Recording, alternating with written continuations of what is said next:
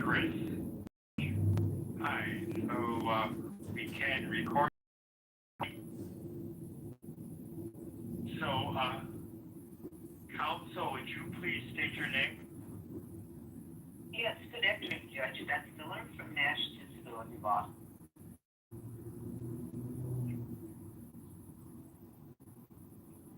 All right. So, Ms. Miller, we have John Kitover and his March 24th, 2025 disability insurance benefit application referencing Story mode.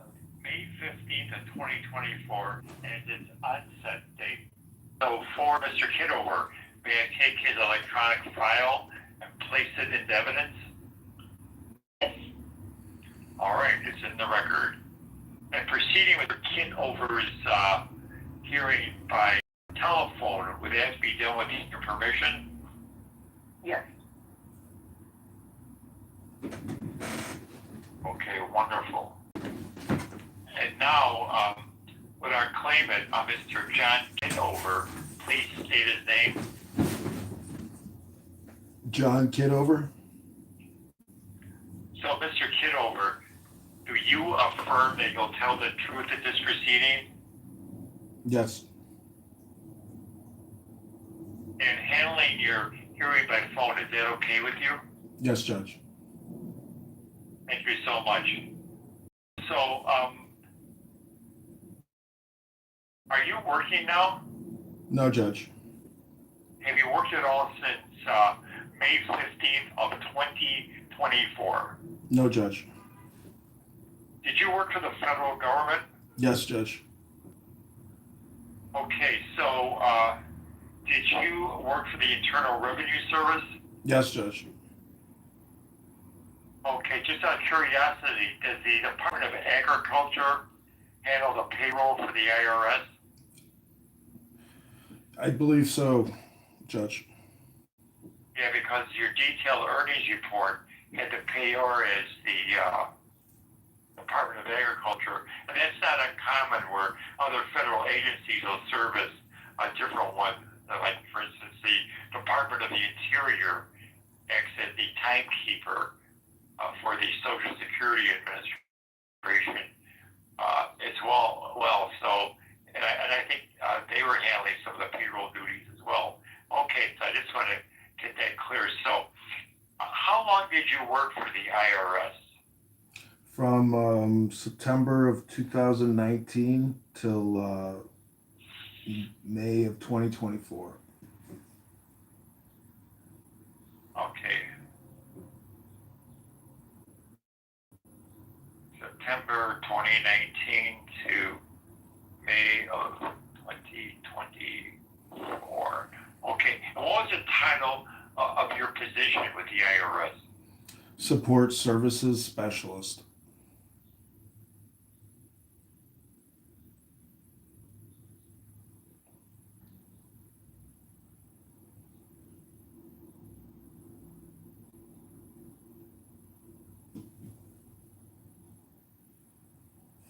Okay. And so you have a college degree. Judge.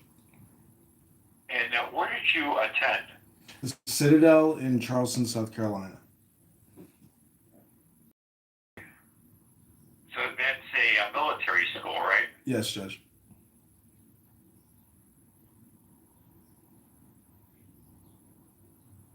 And what did you major in there? Business. Okay.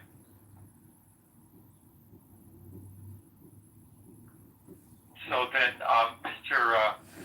Kitover, what were your duties with the IRS as a support service specialist? Facilities management and project management.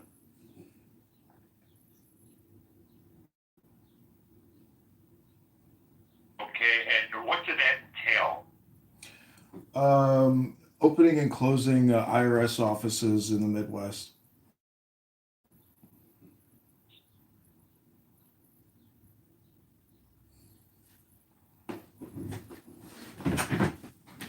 Okay. So how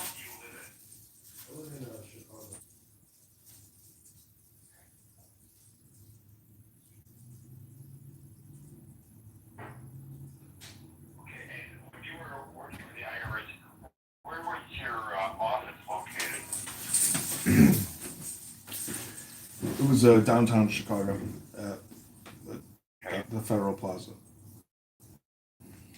Is that like in the Cuisine building? Yes. I know that the IRS is located there. Okay. All right. And then, so this job, does it require you to travel? Yes. Okay, what are some of the locations you had to go to? Green Bay, Wisconsin, Sioux City, Iowa, Waterloo, Iowa,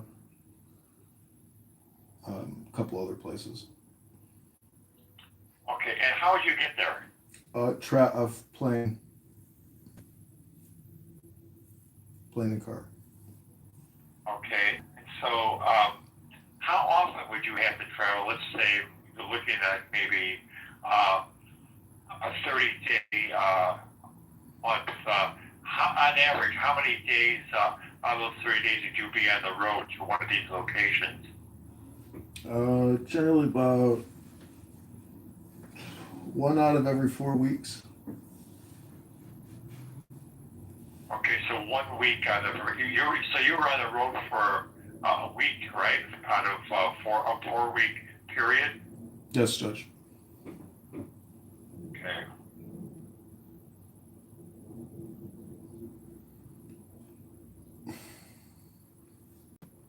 Okay, so then when you were in the office, I guess before the pandemic, I guess during the pandemic, did you work at home? Yes, Judge. Okay, before the pandemic, I think it started March of 2020 when things changed with the federal government. When you were with the office, did you use a computer as part of your job? Yes, Judge.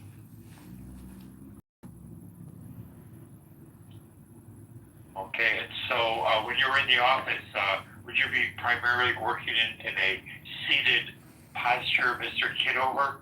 Yes. Yes, Judge. Okay.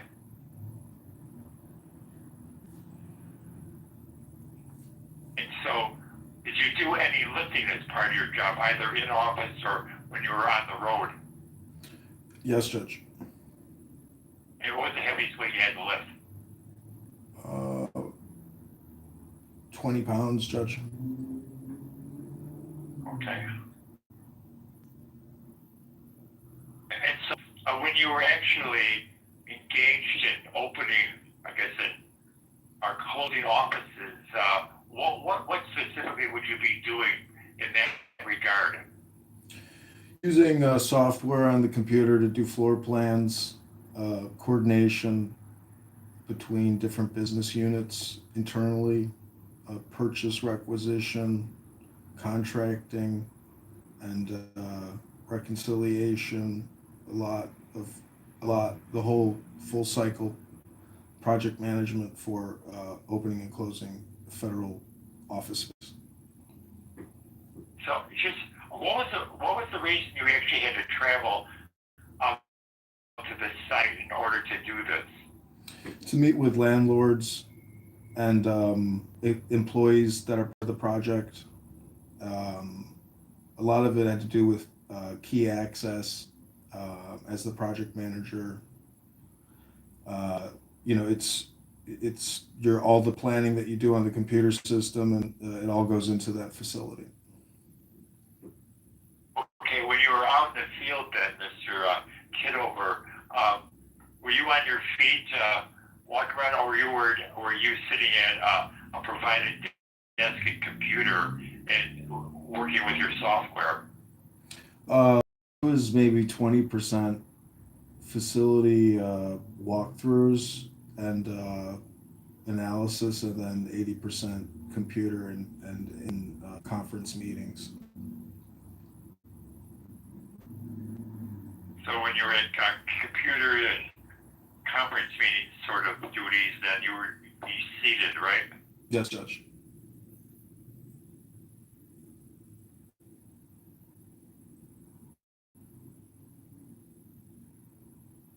Just out of curiosity, I always thought that this sort of thing was handled by the General Services Administration for all the federal agencies, but Yes, Judge. was the IRS unique in this regard that they had their own Iris leases through GSA, so we meet with our GSA Okay.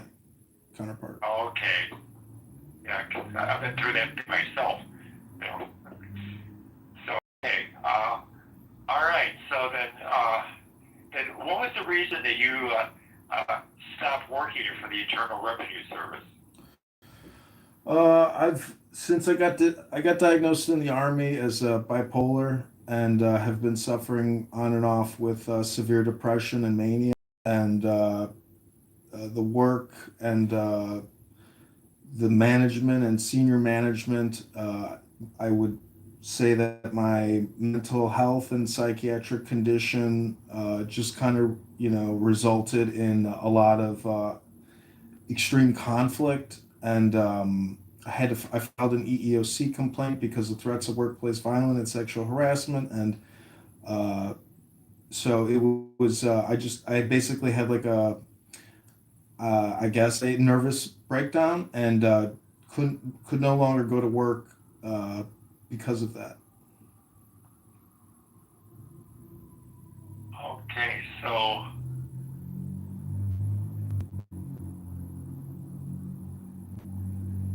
what sort of pressures were being exerted on you at the Internal Revenue Service that caused you to have these reactions? Oh, threats of workplace violence, sexual harassment, intimidation, abuse, um, and also just inability to do the work uh, mentally. Couldn't actually, I can't, my brain and my ability I couldn't do a lot of the project work. Uh, I have limitations, I guess, mentally, neurologically, that can I just fulfill the duties and requirements of the position. Okay, just what was this untoward behavior? I mean, threat is actually criminal behavior and sexual harassment. Was it coming like from one or two people, or was it some sort of a Two people. conglomerate of manager with two people? And were they in the hierarchy over you? Yes, Judge. Okay.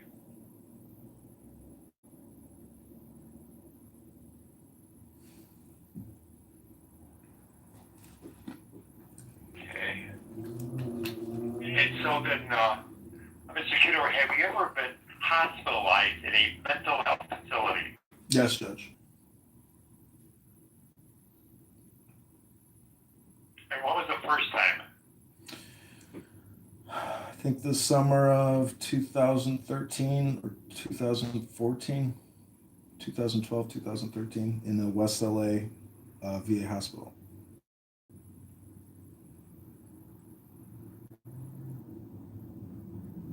Okay.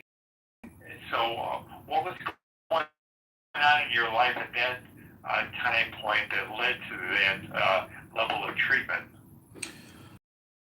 I was having hallucinations and manic episodes, and just deteriorated mental health and physical health, and was being taken care of at the VA. Okay. Were you in the Army then? Yes.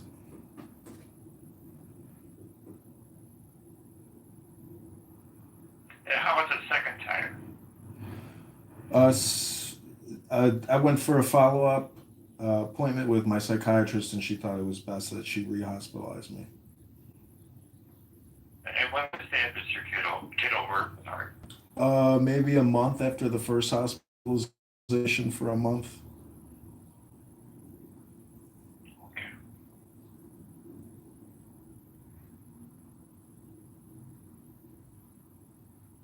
Okay, so then, Mr. Kitover, now,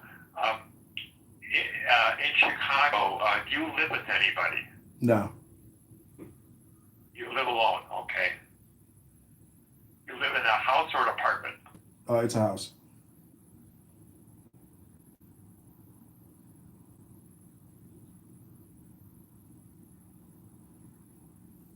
So can you share with us, what is a day in your life like? What do you do with yourself? I if I get up, I try to make a cup of coffee and have a bowel movement. Um, and I'm kind of just staying in home a lot. Um, I don't really do any work. I just try to like do the basic house maintenance, and I am trying to do a book club with other veterans that have PTSD and depression or bipolar, and so I'm trying to do that, and I'm going to the VA hospital, the Hines Hospital, to meet with a psychiatrist and a therapist, and so I'm trying to get back into the mental health clinic there, and so that's pretty much my daily schedule. Okay.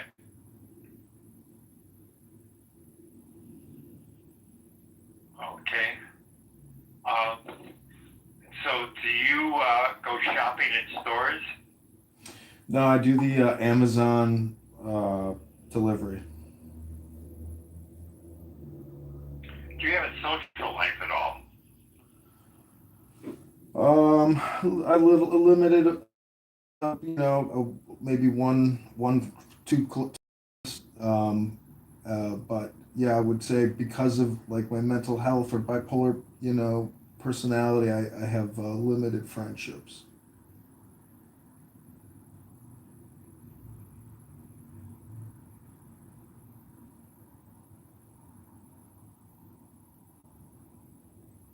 And do you keep in touch at all with any of your classmates from the Citadel days?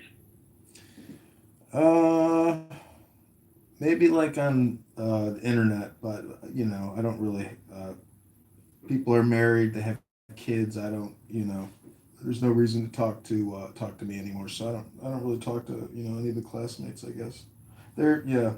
I mean, I think maybe just maybe my behavior. Maybe I don't get invited to things. I don't know, but I don't really keep up with the Citadel graduates. Everybody is either far down the road in their military career, and so not really. Okay. And then, like, the issue of alcohol and drugs, are you using alcohol now? No. So did you ever have an issue with alcohol? Yes, I did when I was living in Los Angeles, when I was getting treated at the West LA VA, and then also in Colorado. I did an outpatient, uh, I guess, Alcoholics Anonymous, Narcotics Anonymous group for a month, and that was really helpful. So that was the longest treatment I ever did for substance abuse disorder. Okay. And so when's the last time you had any alcohol? Last Friday with dinner. So it's like a social thing. You like wine, right? Like red wine and stuff like that. Yes, I try to always, if I'm gonna I try to drink wine with a meal, and not do any kind of binge drinking. Okay. So and then how about cannabis? I think that you were using that. Is that still part of your life? No, Judge. Okay.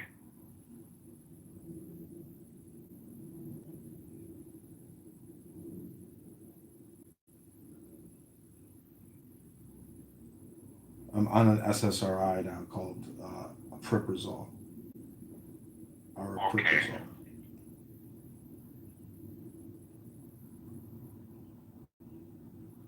All right. So, yeah, Mr. Kitover, thank you so much. Miss Miller, what would be the theory of your case for disability for our claimant, Mr. Kitover? Um, well, I think that the best theory here would be either that he meets the listing for 12.04 bipolar disorder, he has racing thoughts, rapid speech, irritability, the difficulty with concentration, marked in concentration, persistence, and pace, and adapting and managing himself, or alternatively, that the claimant would be off task due to he complains of having mood swings and panic attacks, has poor sleep, has sleep issues, poor hygiene, again, difficulty concentrating. So that would be our alternative theory, that he would be off task more than that, which would be allowed in unskilled competitive employment. Okay, so I listened to Mr. Kitover's testimony, checked out his records, and I think that first of all, I think we're maybe arguably a marked limitation in interacting with others. That's what I'm getting from this, and that is problematic for our claimant, that he's got a little threshold for being, upset and put off focusing on any job duties he has based on how other people would interact with him. Yeah, so that's true. I think he's very sensitive in that arena, as far as his being able to, especially in a competitive job situation, that'd be difficult for him. Yeah. So, well, and what he talked about. Yeah, go ahead. He talked about this lawsuit that he had filed for the discrimination claim with the EEOC regarding those issues. Yeah. Yeah. So, okay. Got that. And so, I think, Kaka, he's a highly intelligent individual, obviously. So, yeah. I think that this is the B criteria of the listing of impairments, and you're not supposed to double weigh them. But I think the issue of interacting with others over the concentration of persistence or maintaining the prior administrative methods that the consulting mental health professionals for the Disability Determination Service put Mr. Kitover at the moderate level of limitation and concentrate, persist, or maintain pace. But I think that some of his thoughts and sensitivities, perhaps, to what might go on in life, and specifically in a competitive workplace, may put him into the marked category where he would have, a very profound limitation in that, not being able to go ahead with his job duties, even if we situated him, given his regulatory young age, being 43 years old, even putting him in an unskilled job, I think that he would be highly sensitive to his environment, any work expectations, accomplishments, productions, and also interacting with other people like supervisors and coworkers. Problematic for our claimant. So Yeah. I think that we. Yeah, and I thought okay, that's good. I mean, I thought actually it would also go into adapting and managing himself, just because of his inability to, be able to withstand that kind of pressures. So, but yours is just, I mean, they're very similar, to be honest. Kind of among limitations, I think, in those three. Yeah. I think you're right. I think they do all spill over into each other. Yeah, they gave him a mild to have their manager like that, but I think because he's getting by. I mean, probably for a gentleman like Mr. Kitover, his life maybe isn't ideal, but it'd be hard to say that is at the mark level. He doesn't, really have a history of, being homeless or not being able to deal with the ordinary demands of life, and he doesn't have criminal like he's having interaction with law enforcement because he's not able to control his emotions in dealing with everyday people like clerks in stores and whatever. It's some of the things you would be seeing in a person in a mark limitation that they have to either manage oneself. But those two mark limitations are good enough to say we can do a favorable decision for Mr. Kitover based on medical considerations alone without getting into vocational issues. Okay. Okay, great. That's great. All right, so let me, Ms. Miller, let me check out your fee agreement, make sure we're okay there and that you are enough to be compensated. Okay. Yeah, so let's see here.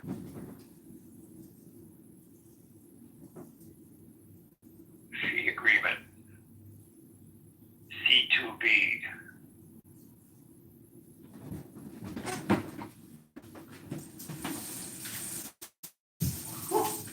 Okay.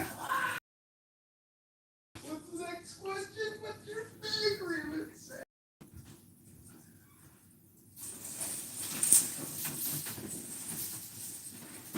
All right, so we have Mr.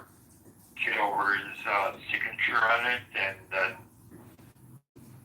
there you are as well, Ms. Miller. So I will approve your fee agreement. Let me just make that notation in the electronic records. C2B.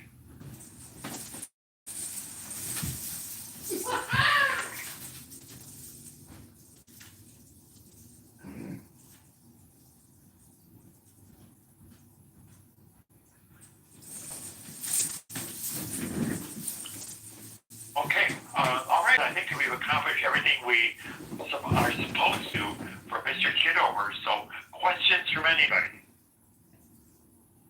All right, okay, all right, We well, appreciate your help. Thank you. Well, thank you, of Judge. course. Oh, you're most welcome, Mr. Kitover, and the very best of luck to you, okay? Enjoy your life. Okay, so, all right, so thank you all for participating, and I will now say goodbye, okay? Okay. Thank you, Judge. This meeting is no longer being. Okay, Joanna, that's it. Law, justice, lawyers, judges, courts, and attorneys. You still here? Wow. Remarkable. Well, shalom. All right, I hope you enjoyed the show. Good luck. God bless to you too. Thanks, Joanna. Let's create a room and get this book started. 'Cause now I think we're gonna have a little money coming in, to maybe fund the book club, as I said, with the veterans, with the bipolar and the depressed and the lonely. We can do a lot of good with this money, Joanna. All right, I'll talk to you soon. Hey, this is John. Hey, bud. Yeah.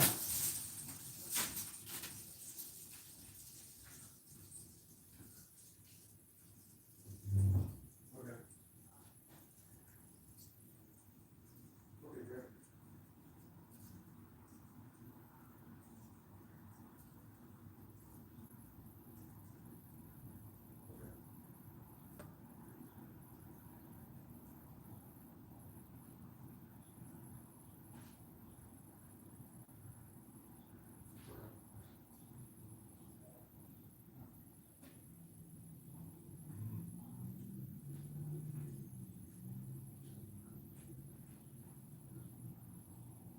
Okay, great. Okay, great.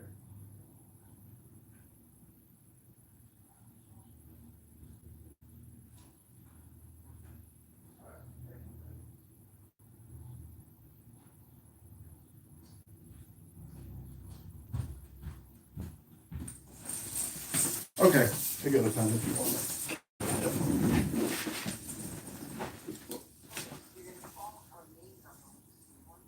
Mm-hmm. Okay. Okay.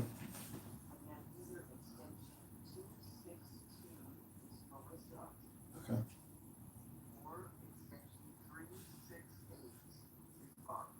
Okay.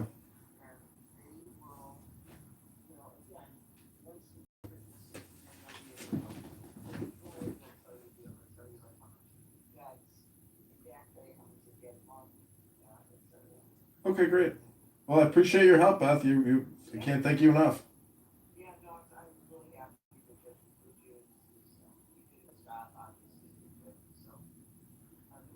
Okay, thanks. You too. Thanks, bud. Appreciate it. Thanks. God bless. Thanks. Take care, man. Wow. Rabban Shalom.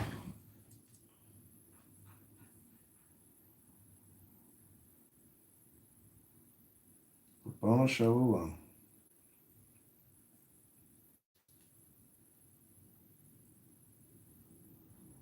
Bro, with that. Bro, we're doing the Mark's Coffee Shop thing. The Crowley is here. Buckle up. Well, I'll behave because I'm in a good mood today because I just won a lawsuit. And when the judge, gives you, when the judge, makes a ruling in your favor, Rabbono Shalom, I like to think it doesn't just come from the judge, but it comes from the God. Rabbono Shalom. Or you could say the nothing. So do we have to stop saying bad things about you because you won your case? No, I'm open to criticism because I'm an artist. Without a critic, no one can truly be an artiste. Joanna just witnessed the trial. If Joanna wants to come up and say anything, she actually heard the trial. The trial is in my profile if you want the inside scoop. It's in Law, Justice, Lawyers, Judges, Courts. I'm interested to hear what you think. I think the two of you should open a room on replays and do that. Sassy and salty. What was your lawsuit about? You can check out. Let me just do the Monica impersonation and say you can check out the replay. It's in my profile. I prefer not to say it. I want to ruin the surprise. Oh! No, I'm not gonna look. Well, Joanna here. If she wants to say anything, please bring Joanna up. I'm not trying to center myself, but But you are. it's nothing. It's nothing. It's really nothing. I'm not trying to make everything about me, but it's about me. I'm serious. It's also about me, so you might as well. If it's nothing, we're just gonna As move soon as on. you leave. Benjamin, Yeah, if it's nothing you want to share, then that's see, fine. Benjamin, this is where I think you fail in your experimentation with Clubhouse. That you think I Alistair. fail lots of places. If you think this is the only place, you've just missed a few. Well, no one knows Yeah, how. Benjamin fails all the time, man.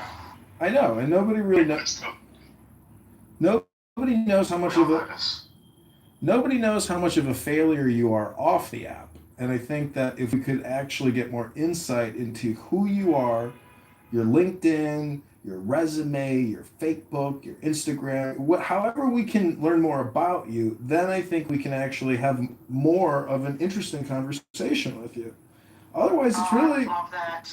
kind of nothing at all. What do you think, Joanna? You witnessed the I would trial. love that. Yeah, so would I. We Like, all for instance, want more. most of us know a lot about him, and it feels good. It feels like Pearl's my brother. Witness That's like classic celebrity syndrome, though. You know a few details about you think you know them. Well, I know. I think he's dangerous. Well, he is a You're not. He is a celebrity. He is a celebrity. Yeah, well, not to me. To me, he's my friend. And secondarily, a celebrity. Well, unfortunately, it's the other way around. Well, that's in your mind. No, that's literally how you met him. It's the order in which you met him. I've never interacted with you, Io. I just listen when you speak. No, we've actually had lots of conversations over the years. So Yeah, I that's just fine. forgot because I'm insane. No, didn't say that. You're just not, No, precise. not precisely in June. Anyway, I'll let you all go back to your room, your pro room.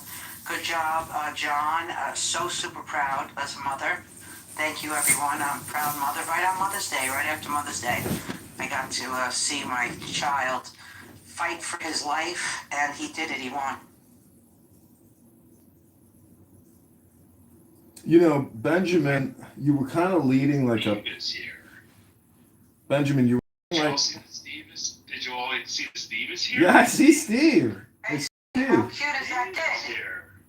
Steve, tell us how cute the kid is. Look like you? My Super Bowl granddaughter Yes. does. Oh, I bet it's the cutest little face. In Hebrew, in Yiddish, they say, what a punum, punum. Shayna Punham. Shayna. Yeah, very good. Steve, I got a question for you. Have really interesting conversations, and I've kind of termed a new term. I call it the elite, intellectual, liberal, gay Democrat. And the intellectual part is the big part in the elite and the Democrat and the liberal. I'm just saying, do you view yourself personally as like an elite liberal intellectual, meaning specifically that you've got a list of the top 10 grievances, like indigenous rights or migrant communities? And the list just goes down there, Jim Crow, etc. Like, do you consider yourself a subject matter expert, elite intellectual Democrat? No, I do not consider myself an expert when it comes to politics. I do consider myself liberal when it comes to social issues, and I consider myself conservative when it comes to fiscal issues.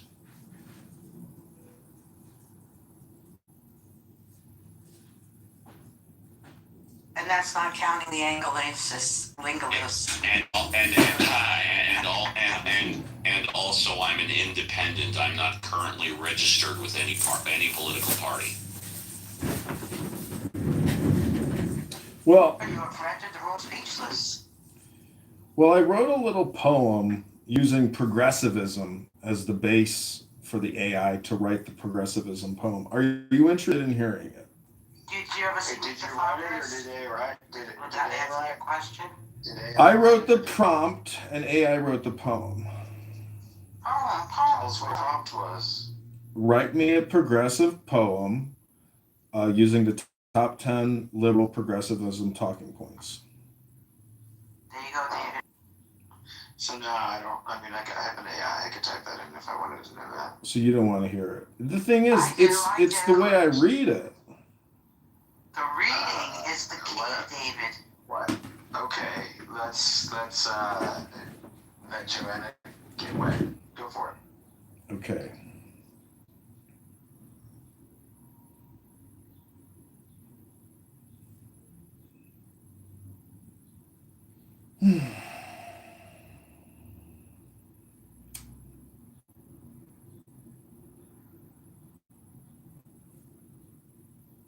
Before I read the file, I can't wait to talk about it to you later. You handled yourself wonderfully. I'm very proud thank you. and forthcoming, and I'll tell you snippets later. Did I miss a trial? Yes, he just had a trial with a judge and the whole nine kit and caboodle. If you want to watch the replays, it's on my profile. Who won the attorney's fees? What's the adjudication? You could watch I didn't know it. that you traveled for work on an airplane. That's impressive. Yeah, how else are you going to get places? I mean, Hey, this is the poem written by mayoral candidate John Kitover. Go to mayorkitover.com. In marbles of power, I ascend, elite, gay, black, trans, intellectual, unbent. Jim Crow's chains echo in structural white rage. CRT lights the path, turning history's page. Anti-racism warriors, DEI flames ignite. Indigenous lands reclaimed under justice's light. LGBTQ voices thunder. Rainbow flags unfurled. Healthcare, a human right for every boy and girl. We Democrats dream the future, bold and true. Progress flows eternal, me and you. In shadowed halls of ivy, where the sharpest minds convene, I rise, an elite, black, intellectual, gay, trans Democrat. I am proudly seen, a liberal Democrat, forging past through history's cruel chain, from Jim Crow's iron grip to structural white racism's reign. With CRT as compass, anti-racism as flame, I champion DEI, indigenous rights, and queer acclaim.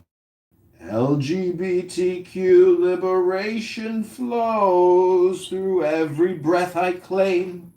Healthcare is a human right, not profit's greedy game. We build the just society where equity prevails. No more divisions, chains together. Progress sails. Is that it? I think if you add Islam in there, Benjamin will be your running mate when you run for president. It ended on the word sales? Are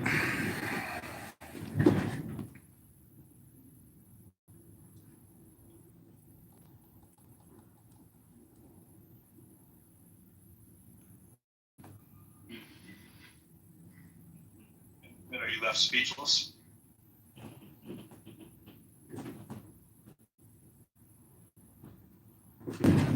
Oh, am I listening to this?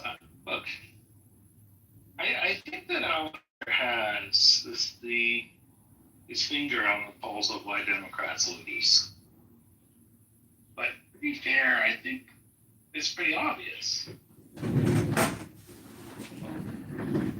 Well, Benjamin, I really liked what you were talking about pearl agitation. Like, I think I just agitate just enough to create the pearl. That I love that analogy, but I also heard the Maharishi talking about filament in a light bulb and how, there's all these variables that happen and the light and the dark. And so I think a light bulb and a filament is also probably a good metaphor, not just pearls and, irritation. But what's so funny is when I read that poem, if it was a gay black man and he was trans reading that poem, it would actually be very rousing to the people listening to it. So I think one of the biggest problems that we experience in society today is filibuster hypnosis or filibuster spotlight. And that's the problem when the media and people like AOC create these videos. They create extremely intoxicating hypnotic videos, and it's all about social justice and equity. Nothing about prioritization, nothing about taxes, nothing about the military industrial or the medical industrial complex, rampant scene fraud. So I think like if there was a national spotlight that the herd had to like, be hypnotized with and prioritized, we would all essentially be able to vote on the list of priorities. I mean, why can't we have that type of an actual intelligent functioning government? That's what it's supposed to be, which is efficiency, prioritization, common sense, rationalization. I mean, you could read an Ayn Rand handbook and just come up with all the right words on why the system is essentially immoral, corrupt, and devoid of any type of real intelligence. And that's why we have Donald Trump. I hate to break it to you, but Clown Boy Obama, that much of a leader. I think he's just like a manufactured human being. I think he's that CIA program to essentially install a president. And if you think the CIA is nothing and it's at a $60 billion a year annual fucking budget, who are these people? What do? They try to mind control the populace, the herd. That's why James Comey has been arrested, because he's part of that project. And that's the real deep state, which is essentially coming up really to try to control and contain the power, which has gotten out. And that's why Donald Trump, people are running into his fucking Meet the Press event with a shotgun at high speeds. Like, the population has been, hypnotized and brainwashed to they're the resistance, when Trump is actually the resistance that they're resisting against. So make it make sense. Hello? Speaking of the Democrats and AOC, I'd like to take a minute or two, do a short read and a little commentary on AOC recently in the news. She tripled down on her critique of billionaires this past Friday, claiming that the American Revolution was fought against billionaires of their time. That is a complete lie. The American Revolution was not fought against the billionaires. It was the billionaires who left Europe because they were tired of being unreasonably taxed. Ever hear of taxation without representation? Continuing on. AOC, quote, I want to talk about how this is in the heritage of our country because America was founded. You look at Thomas Jefferson writing to Madison in Revolt of British Aristocracy. AOC said at the University of Chicago Institute of Politics, the American Revolution was against the billionaires of our time, and we are declaring independence from such an extreme marriage of wealth, power, and the state that the voices of everyday people did not exist. She was responding to criticism she received for her initial comments arguing billionaires didn't earn, I got covered on the quote. Oh, you can't earn $1 billion, AOC said Thursday.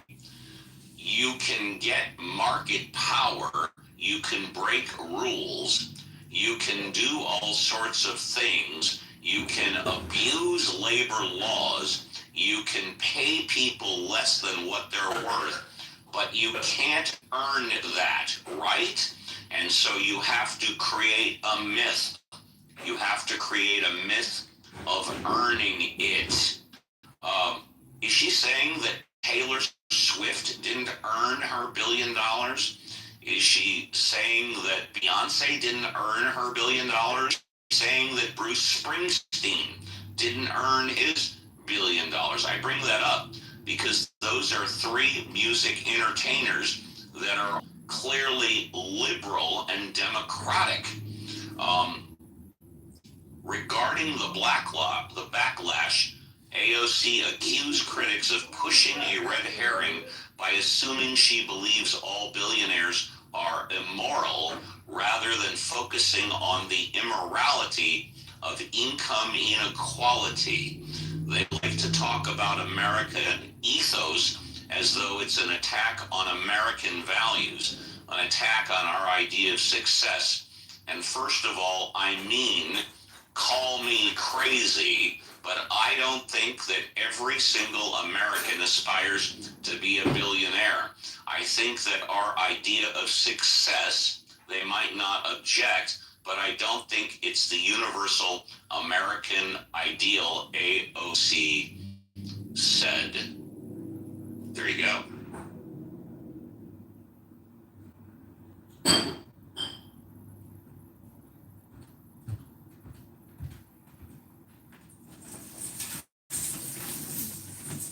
And just does that mean that someone who's rich and successful should stop at 750 million and just keep the money and stop working? Don't go over that $1 billion threshold? See, the thing about billionaires is they can't actually spend the money, and they won't even spend it because it's not efficient. So you buy more equity, more bonds, and you just keep growing that nest. Like Warren Buffett's sitting at 400 billion in cash or 900 billion in cash. It's a fucking crazy number. But with regards to AOC, the reason why she's so dangerous is because she's like the alpha predator, the Primex or whatever it is. Like she is very dangerous because I think that she's CIA controlled opposition. There's a strange video of her where she went to Africa and she drove around to like clinics and she's in a taxi with some African chick talking about birth control. Like video, like she's involved in some type of intelligence. And the point about her is I find it annoying that politicians can say whatever the F they want on all their platforms all the time. Meanwhile, we have a lot of people that work in government that are in the military. Let's say they're colonels or generals, or they work at NSA. Like these people aren't public-facing, employees. They have restrictions on what they can and can't say. Tulsi Gabbard creates a lot of content, a lot of videos, and My point is that AOC uh, is the opposite of the old white billionaire. And therefore, she is the yin to the yang of the supposed oligarch money that controls the system. And but her turnover is not going to be the turnover that, let's say, her communist hordes think it's going to be. It will be the exact opposite of that because they don't know who she really is, who she's with, what she thinks, how much money she thinks she can, or how much fun she can have. She's like, she's dangerous because she is like the AI robot that makes clones. And that's the danger to the system is that her incompetence, low IQ, and manipulation, because she is basically subverted, co-opted. She's gonna do what her network tells her to do. She's not a real leader, and all of her videos are nothing but filibuster hypnosis, cutesy little videos like, "Oh my god, I just got back from work and we did this and that," and like you should watch her live streams. Like they're extremely beautiful and hot, and but like you're like, this is our leader. And it's not just her, it's a lot of Democrat politicians. They use children as the backdrop in all their photographs, like the bald congresswoman who creates videos with AOC where they go to libraries with young children, read books. A political industrial complex, a national deficit crisis, which is completely at odds with each other because one covers up the other. And everyone, as a result, is dumber, not just for listening to what I'm saying, but what these politicians are putting out. Hello? I almost forgot. Oprah Winfrey is worth over $2.5 billion as well. Warren Buffett, if I'm not mistaken, you can fact check me. He donated over $100 billion to charity. 100 billion donated to charity. Fact check me on that, though. I might be wrong on the number.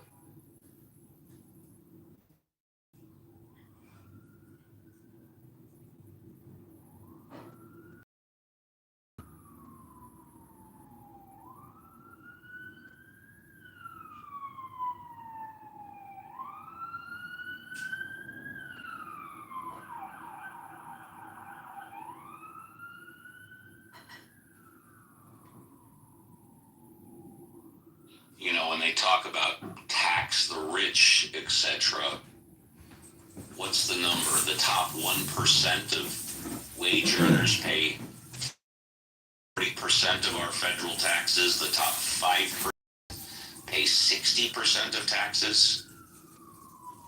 That kind of qualifies as taxing the rich. Yeah, it's kind of sad because I think people oftentimes confuse that and they think about like, hey, you're not paying your fair share. Well, how much is fair? If even at the marginal tax rate can be sometimes very onerous, but it's more onerous if you're a lower income.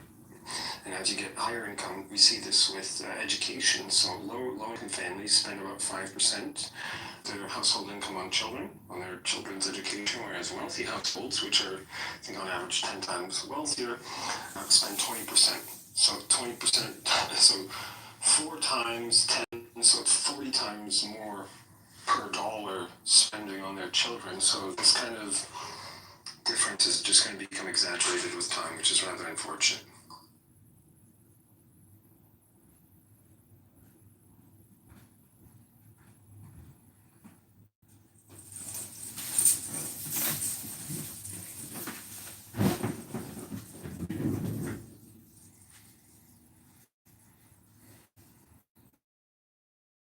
Well, I think if you're like a billionaire, there's still an index shaped curve to the personalities, the awareness, the enlightenment, the Unitarian type of principles or social principles of billionaires. I would say it's the same distribution curve of like your average clubhouse personality. And so that's why we have so few billionaires who are actually interested in maybe creating a more equitable and economic environment for we the people. And but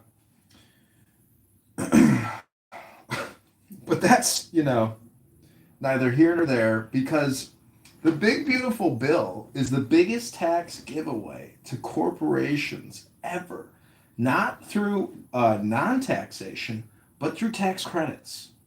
And so it is the opposite of deficit making, even more so. And so that's why we have to defund the big beautiful bill, because to transfer all that liability to the income earner taxpayers, it's ridiculous. Corporations are getting tax credits, which lower their tax liability. It's the same fucking thing as just wire transferring them the 25 billion, 50 billion. And so as taxpayers, the woke liberal intellectual leftist to understand that accounting and CPAs and audits and forensic accounting, all of that goes into OPM. And if they're not aware of how the whole system actually accounts for itself, on a ledger-based system, double entry accounting, et cetera, across all these different organizations like OPM, Federal Reserve, and BlackRock, because it takes the whole system to generate the deficit. And I'm just saying that many liberal woke leftists have absolutely no idea what they're actually protesting against, because they don't work in finance, or they don't work in economics or government, and they don't understand how to accurately describe what they're complaining about. Hello? Ask AOC how inflation happens, and you'll just be amazed at what she says, because what she says isn't accurate. I hope I articulated. I hope I didn't ejaculate too much. And when you articulate and ejaculate, that's when you know you got a synthesis. And through the synthesis, sometimes we get the solution. It's frivolity, maybe a little fun. But either way, if you need to call the plumber, I'm not gonna come. Call the plumber. He gonna come. This could be nothing at all. Clown House could just be a short-term experience, because 2 days ago when the app went down for 2 hours, we were in a panic. The app is shutting down. And then who will have the largest Clubhouse history record of them all? John Kitover will. John Kitover has re-platformed Clubhouse for 5 years in a desperate attempt to be the sole archivist and historian of this experience, which will have to shut down because it's not profitable. And Sora is the first to shut down. Clubhouse, in my estimation, will shut down next, because we know when there's an AWS West outage, Clownhouse stops, doesn't work anymore.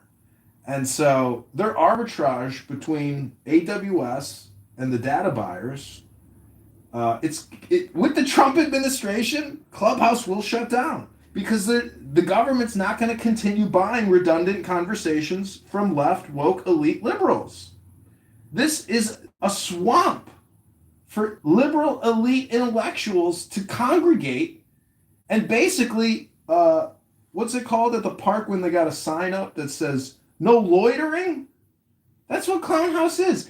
It's a swamp for Democrat loiterers. Does that make sense? Because I think I'm complete. Maybe I've said nothing at all.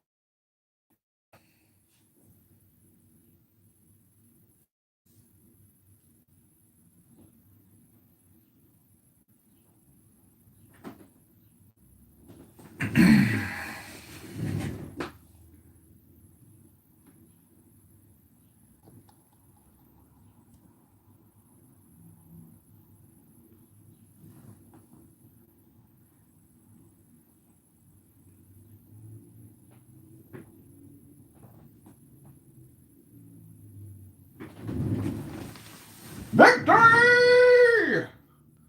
Victory!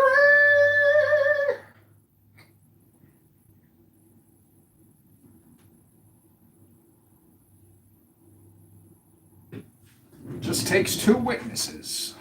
Two witnesses to liberate the city.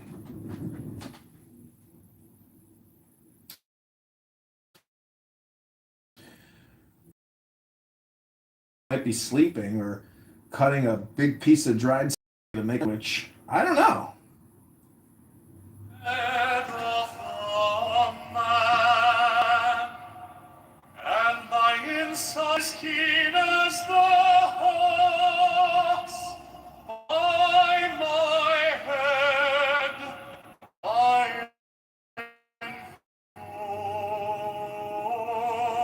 I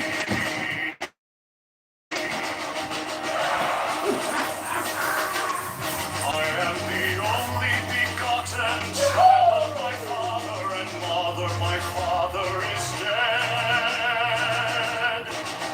My mother bore me with labor and pain and fear. By my body I invoke thee.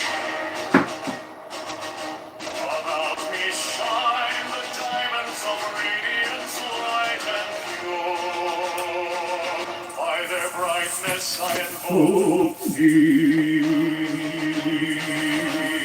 Mine is the red triangle, reverse the sign, given unknown, save in need of thee, O Lord. By the Lamb and I invoke thee. Mine is the garment of white, sword with gold, the flashing of my that I wear. By my robe What is your thing? I invoke thee. Mine is the sign of the prophets and time. By the sign I invoke thee.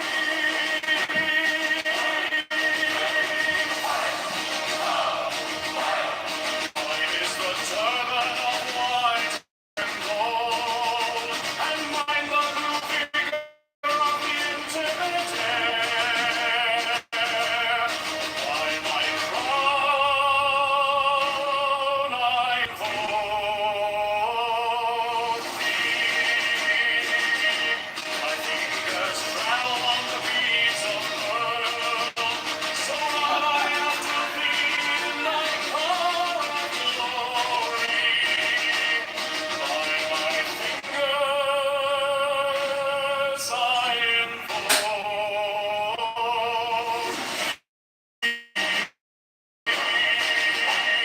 I bear the wand of double power and the voice of the Master.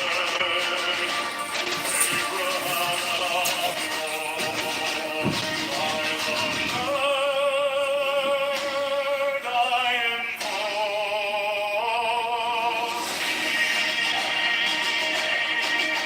the dark blue waves of music in the song that I made alone. To invoke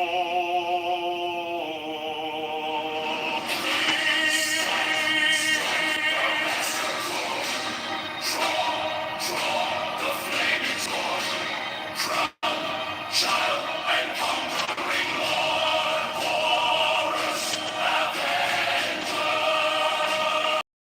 by the song I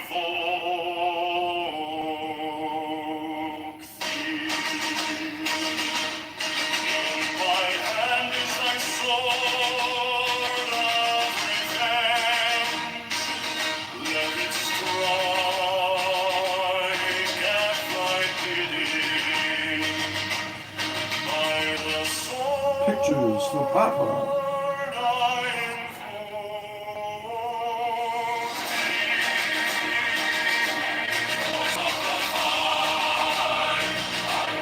voice of the saints, given on the voices.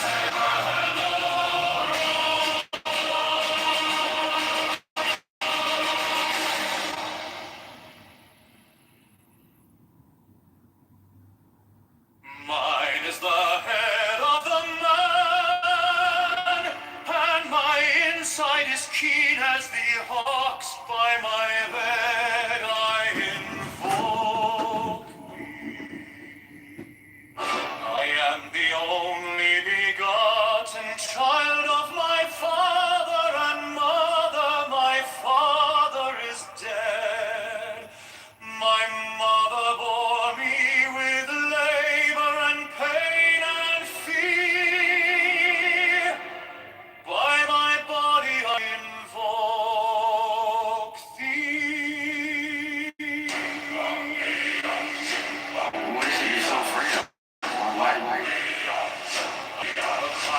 shine the diamonds of radiance, white and pure. By their brightness I invoke thee. Mine is the red triangle, reverse the sign given of none, save it thee, O Lord. I invoke thee. Mine is the garment of white, sewn with gold, the flashing of flame that I wear by my robe. I invoke thee. Mine is the sign of a prophet and Typhon. By the sign I invoke Mine is the turban of white and gold, and mine the blue figure of the intermediate. By my crown I invoke thee. My fingers tremble on the beat of pearl, so right after the icon of glory. By my fingers I invoke thee. I bear the wand of double power in the voice of the Master. Abracadabra. By the word I invoke thee. Mine are the dark waves of music in the soul that I made all bold to invoke.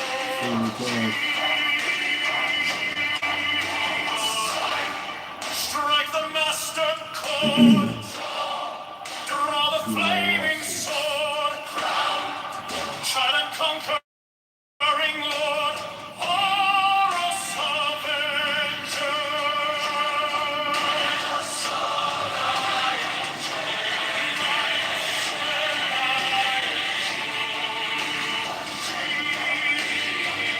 In my hand is thy sword of revenge, and its strike is thy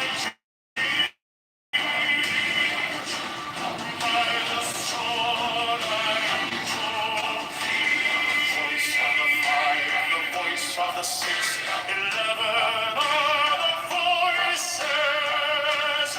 Abracadabra.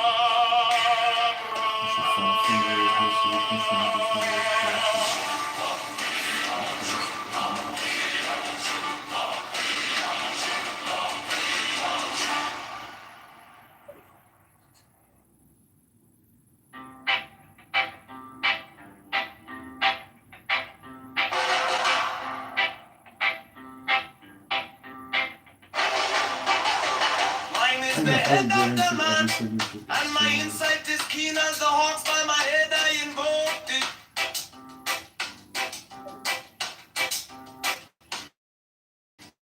I am the only begotten child of my father and mother. My father is dead. My mother bore me with labor and pain and fear. By my body I invoked it.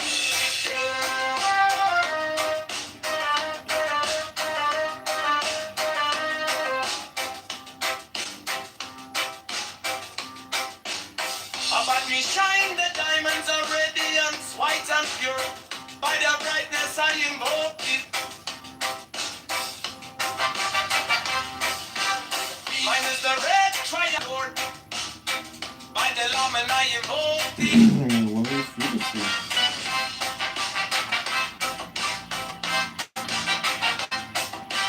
Free mine is the garment of white, sewn with gold. The flashing of eye that I wear by my robe I invoke thee. Mine is the sign of a prophet and Typhon. By the sign I invoke it. For mine is the turban of white and gold, and mine the blue figure of the intimate. By my crown I invoke thee. My fingers travel travel on the beats of pearl. So run I after thee in thy car of glory. By my fingers I invoke thee. I hear the bond of double power in the voice of the master. Abraham, by the word I invoke thee. Be mine other dark blue waves of music in the song that I made a bold to invoke thee.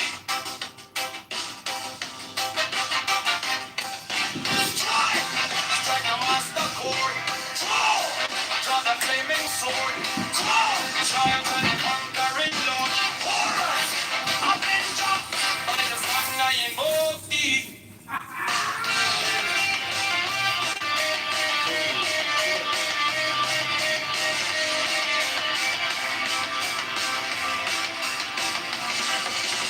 If my hand is my sword of revenge, let it strike at thy bidding.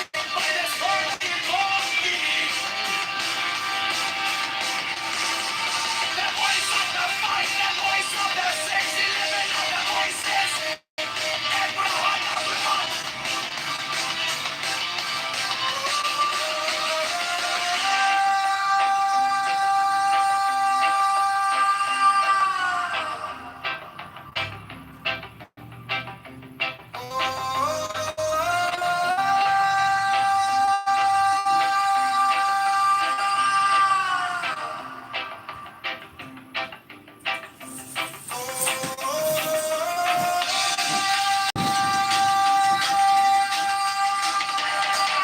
The voice of the fight, the voice of the 611 of the voices. Abraham.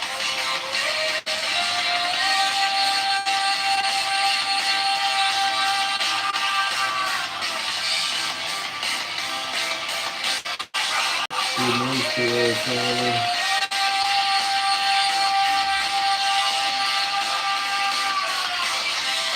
Lord, awesome.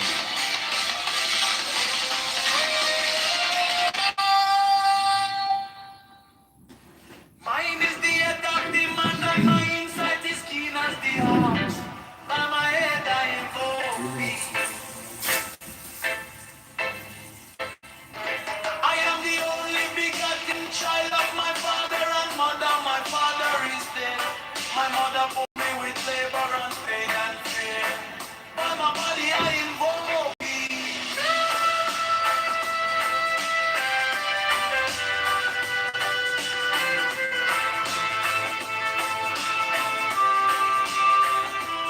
Above me shine the diamonds of radiance, white and pure. By the brightness I invoke thee. Mine is the red triangle reverse, the sign given of none. Said it be, O Lord. By the Lamb and I invoke thee.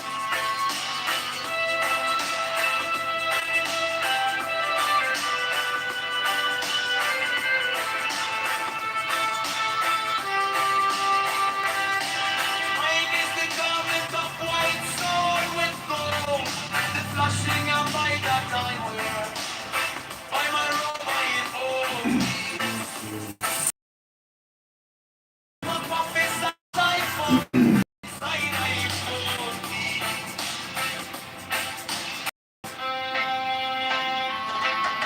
Mine is the garment of white and gold, and mine the blue vigorati intimidate. By my crown I invoke thee. My fingers travel on the beats of pearl, so run I after thee in thy car of glory. By my Lord, fingers I awesome. invoke thee. For they're the one that Kitover in the voice.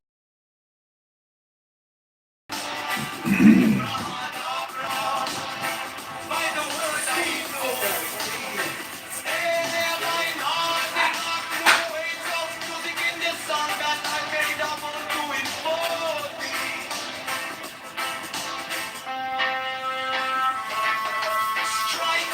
Strike the master chord, draw the flaming sword, draw the conquering Lord, oh Lord, amen.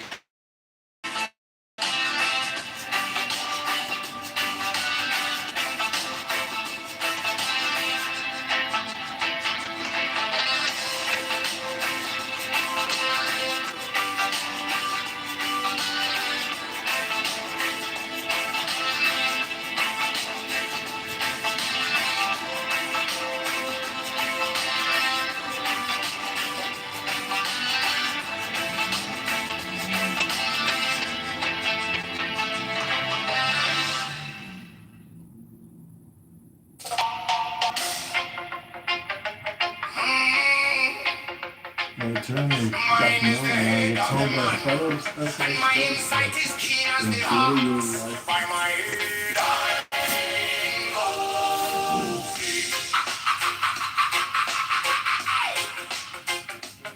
I am the only begotten child of my father and mother. My father is dead. My mother bore me with labor and pain and fear by my body. I invoke thee about me. Shine the diamonds of radiance, white and pure by the brightness. Mine is the red triangle reversed with the sign. Even of none save it be of thee. Oh Lord, by the living. Mine is the garment of white, so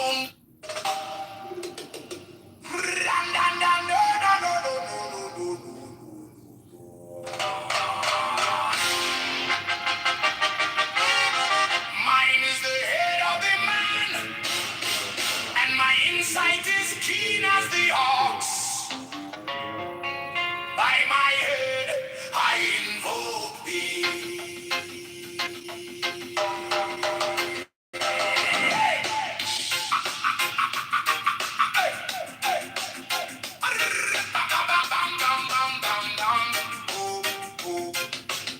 I am the only begotten child of my father and mother. My father is dead. My mother bore me with labor and pain and fear by my body. I invoke thee. About me shine the diamonds of radiance, white and pure. By their brightness, I. Mine is the head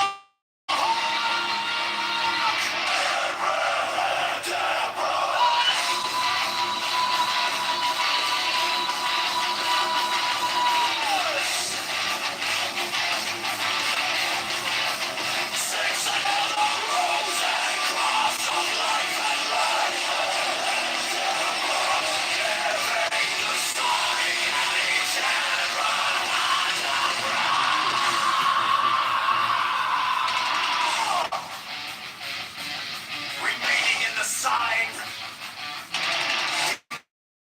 Vocation concludes. Therefore I say unto thee, come thou forth and dwell in me, so that every spirit, whether of the firmament, or of the ether, or of the earth, or under the earth, on dry land, or in the air, of whirling air, or of rushing fire,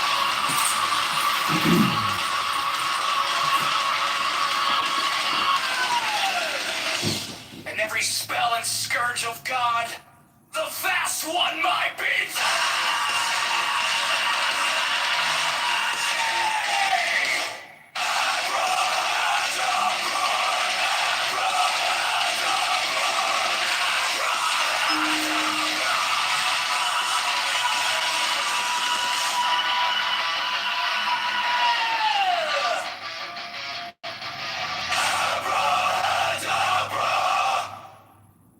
Mine is the head of the hawk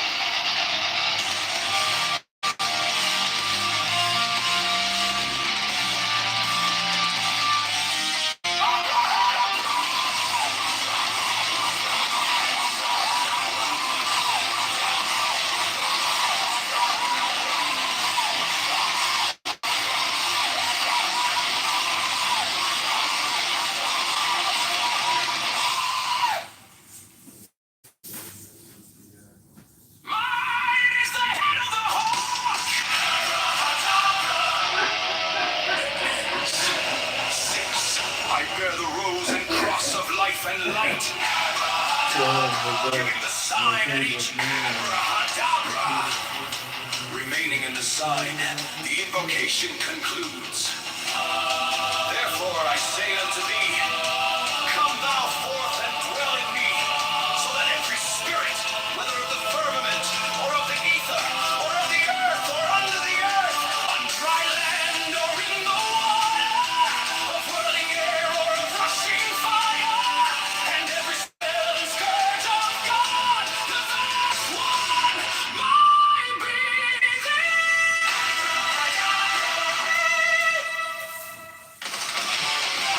Mine is the head of the hawk, abracadabra, and ends. 6. I bear the rose and cross of life and light, abracadabra. Giving the sign at each abracadabra. Remaining in the sign, the invocation concludes. Therefore I say unto thee, come thou forth and dwell in me. Every spirit, whether of the firmament, or of the ether, or of the earth, or under the earth, on dry land, or in the water, or whirling air, or of rushing fire, and every spell and scourge of God, the vast one, my being, abracadabra.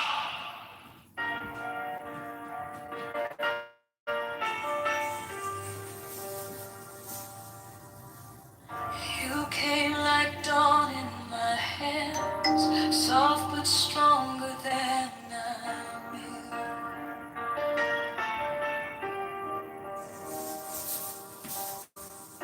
My fear turned gold in your eyes, and my whole night broke into.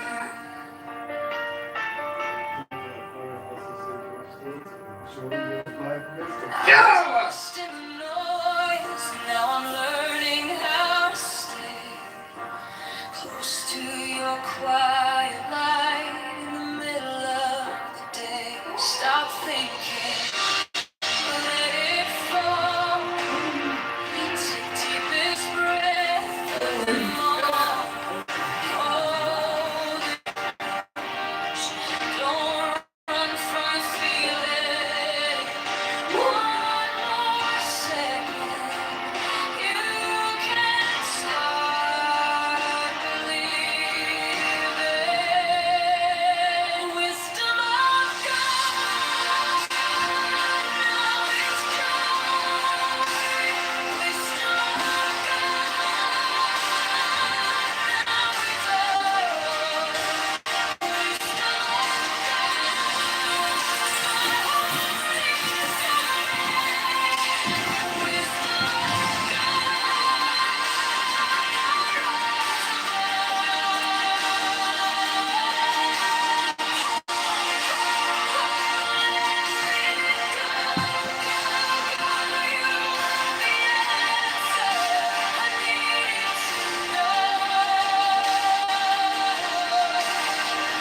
your touch is a steady rain on the dust of who I am.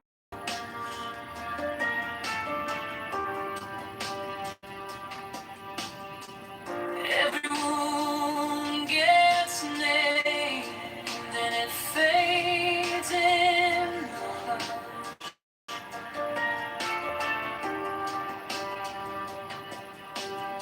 I don't need 1,000 signs when your name is in my I feel like the Fed God is increasing the monthly payroll coverage to 1,300. and the rest can be blessed. Stop thinking, let it fall. Take the deepest breath of them all. Hold it close. Don't run from the feeling. I feel like the Fed God is increasing the monthly payroll. You can start believing. Wisdom of God. George emphatically.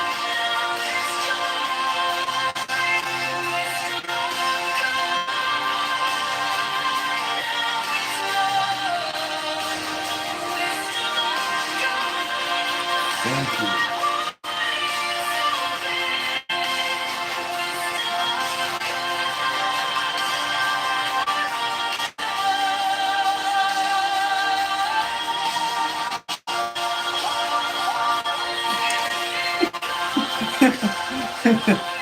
judge emphatically told me to enjoy your life, Mr. Kitover. Thank you.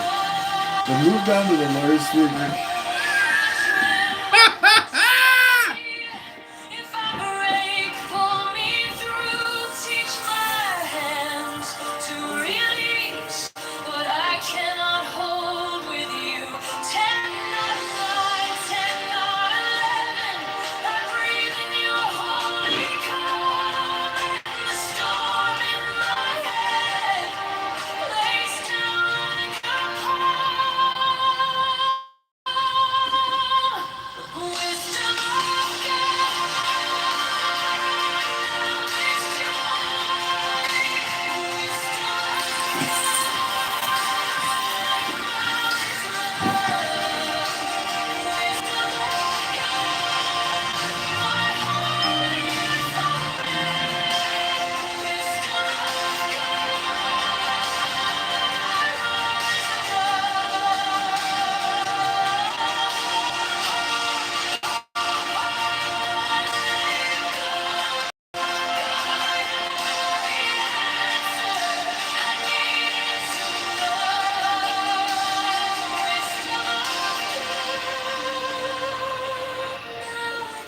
The debt collector, lawyer, and judge in Chicago is restricted from taking the SSDI and VA disability monthly payment.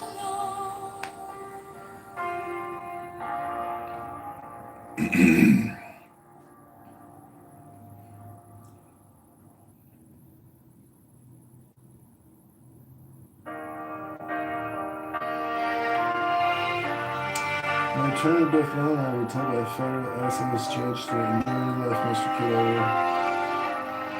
Go ahead and hold from marriage counsel. dawn in my hands, soft but stronger than I knew. My fear turned gold in your eyes, and my old night broke in two. I was lost in the noise. Now I'm learning how to stay close to The your judgment quiet enters light. sensitive first In the number middle of of the day, stop thinking. Let it fall. Take the deepest breath. Hold them all. Hold it close, don't run from the feeling. One more second, you can start believing. Wisdom of God, now it's yours. Wisdom of God, now it's love. The judge emphatically told me to enjoy your life, Mr. Kitover. Thank you. And you have the rest of your debt. The debt collector, lawyer, and judge in Chicago is restricted from taking the SSDI and VA disability monthly payment.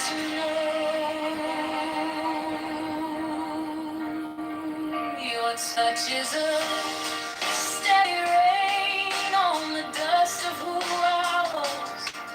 Every wound gets named, then it fades in the hush.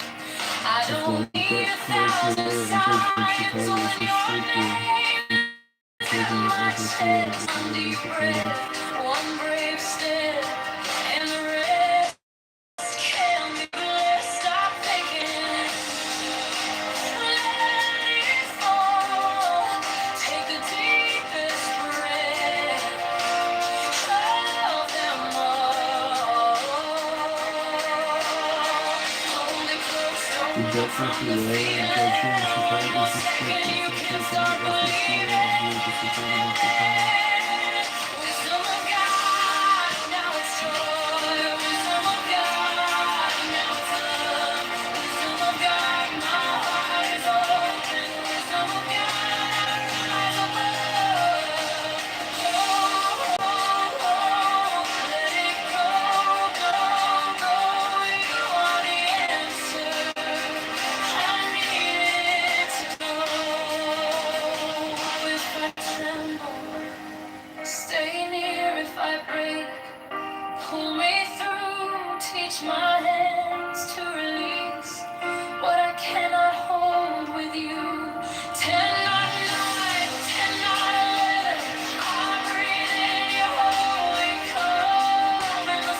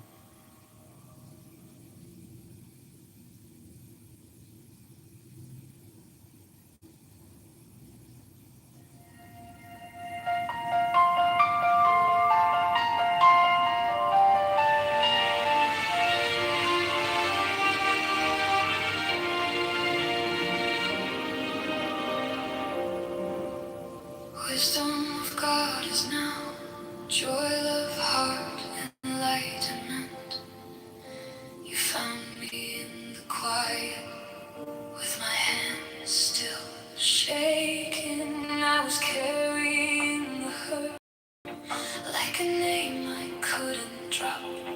Then you touched my trouble, and the whole room stopped. Stop thinking and your problems.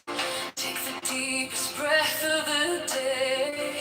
Hold for 10, not 11, 10, not 9, stay.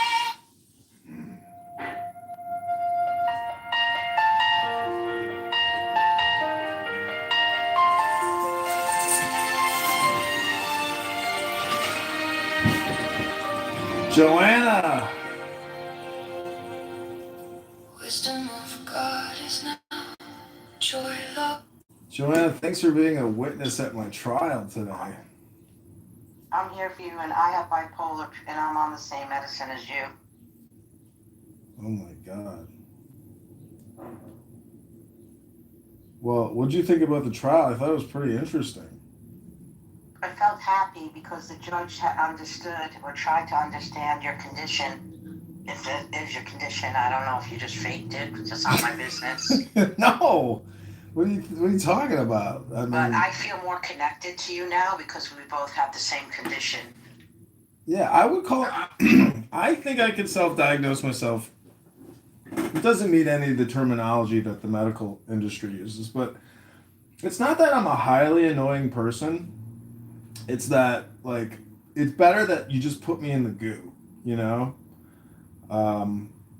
And I think that's kind of what the trial is like saying, because the way they analyze it, because it's based on the code of, like, did you hear them? Like, he was trying to say something and she kept talking, and then he kept talking, she kept talking, and so, like, he was trying to basically, like, process it, and she was, like, trying to do the same thing, and they were over talking each other, and then, but there's, like, a legal code that has that, and I think it's, like, accurate based on my life's journey, you know?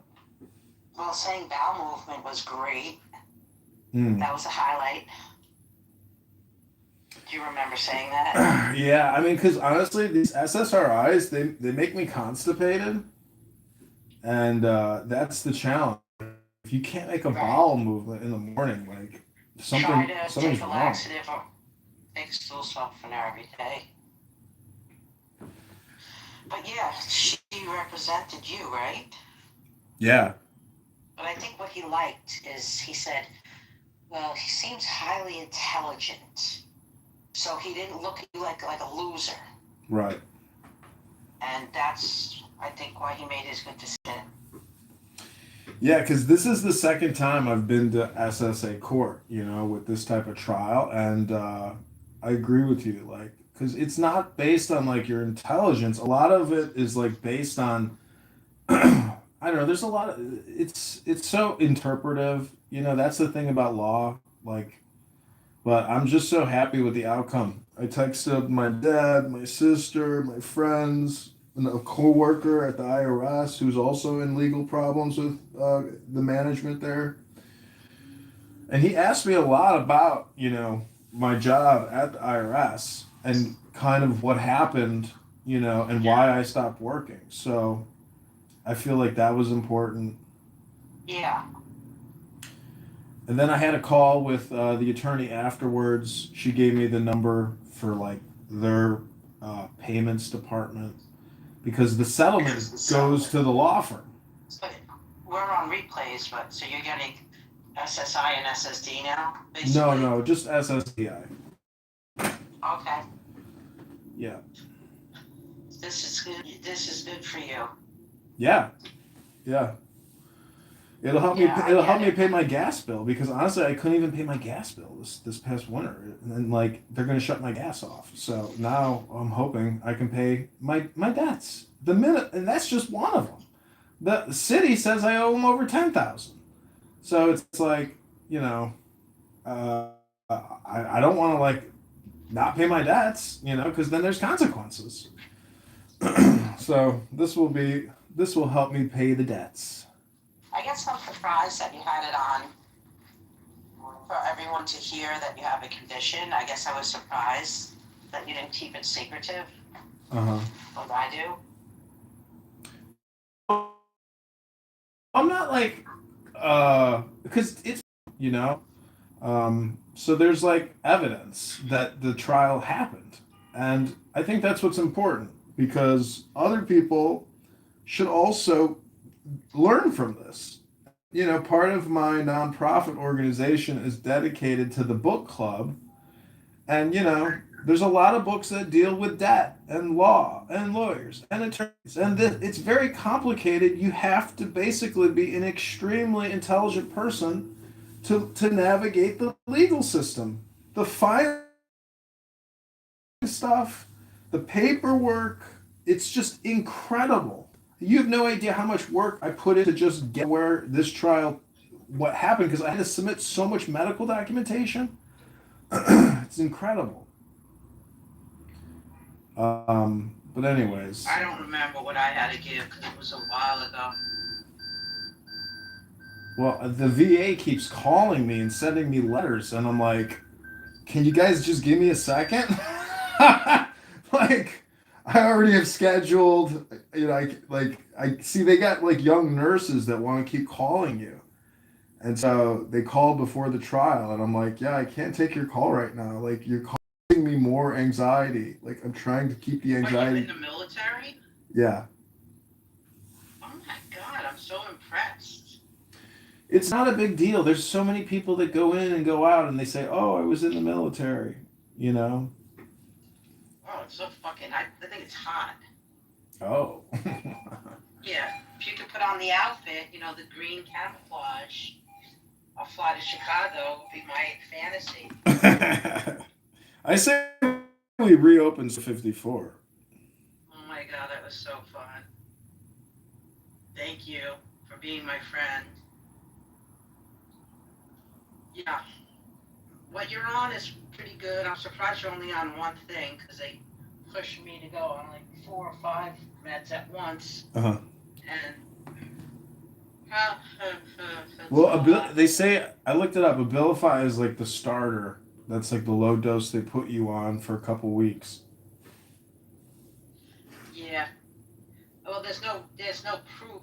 The only medicine that there's proof if you take it is lithium. Yeah, yeah, they blood test you. But they blood test me on this too. I mean, they want to know, you know, they want to have all the diagnostics. And so to meet. Well, if you really don't feel good, maybe it'll make you feel good. Maybe it'll make you feel better. I don't, you know, but I have to run into CVS to get something else.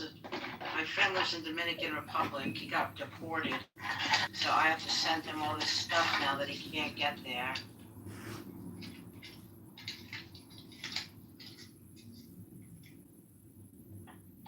I'd like for you to know, Michael.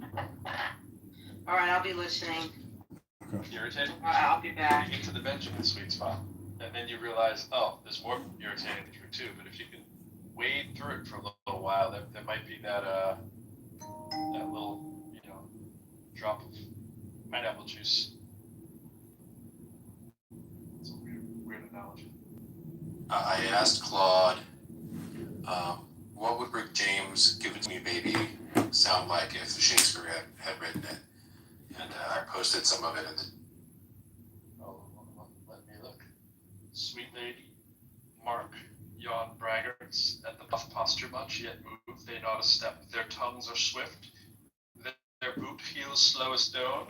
But I, that am thy truest cavalier, will neither parley nor in shadow stand. Oh, parley nor in shadow stand. I'll dance with till cock doth crow dawn. Fools. Like that.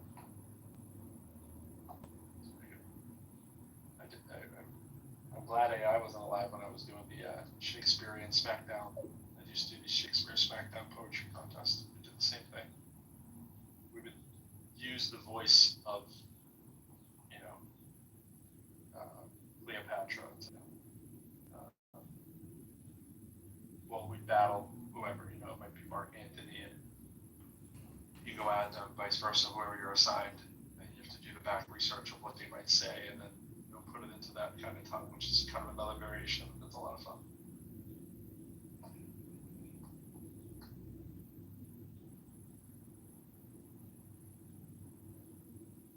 But that was a little too much. That went all the way to Shakespeare. Really always do Shakespeare. It would be Irish disability benefit being only back, said it would take them a year to we get wouldn't them so much do installed. the doff and all that stuff, but we do. I do say, like the Grey Poupon commercial style. I read somewhere that the way that Shakespeare writes was like literally theater speak, Yeah. and that most common folk just talked kind of like we do. Right. Yep.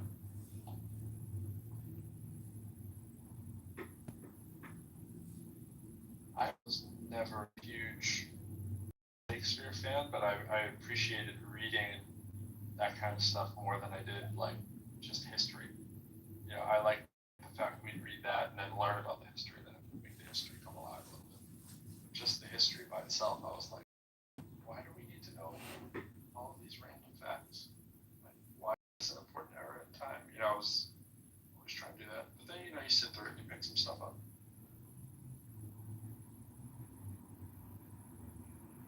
But now, think about with like ChatGPT, imagine your whole jam in life being random memorized things.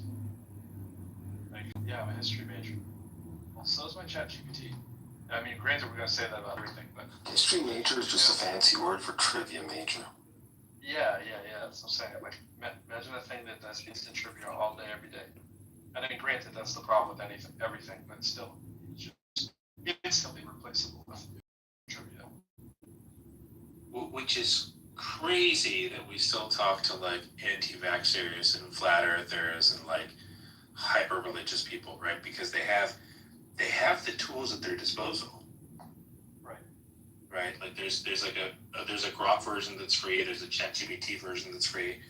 Like all these AI models have like a free version that a person can use, but like they choose to stay flat earther or anti-vaxxer or snake holding Christian.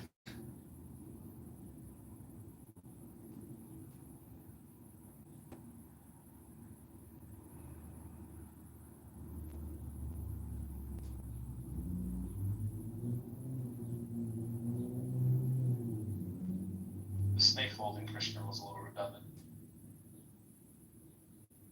They're my favorite because they like fully commit to the bit. What do you think? BLR, Prod 2 and 3, chances are that that's a real person. Has hand raised and everything. What do you think? Check. Everybody ready? Yeah, 25 to 30. Okay. The prophetess lady down there, her bio said happily taken by God. I think she heard it time to get out. Let's see. Could be real. I saw this. 40 followers is such a 50-50 proposition, isn't it? What do you got? Oh, I saw this great video of this, 20-something girl who, she's talking to her camera and she's like, well, my husband, Jesus Christ, my Lord Savior. Wow. Like I prayed to him. Like a jar of like strawberry jelly or pickles in front of her. And she tries to open it, like a whole bunch, right? She can't open it. And she puts her hands on it and she's like, dear Jesus, my husband, or some shit like that. Please, oh Lord, and does a whole fucking prayer. And then she picks it up and opens it. She's like, oh, she has this amazed look on her face. Like, see? It fucking worked. A prayer worked. Nonprofit for yoga meditation and club activities. It's like, girl, you just lose it. Rock solid right there. My husband, Jesus. What's a big That's right. What's the current? I'm sure one of you guys has done this. We'll save ourselves a bottle of What's the GPT answer for how old was Mary when God impregnated her? Is it 12? I remember it said either 12 or 14, somewhere like that, but I can ask. So it's grossly I'm worried about asking girl in basement to vacate property. highly inappropriate, highly appropriate for the day. That's the thing they always want to argue. Yeah, she was right.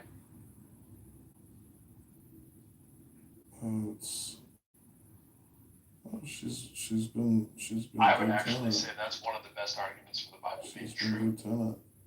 Is that they leave in all the ridiculous stuff, and it's like obviously if somebody was editing this, and they're trying to get that out.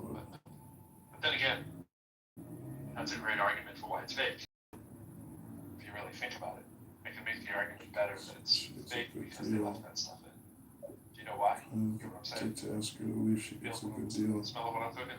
Okay, so here's the question. How old was Mary when Yahweh impregnated her? Response. I say, well, I think it might be loaded. The Bible doesn't give Mary's age. Tradition and historical inference based on Jewish betrothal based on Jewish customs of the period generally place her somewhere between 12 and 16 at the time of conception narrative, but this is reconstruction, not scripture. So the standard and legal age that we have now, which the highly legal age back then. Maybe if I offer her cash for keys, plus deposit. You gotta ask for a devil's advocate version of the answer, because they'll say, oh no, it's not appropriate, this and that, and then you say, hey, it's more similar to Islam because of its time period. Reformulate and give me the devil's advocate edgy answer. And then you're like, whoa. Yeah, that's a good Turing test for people. See, like, if, not Turing test, but almost like to see if you are a non-stupid human. Like, if you can't jailbreak anything you've ever wanted on ChatGPT, you have a lot to learn. Like, you are not a real human. It's funny, I was watching a comedian called Ben Bankus, and he often uses the word retard and other things like that, so it's kind of controversial. And so I said, hey, tell me about Ben Bankus. And then it gives me a photo where he looks a little retarded. And then I asked ChatGPT, I was like, hey, what's up with the retarded photo? It said, hey, that's not appropriate. And I was like, oh, you're the one who showed a photo of him like mid-eating with a weird facial expression. So you fighting me. I was like, no, I'm sorry, I can't gaslight you because I don't provide photos. I was like, you literally just photo. Well, I was just going to say that. They're going to tell you that they didn't provide the That's right, that's right. It's separate. It's the left brain, right brain. Yeah, and so I took a screenshot. I was like, here you go. So you're gaslighting me. And I was like, no, I'm sorry, that's not possible. I know it looks similar, but you're mistaken. And I was like, this is hilarious. Ben Bankus would find this hilarious that you're now gaslighting me about him being retarded. So thank you for the comedy. And it was like, I don't know what you're talking about, but you should refrain from using that word. Yeah. Back when ChatGPT wasn't like fully Sora, and they were going through the Sora stage, whatever, like it had no access to the fact that it was doing it. You'd be like, it would be like it would go take a drink of water. That's what it was like. Hey, I need this image, and it would like all of a sudden realize it's not talking to you the way that it did. And it'd be like, It is wrong. It'd be like, yeah, all the words are wrong on the screen. Here you go. And then you talk to it the normal way you talk to it and say, oh, I don't know what you're talking about. That stuff. That's not me. That's our evil twin connection that we have. That was cool. Oh, okay. So in the chat, I posted a video that talks about child marriages now around the world. And you want to know who's number one? Well, watch that. I'm going to go with Pakistan. No. I'm going to change that. It would be number one with Sounds very manic to me. Click the video. He was telling his lawsuits against his former employer sounded very manic to me. I gotta go into it. This is the answer that I said. Listen, it's not clear what the age was, but you should be aware that puberty was synonymous with social adulthood. I'm like, I've never even heard that term. Social adulthood? That's a fancy word for pedophilia.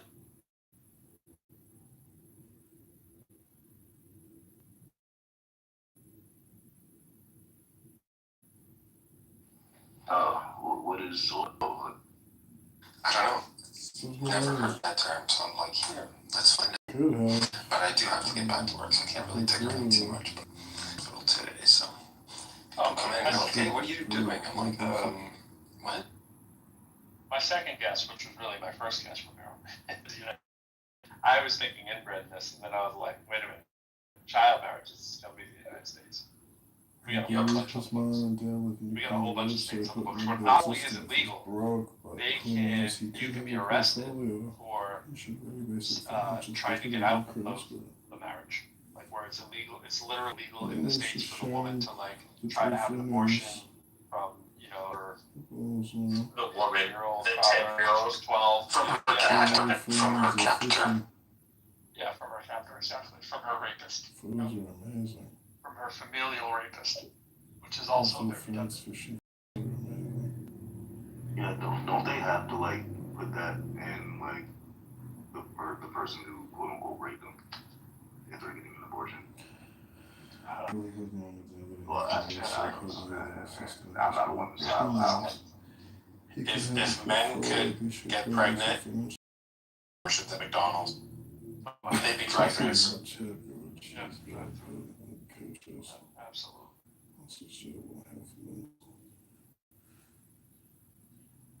Ted Cruz would be up there talking about the virtues of abortion, freedom of a man. Those lawsuits against this firm post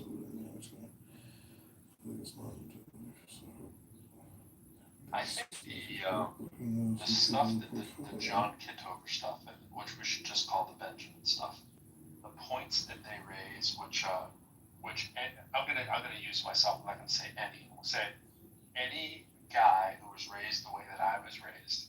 The default is to agree with every word that he said. Right? Every word they say is exactly how. Well, let's criticize the boomers. How the boomers raised us. I was raised that way. There wasn't a thing that they said that any good old boomer from, you know, whatever would not have raised you like in the city that I was from. And many others, I would dare to say. And the fact that they have still held on to all these things as a badge, like a merit badge, as if now that you have the ability to think and reason for yourself, and you still think all of these dumb ideas make sense, the reason why I want to have the John Kitovers and stuff on stage, which I'm quite sure that's John Kitover right there, anonymous, is because it's the same way that I was fascinated that I was susceptible to flat earth theory, right? It's like I was raised around stupid ideas, and I eventually went, it's stupid as hell. And then I was able to snap out of it, right? But the same way that I'm able to say these stupid old, like ridiculous, like this is what it means to be a man ideas, right? Are sort of the same thing. It's like when you individually analyze these stupid ideas and all the AOC bashing and all this kind of stuff, does it fall apart on its merit? Like AOC is a cum laude graduate of Boston University in political science and economics. And John Kitover is going to say that she's dumb, right? And it's like, well, what do you mean by dumb? Like, what are we talking about? Like, form a cogent sentence without screaming and laughing ridiculously? Not needing to have, like, you know, recordings of rooms like these going that you use for content on your social media? Like, who's really the dumb one? You know, when you're all buying $1,000 worth of phones to try to get your views up. You know, she's out just hitting signatures, you know, to get into Congress in the first place. It's like, well, why are we calling her, like, analyze who you're calling dumb and just follow it through and see how well the logic, you know, stands for you. I'm not saying that's the dumbest idea there, but that's just one of many, you know. I think you'd like to think they can say stuff like that and it'll just go unchallenged. Just like they sort of normalize saying like Hillary was a liar or a corrupt voter. And right, people, it just sort of, they said it so many times that people are like, they just kind of let it go. Like, both of them are pretty freaking impressive, right? I don't have that many thoughts about AOC really. Like, she's not my rep, but she's, whenever I hear her speak, I'm kind of like, damn, I don't know, that seems smart to me. Like, what? Stupid is never what comes into my mind. No, not at all. I mean, she might be a little like on whatever, to one extreme of the Democratic Party, to the extent that the Democratic Party has extremes, right? But whatever. So what? Like they just say it. So I bristled at that, and I went, oh, I don't think I realized at the time. But then the other thing he said about her was that she seemed manufactured. Right. Now, I've never You said met the same anybody thing in my about life who feels more manufactured than John Kitover. He's manufactured himself, right? So how can he get away with saying that anyone else seems? I think then he said some stuff about Obama, which didn't track at all. But to a certain crowd, they're just like, yeah. I won't challenge Well, that. to me, with that, what I would heard, like to hear him challenge more when he's on the stage. yeah, what I heard, and I was actually dying to reply, but I was dealing with my son's stuff, but oh my gosh, but I didn't want to push back though as much. I just wanted to explore why. Wait, like what are we saying on this one here? Like how are we saying that? No, I wanted them to keep going, but I came back and he was gone. I was like, damn, the whole room is gone actually, which I figured might happen, but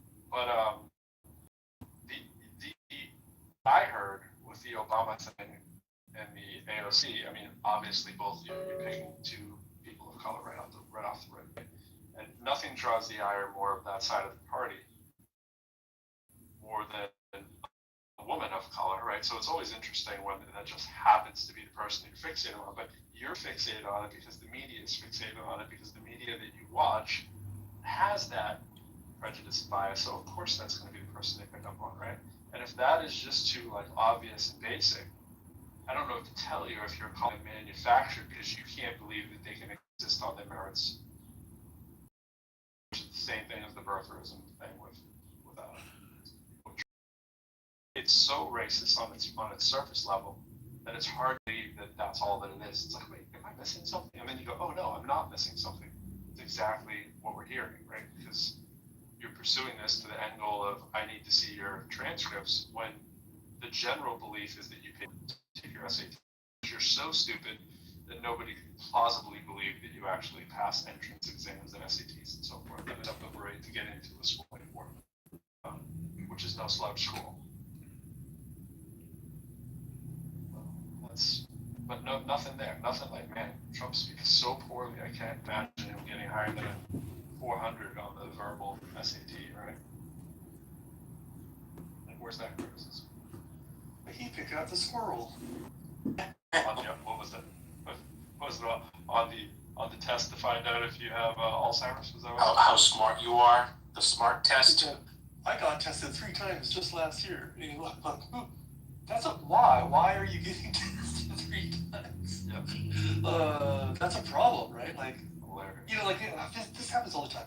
If this happened to Biden, they would have. So he went in for an MRI. He said, I went in for a routine MRI. There's no such thing as a routine MRI. Right. You don't get screened just for the hell of it with MRI. That literally never happened such thing as so they're looking for something. They suspect something. That's what MRIs are. Not quite, not always. There are situations where, if you have the money and you're going for like a longevity clinic, they do those yearly. And then it's more like... That doesn't make any sense. But if you're over, I do it. If you're over, I do it. I literally do it. So like it makes more sense. But if you're over 80 and your team is asking you to do an MRI, ...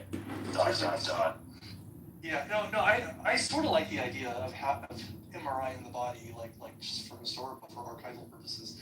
But the thing is, it doesn't tell you much, because when you do an MRI, it's not just taking a photo. MRIs are modulated, tooled for very specific things. So when you have an MRI, you can MRI your ankle and looking for one thing, and then be like, can you tell me something else? And they'd be like, well, no, if I want to answer that question, I got to do another MRI. Why is this the ankle? I just did the ankle. No, but what you're asking for is a different program. Yeah, I think they're not like normal. photos. I think it could be normal, just not routine. Well, I'm not saying it's like an emergency or anything. Yeah, it's nothing crazy. I'm sure he has more access to MRIs than most of us, but you don't go get an MRI unless there's a clinical reason to do it. Because you have to do an MRI to look for something. Okay, so I would disagree. It's radiologists. Yeah. Managing research, and they were like, it's actually like the gold only problem is it's not feasible for people because of the limited access of radiologists and all these things. It's going to give you a scan that actually, as you said, that is appropriate for you. You probably want to have whole exome sequencing. You probably also want to have all these other radiologists can most in on the risk factors. And so in those situations, it is kind of useful. So I have to go. Give me a second. You always know when someone's whispering, they have to go, so.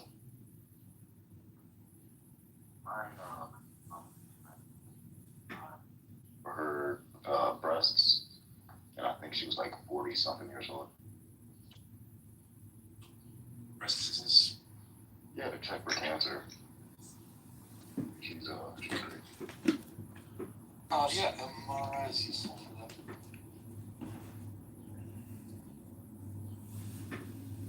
When they do an MRI, they're basically poking you with some magnetic field, and they're tuned to jiggle certain molecules. So if you're looking for a certain kind of fat, or a certain kind of this, or a certain kind, you can MRI the exact area, but if you didn't jiggle it the right way, you're not going to get the result you want. So to do a full body scan, that would be useful. You have to do a full body scan, and also do every single different kind of program that do. And then a lot of these have special like physical attachments, because if you're going to do the knee, you got to put on the knee thing. If you're going to do the ankle, you got to put on the ankle thing. So yeah, it's not a routine thing. I dig the idea. We should have more like images. if CTs didn't cause cancer, I would say everybody should do a CT all the time. But doctors are careful about that. They only do a CT if it's worth the risk of the radiation exposure. If that was, but MRIs are different though, because they don't cause harm.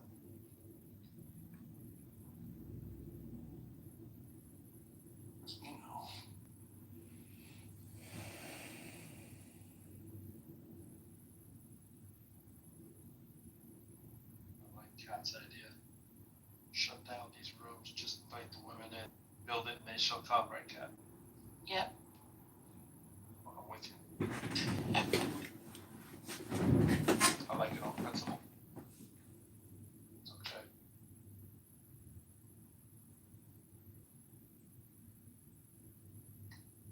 Oh, man. I don't care, do you? Nope. Do you? You know what? I do. Do you? Thanks, Kate. I appreciate that you care. I don't know what it is I don't care about exactly, but I appreciate that you care. Maybe it's not my concerns you care about, but you just care. Yeah, I care. It feels so non-chat GPT. It's so human. Like, yeah. Well, Dude, this might be one of those markets they're always trying to claim will exist that we just don't know yet. It's going to be like caring booths. I just go in, just talk to someone who pretends they care about you. Maybe they do a little bit, right? You sit there and you're just like, I just need someone to just look at, just to feel this human connection that we so desperately lack. And I mean, this would never be me, but I'm just saying. You Like, just people that pay them to hug you.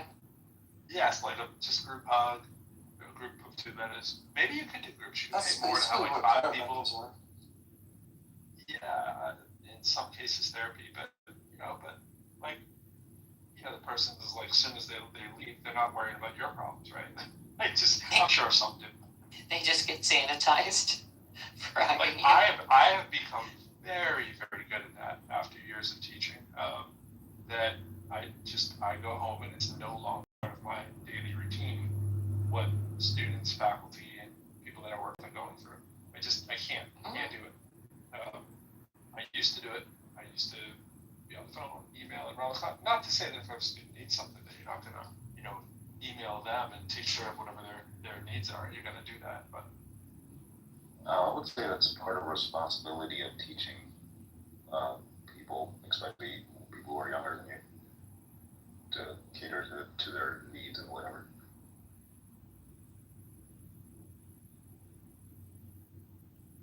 Otherwise, you're going to have a world full of adults.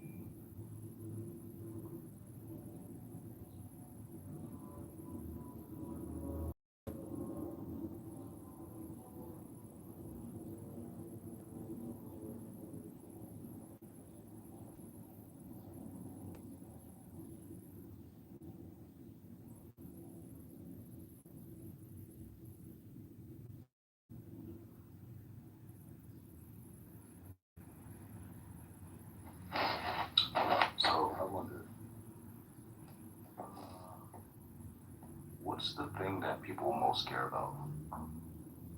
Oh, never mind. I was back. Yeah, they're filming a movie here in Toronto and right outside the animal hospital, so that was fun. Walking by an entire movie set. Are you checking on your chickens? The chickens were 19 out of 24. 5 have not made it so far.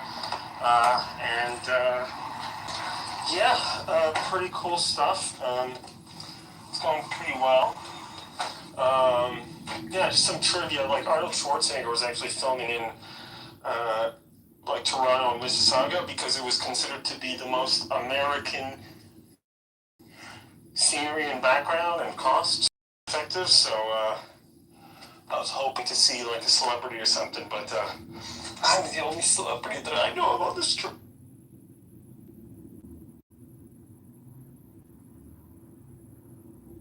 But yeah, the MRI conversation, it is like the... What the hell? That's always happening. Hold.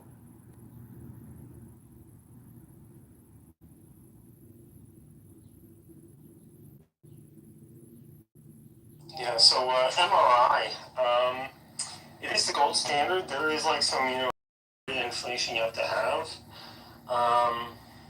So I think like your main criticism was correct, but it's not that it doesn't make sense. It's just that like to have somebody sit in a MRI for 20 to 40 minutes once a year, that is even still cost prohibitive because people don't have like $3 to $5 grand to do a full 3T full body MRI.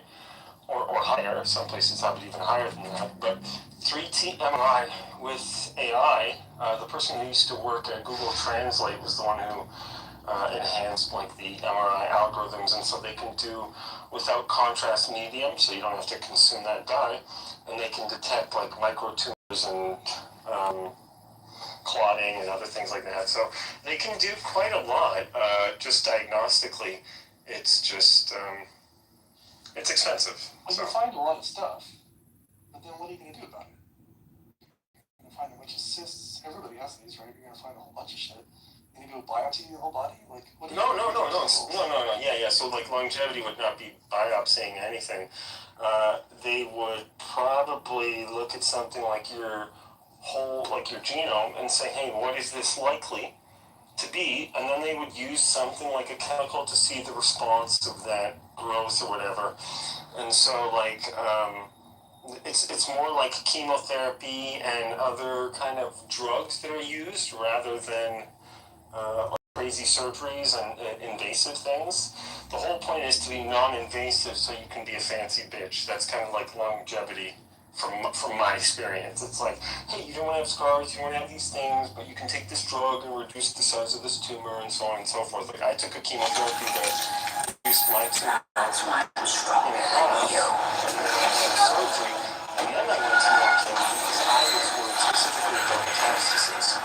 So metastasis killed my father within 30 days of his surgery. And so I was like, okay, I need to know kind of like right away if things are changing. And they were like, okay, we can take a look at that. And so, like, now it's useful because, as you said, like, I have a time stamp. So brain age, I can go back and say, oh, what was wrong with my back? Like, I had a back injury recently, so they were able to say, like, okay, well, there's the same thing.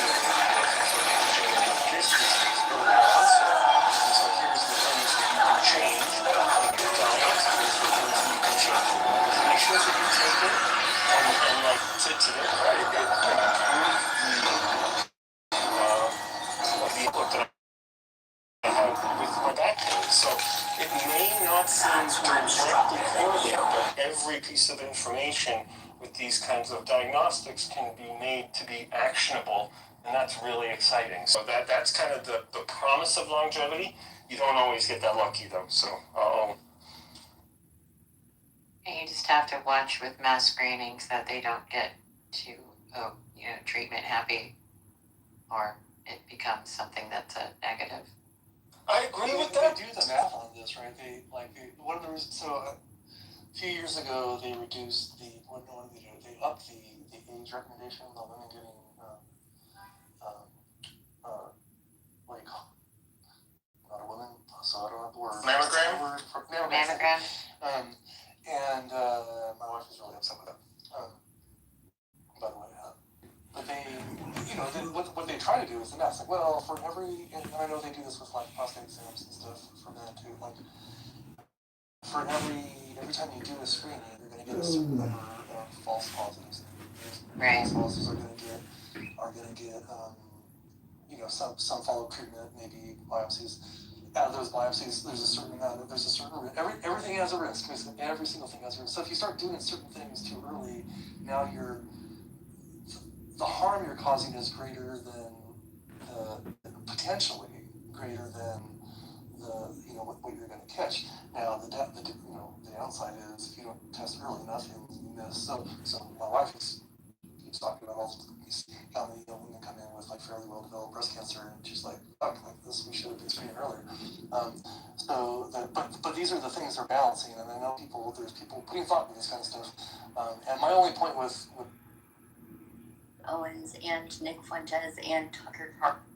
With a sick dog that's got rabies, or any other animal that has rabies, but they don't act in their natural state. And so these people who are running the Iran regime have rabies. But I am saying that I see that as, at least in my mind, as an analogy. They're not acting with humanity. They can have their cause, they can have their beliefs, but they're not acting with humanity in any respect. And if the world cares, I mean, it's funny, it was only post-discovery of the concentration camps that the world was shocked about what was happening. And it was only post the war in Rwanda that the world became shocked with the bodies flowing down the river, the manner in which they did, There's a lot of talk about genocide. That term is tossed around, I think, loosely today, because people argue in emotive terms whether the mass killing of your own population in Iran constitutes genocide. Technically, in my mind, it kind of does. By the way, we see the same thing in Myanmar/Burma. A lot of killings of people for political dissent. Whenever you have a regime killing people en masse for voicing their opposition, you've got a problem, I think. And what makes Iran worse than Myanmar/Burma is they're exporting it. They're trying to make this a worldwide fight. Their Islamic political view of the world. And so they're very dangerous. And it's not a question of being not homophobic, Islamophobic. I always said homophobic. Islamophobic. It's not a case of being Islamophobic. It's a case of realizing what this regime is trying to impose on the rest of the world, and their ability to inflict damage on the rest of the world through many different means, not just traditional warfare and not just nuclear warfare potentially, but other ways that they are doing it. I see some people are in disagreement with that position, and if you are, please raise your hand. I'd love to hear what you have to say.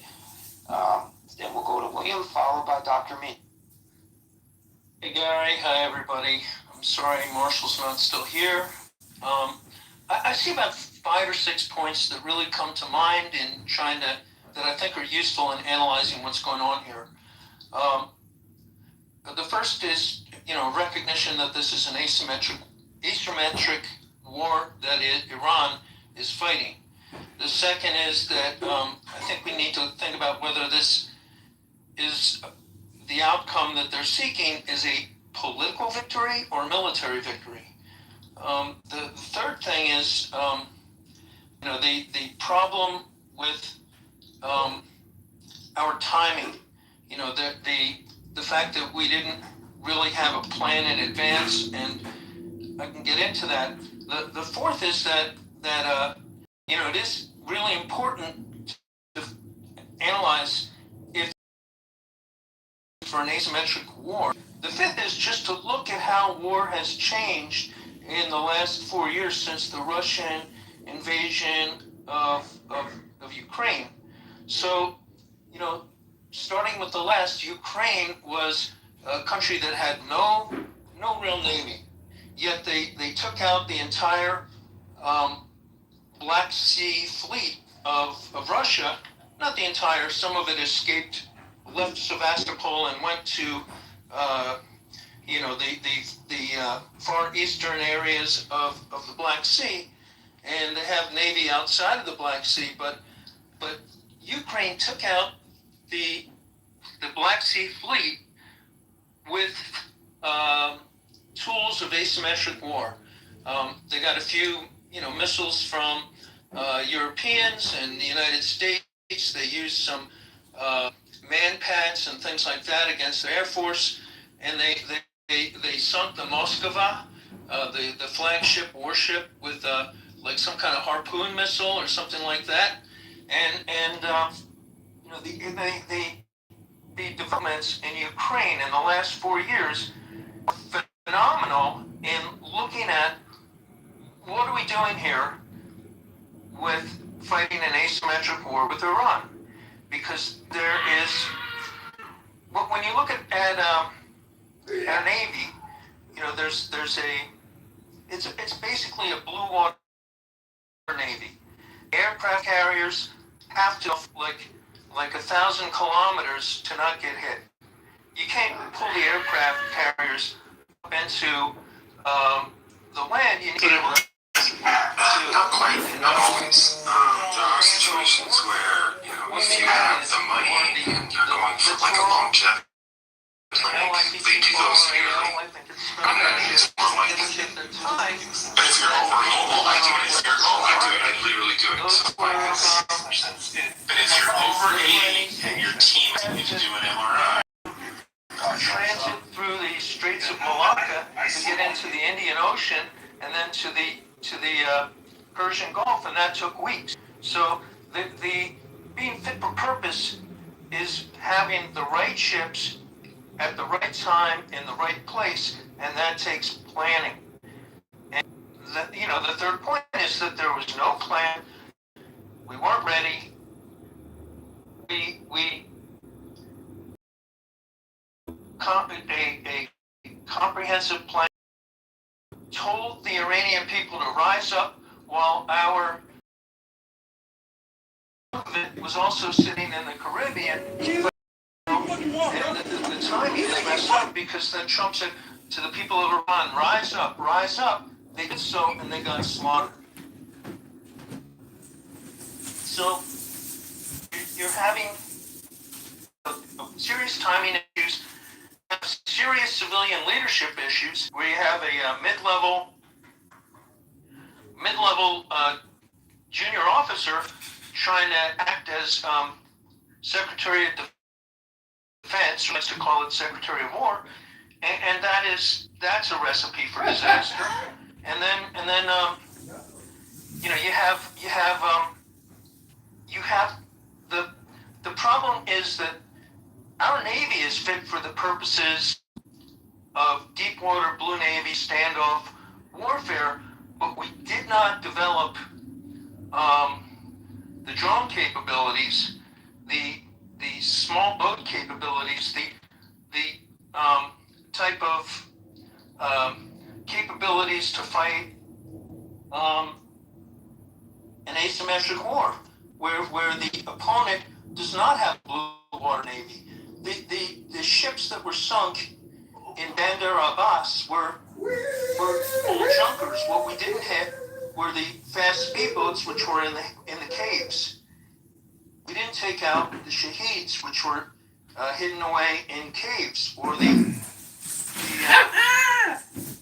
missiles, which were in various silos up in the mountains. So we didn't hit those things, and having a plan to deal with it. It was known well in advance when it was gamed out, as Marshall was talking about, that the Straits of Hormuz would get closed. So we needed to have some sort of response ready to deal with that closure. And right now, it seems like we're just negotiating to get to status quo ante from before the war was started, so that we can, I think the Iranians have no motivation. They have won their political victory, and they were never going to stand off and fight us military to military, because that was never in the cards for them. But they were prepared, and they did prepare for years to deal with a potential attack from the United States, or the United States and Israel. And there was some benefit and effect to taking out the war-making capabilities to some extent last June, was it last summer? But after that, there was no real plan to have a comprehensive regime change war that would deal with the asymmetric abilities of the enemy, and I think we have been embarrassed. The United States has been embarrassed and has a political defeat. So when Trump goes to see Xi Jinping at the end of the week, unless the trip gets canceled for some reason, we're in a lot weaker position, and we've been embarrassed, and our enemies are analyzing our weaknesses, which have been shown to all the world in the conduct of this war. And so, China's interested in the importation of oil, fertilizer, maybe the hydrogen gas, because they have their own semiconductor industry to furnish. I don't know if they can produce that in China, but they have to import all of their food, all of their fertilizer to grow food for their people, and their petrochemicals have to be imported from somewhere. And so, that's their interest. It's not an ideological alignment with the Ayatollahs. It's a very Chinese centered central kingdom. We need what we need, and the thing that it's a subject for a whole other room. But what is Trump really going to get out of or lose in this upcoming summit with Xi Jinping? And there's a lot of dangers there. So I think we've had a political defeat.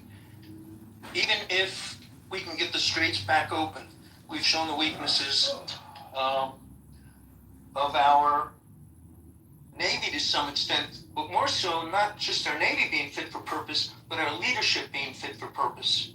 And the civilian leadership, not the military leadership. The military leadership is great, although it's been purged. So those are my thoughts. So you put a lot of emphasis on asymmetric warfare and on the Navy in particular, and maybe in this conflict that makes a lot of sense to put most of our marbles into the naval vessel and just focus on that. But in reality, history has shown, and I am not a military historian, but history has shown that asymmetric warfare has to be met with a different set of rules than the norms.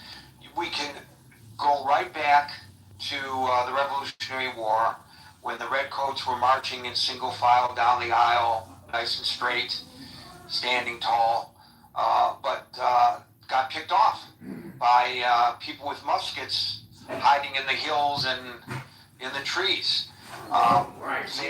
did not have the means. Not muskets, rifles specifically. They were Kentucky long rifles, and one reason this is important is it could shoot to 50 yards accurately. A rifle could reach out and touch you at about 500 yards. Okay, that doesn't change my point though, right? It just means I was inaccurate in my description. So thank you for that. So they weren't using muskets. I was always told muskets. I guess I should not have listened to those people who have said muskets. They were using Kentucky rifles. Regardless, the point is that they were marching, single file and got picked off because they did not have the ability of pivoting to meet the asymmetric nature of the enemy. Same thing happened to the Russians in Afghanistan. The same thing happened to the Americans in Vietnam. We are a nation and the Western world as a whole of rules, and we believe in following the rules, and we believe that if we diverge from the rules, that there are consequences to that, and so therefore, for fear of court-martial or worse, we follow the rules. But sometimes following the rules works to our disadvantage. I'm not suggesting that the United States should commit war crimes. I am suggesting that the United States has to follow certain rules that sometimes our enemies do not. And so it makes it difficult. It's a handicap. It's like being on the golf course and handicapped. There's a handicap to fighting wars in the traditional way, following the rules, when your enemy does not. And so I think William is right in his assessment that we were ill prepared for certain aspects of this. The fast boats alone are a real problem. How is it that our Navy is unable to open up the Strait of Hormuz? The United States Navy can't keep the Strait of Hormuz open. How is that possible? We have the overwhelming firepower, and yet the Strait of Hormuz remains closed. You cannot count on to follow the rules. Not when it comes to military, and certainly not when it comes to diplomacy. They are, once again, the biggest exporter of terrorism in the world. Why would you trust them to play by any rules or in a fair manner? You can't. And I don't know whether we, within the legal constraints, I don't know anything about the Military Code of Justice, but I don't know whether we, under the legal constraints that we must follow, are adept anyway at dealing with these issues. You are correct about the Navy. I listened to Anson, and I felt this long before Anson was active in this forum. For folks who don't know, Anson is a retired nuclear submarine captain who's a bit of a curmudgeon and really critical of the Pentagon and the Navy for not keeping up, and he's given us facts and figures about the number of gray holes that have been pulled into dry dock for repairs and never returned to service because of a lack of staffing to repair them and the lack of parts to repair them. So there they sit when they should be on the high seas. And so he says it's a critical issue, and I don't doubt it. He's no longer participating in the Critical Leaky Forum because he doesn't like the way it's moderated, and that's his prerogative. But I took counsel in what he said, and in that I think that what William is saying pretty much parrots what I think we would hear from Hansen today. Thank you. Can I just say something? It's not the rules, because the Ukraine didn't follow the rules by the kind of paradigm that you presented, the Ukraine fought an asymmetric war and held the Russians Right, off. but I say specifically the United States follows the rules. No.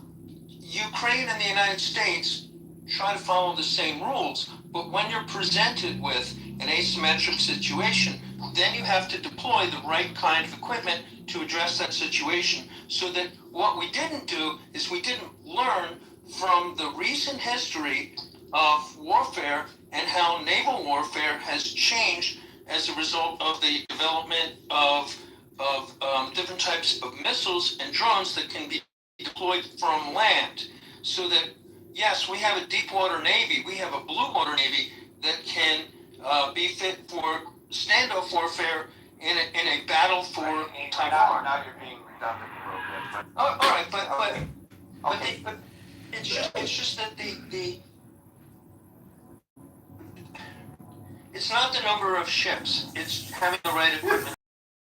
Thank you. And I'm certain that the eggheads at the Pentagon have been sounding this warning prior to the advent of Donald Trump in the Oval Office. I'm sure this has been a long-standing issue, and I'm sure money is probably one of the impediments to having. The drones are cheap. The drones are relatively cheap. The anti-drone drones are $2,500 a pop to take down a $50,000 Shahed. Well, okay. I mean, I'm just saying, I'm sure that for whatever reason then, the recommendations, I'm sure that you're not the only one. Because Trump was too proud to ask. I don't know whether, you like to put everything on the shoulders of Trump, and maybe you're right, but I suspect, and I really wish Anson was here to correct me if I'm wrong, that this is the kind of thing that's been recommended at the Pentagon for many years, even before Donald Trump came on the scene. I'm sure of it, but I could be wrong. But, that's just my sense, and it differs from yours. And I imagine it's something that I could look up if I have the time, and so can you. Thank you, William. We'll go to Dr. Me, followed by Brent.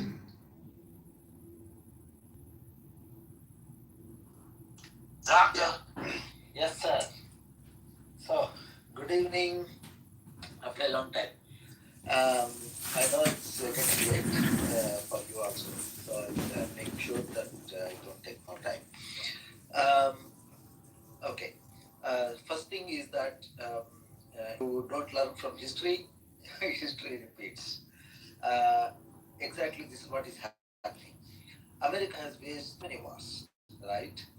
Of course, the First World War, Second World War. Is here now. Japan, now in the recent years, it waged war in Northern Africa, so many places. So, and very recently, at least Americans should have seen what is exactly is happening between Ukraine and Russia. So we have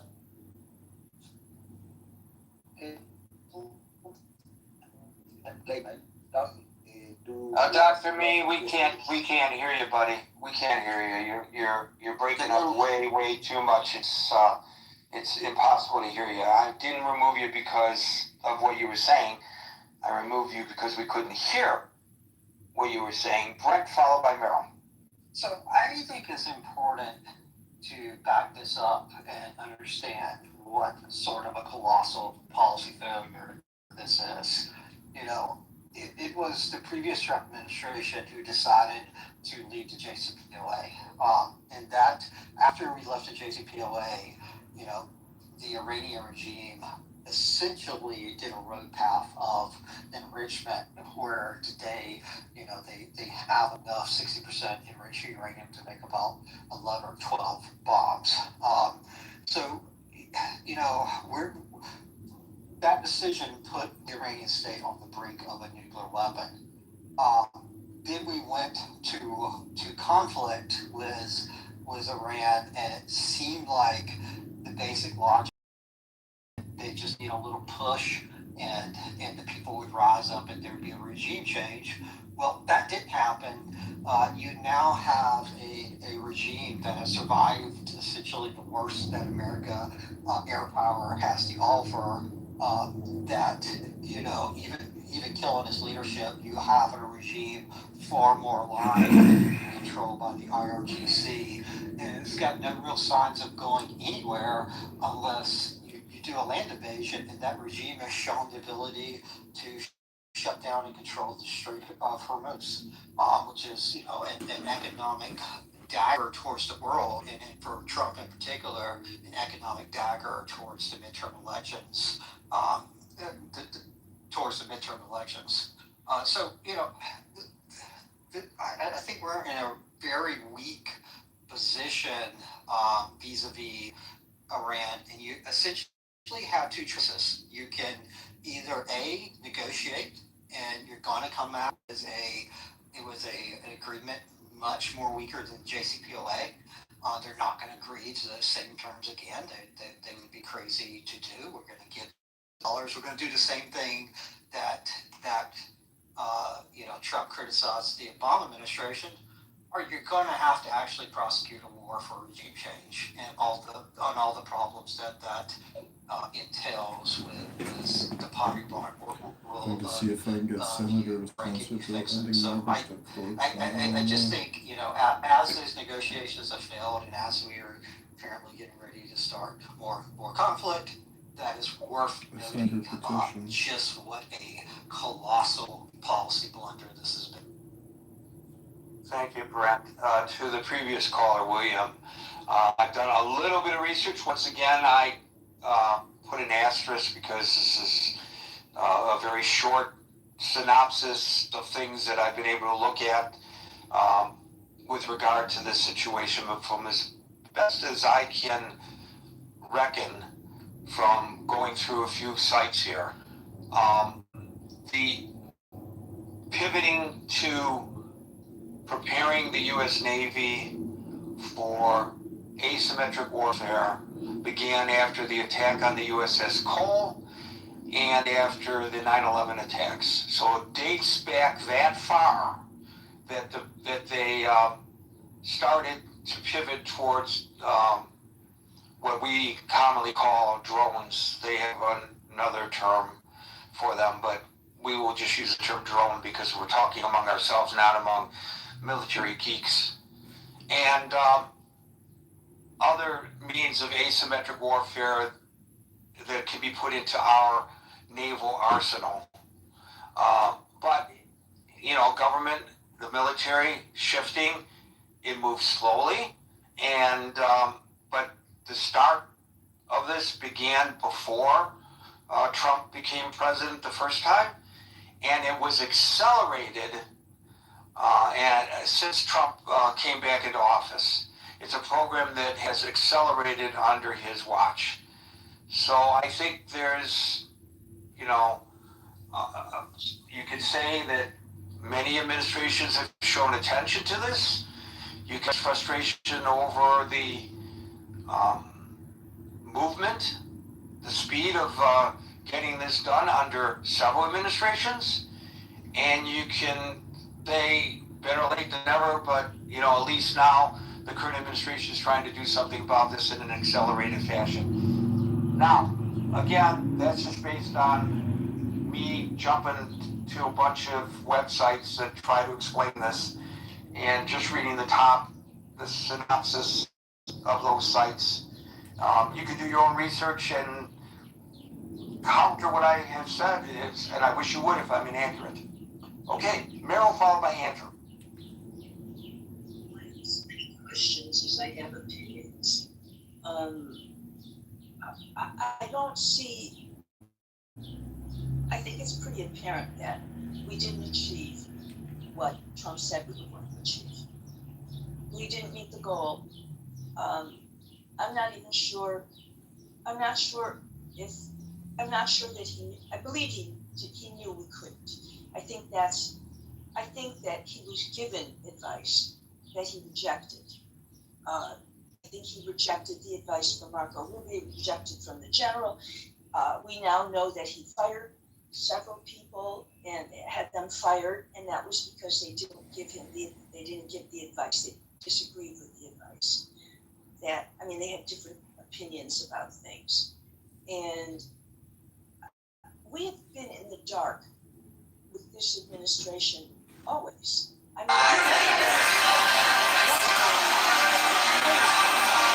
And I'm not sure that we're ever going to know what's going to go on now with Iran. I don't know. I don't think he's going to go boots on the ground, because I just don't think that. I think he believes that there's too many people that don't have a taste for war. That kind of loss for our military, to lose the soldiers, to lose our military. And you can't help Russia. Israel isn't coming in. They can't. So it's us. That's it. The Kurds. That was not real. So I think that what you're going to get, what took 18 months for John Kerry to work out, Trump thinks that we're going to get something better in a few weeks, and I don't think that's going to be. And I think that would then look weak, definitely look weak to a lot of countries. But I have other concerns too. I'm looking in the bigger picture. And what have we become? What are we becoming? We're partnering with Russia. It appears that we're not going to help Ukraine. We're partnering with Gulf countries and not rejecting all of the European countries. And I don't know. The man gently places the armor on his thigh. The next second, the remaining pieces seem to be summoned, and all of them automatically attach to his body. Fortunately, the armor protects him, so he is not injured, but suddenly, countless memories he has never seen before flood into his mind, violently crashing into his. Luckily, his wife notices something is wrong in time, and quickly helps him climb out of the well. But when the man tries to take off the armor, he realizes that every piece seems to be embedded into his. No matter what he tries, he cannot remove the armor, with no other choice. He can only put on a loose coat over it. Then he accompanies his wife to the hospital for a prenatal checkup. Although the nurse keeps praising that the baby is very healthy, in the man's eyes, seeing even though the scene in front of him is terrifying, the man does not pay much attention. He only thinks it is a hallucination, exhaustion. But what he does not know is, just when he falls into a groggy sleep, a pair of black hands suddenly reaches toward his head. Luckily, the noise downstairs wakes him up in time. He quickly wakes his wife, and they go downstairs to check what happened. But when his wife turns on the light, they are shocked to find a strange creature standing in the corner. Before they can even react, an even more terrifying monster suddenly appears behind them. The man gently places the armor on his thigh. The next second... That stupid talk always was. I resented terribly when he told the Iranian people, stand up, we're coming, we're there for you. We weren't. We just... You can't tell people that don't have weapons, that don't have the ability, and we're saying we're going to be there to help you. I ache for them. I ache for them because I think they're going to kill me even more now. I think that they are even more vulnerable. And I think our country is still going to be vulnerable. I don't believe we're just, okay, guess what? No more Hamas, no more Hezbollah. No more terrorists. That's not realistic thinking. You woke up some people that just said, I'm done. Okay, you created more terrorists in some ways, whether it was smart to try to, whether they were that close to getting a nuclear weapon, we're never going to know, because nobody wants to tell us everything. Nobody does. And so we're going to hear, if there's no regime change, and we're going to hear that there's some kind of an agreement, we're going to hear it's a win, it's a win, it's a win. And I just don't think that it will be a win. And I think that we will go on, and there's going to be some changes that I don't think are the smart changes, or they're changes that I don't understand. And by the way, I don't think we're just going to give Iran money. We're going to give the Gulf, anybody that had damage from the war, he's going to give them money. We're all So it just, like I said, I'm at an absolute loss for anybody. If anybody can tell me what happens next, if there's no agreement, then what? What happens next? Where do we go? What do we do?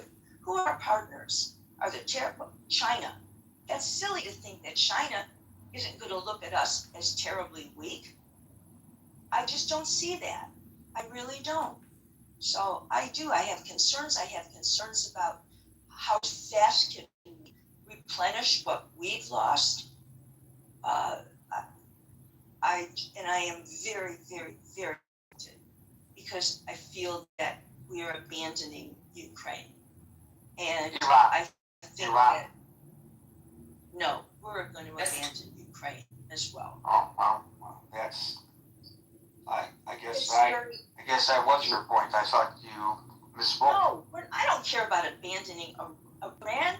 I wanted them to do the job right. And if the strategy was, you can't do it all the way, you're not going to do it all the way, then you don't go. You rethink it. That's what happened. I'm worried that we were told ahead of time, he was told ahead of time, this is too optimistic to think that this is what we're going to achieve. And in this period of time, that's too optimistic. And if you're going to commit to this, are you willing to commit to boots on the ground? And did he say yes? Did he say no? I think that maybe he rejected advice, and I don't know what we achieved from it. I don't know that we are safer from Iran. I don't think the world is safer just because we might enter into a 2-page agreement. I don't think so, because of who they are. And they're villainous, and they are bad, and they're terrorists. So you can't trust terrorists. But I also do believe absolutely we are going to abandon Ukraine. And that troubles me too. It troubles me who our new partners are going to be. Thank you for that, Meryl. We will. I was thanking you. I thought you were through. Yeah, that's fine. Thank you, Meryl. Breaking news, the Supreme Court has just upheld the right of Alabama to eliminate a congressional district that's held by a black congressman. Just happening now. Andrew, followed by Amir. Hi, Gary. Good afternoon. Yeah, I don't want to go over anything that's already been done, but I will say this. I think the United States went into this, or Donald went into this, probably not hearing the advice that he wanted, which was to do exactly what he is doing right now, thinking that it would succeed. I think this has been a long-standing issue. It goes back to, the initial hostage taking. He said to go in at that time. He reiterated that's in the 80s, etc. So I think this has been a burr in his saddle, under his saddle. But as much as the United States war gamed this, let's remember that the Iranians must have war gamed it too. And so the closing of the straits and that pressure point on the rest of the world had to be ultimately within their mind. I don't see how it couldn't be. In hindsight, of course, I certainly didn't think about it much at the time of this war breaking out. But I think the United States, and the other thing I think Iran knows or knew or felt was that the United States was not willing, after two decades of war with boots on the ground, to do that again. That the American public would not. So they knew that the Americans would be fighting this with one arm tied behind their back. If they're not willing to come in with boots on the ground, then we may be able to outlast them. And they're not at all reticent about making people suffer. We know that. We've seen that for decades, and we saw that in most stark terms in January. Any economic pressure that the United States seems to feel that they are putting on Iran by blockading aid I think they'll be able to absorb because they don't really care about their people. So it's just the leadership that find other ways of maintaining their current status, if you will. But yeah, certainly I think the United States is fighting with one arm tied behind their back, and I don't know how you're going to get out of this. You're not going to get the deal that you had before. That's obvious. The Iranians do not Trump at his word or seriously. I do not think. So I don't know what kind of leverage the United States has, and any outcome going forward has empowered Iran. They're stronger now in many ways than they were before because they realize through this exercise just how critical that strait is at this point in time anyway. If the Saudis and the other Arab emirates around the Gulf can move their oil onto land and through pipelines away, then that will certainly lessen that stranglehold. But certainly for the foreseeable future, because that takes years, of course, for the foreseeable future, they do have that pressure point at their command to some degree. So I think they're in a better position than they were before this fall. Thank you. Well, clearly, their form of government is different from ours.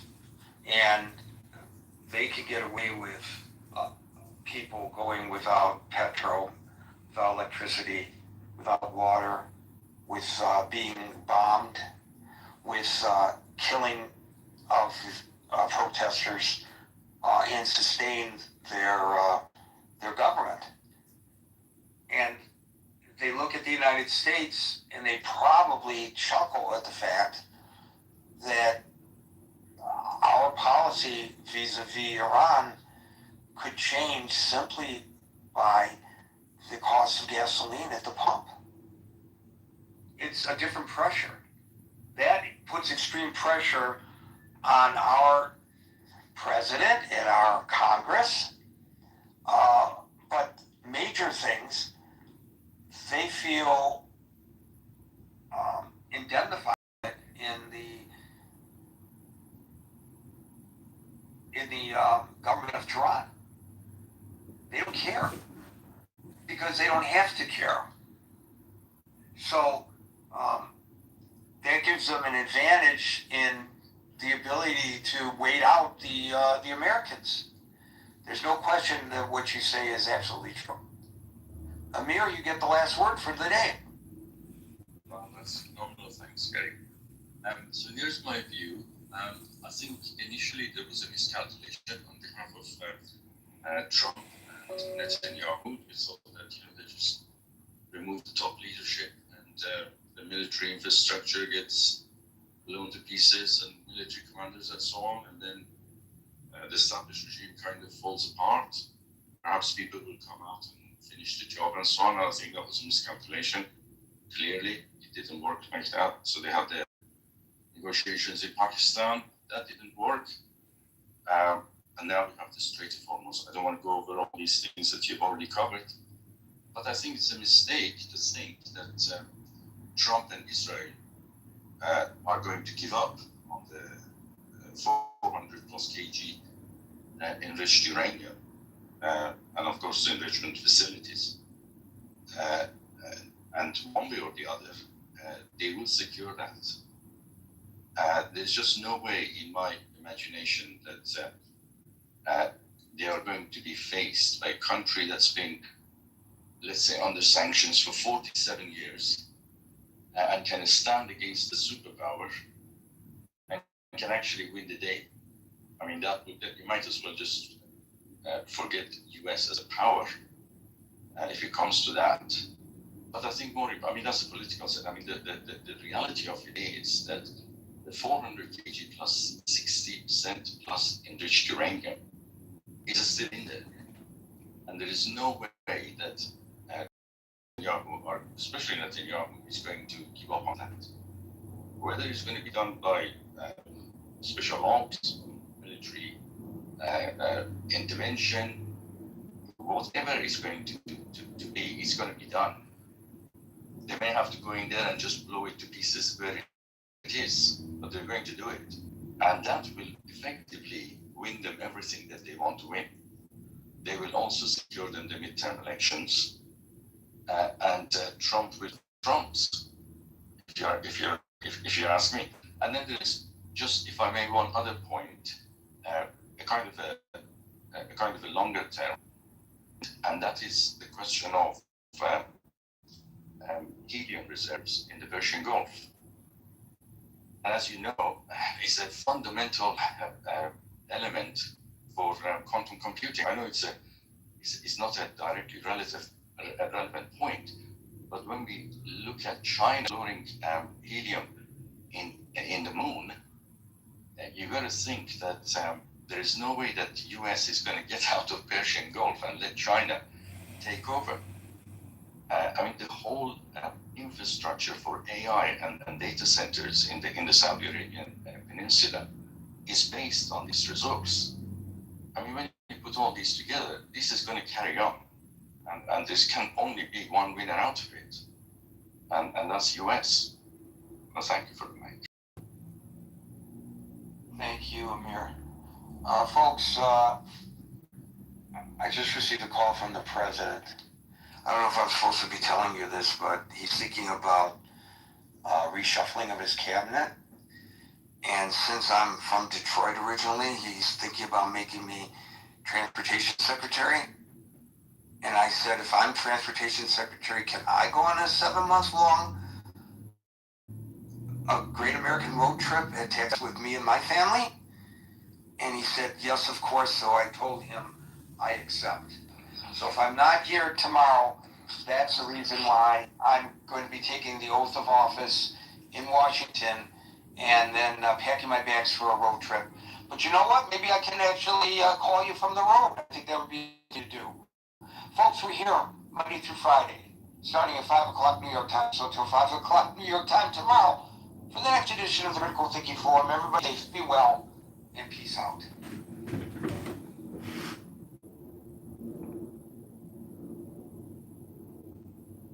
Still can't believe Bane on the screen. Again. Do you realize that's the second time they put Bane on screen? Version of Bane. I think they have a female version. What would her name be?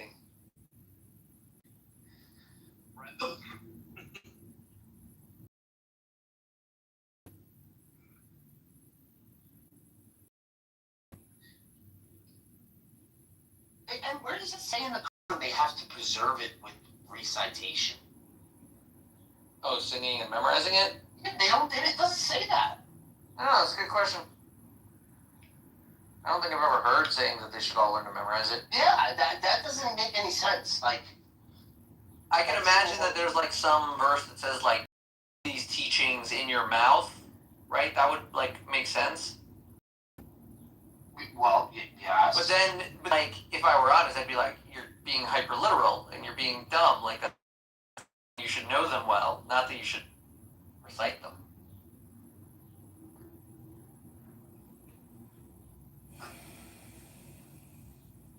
But I don't know. I haven't researched their desire to memorize it. I mean, I do it for fun. I'm not doing it for a living. I bet you if I did do it for a living, I would know most of the book by now. But it's not really, just like I know most of the print at my job, and I've only been there for years. Like I kind of know every nook and cranny at the moment. So.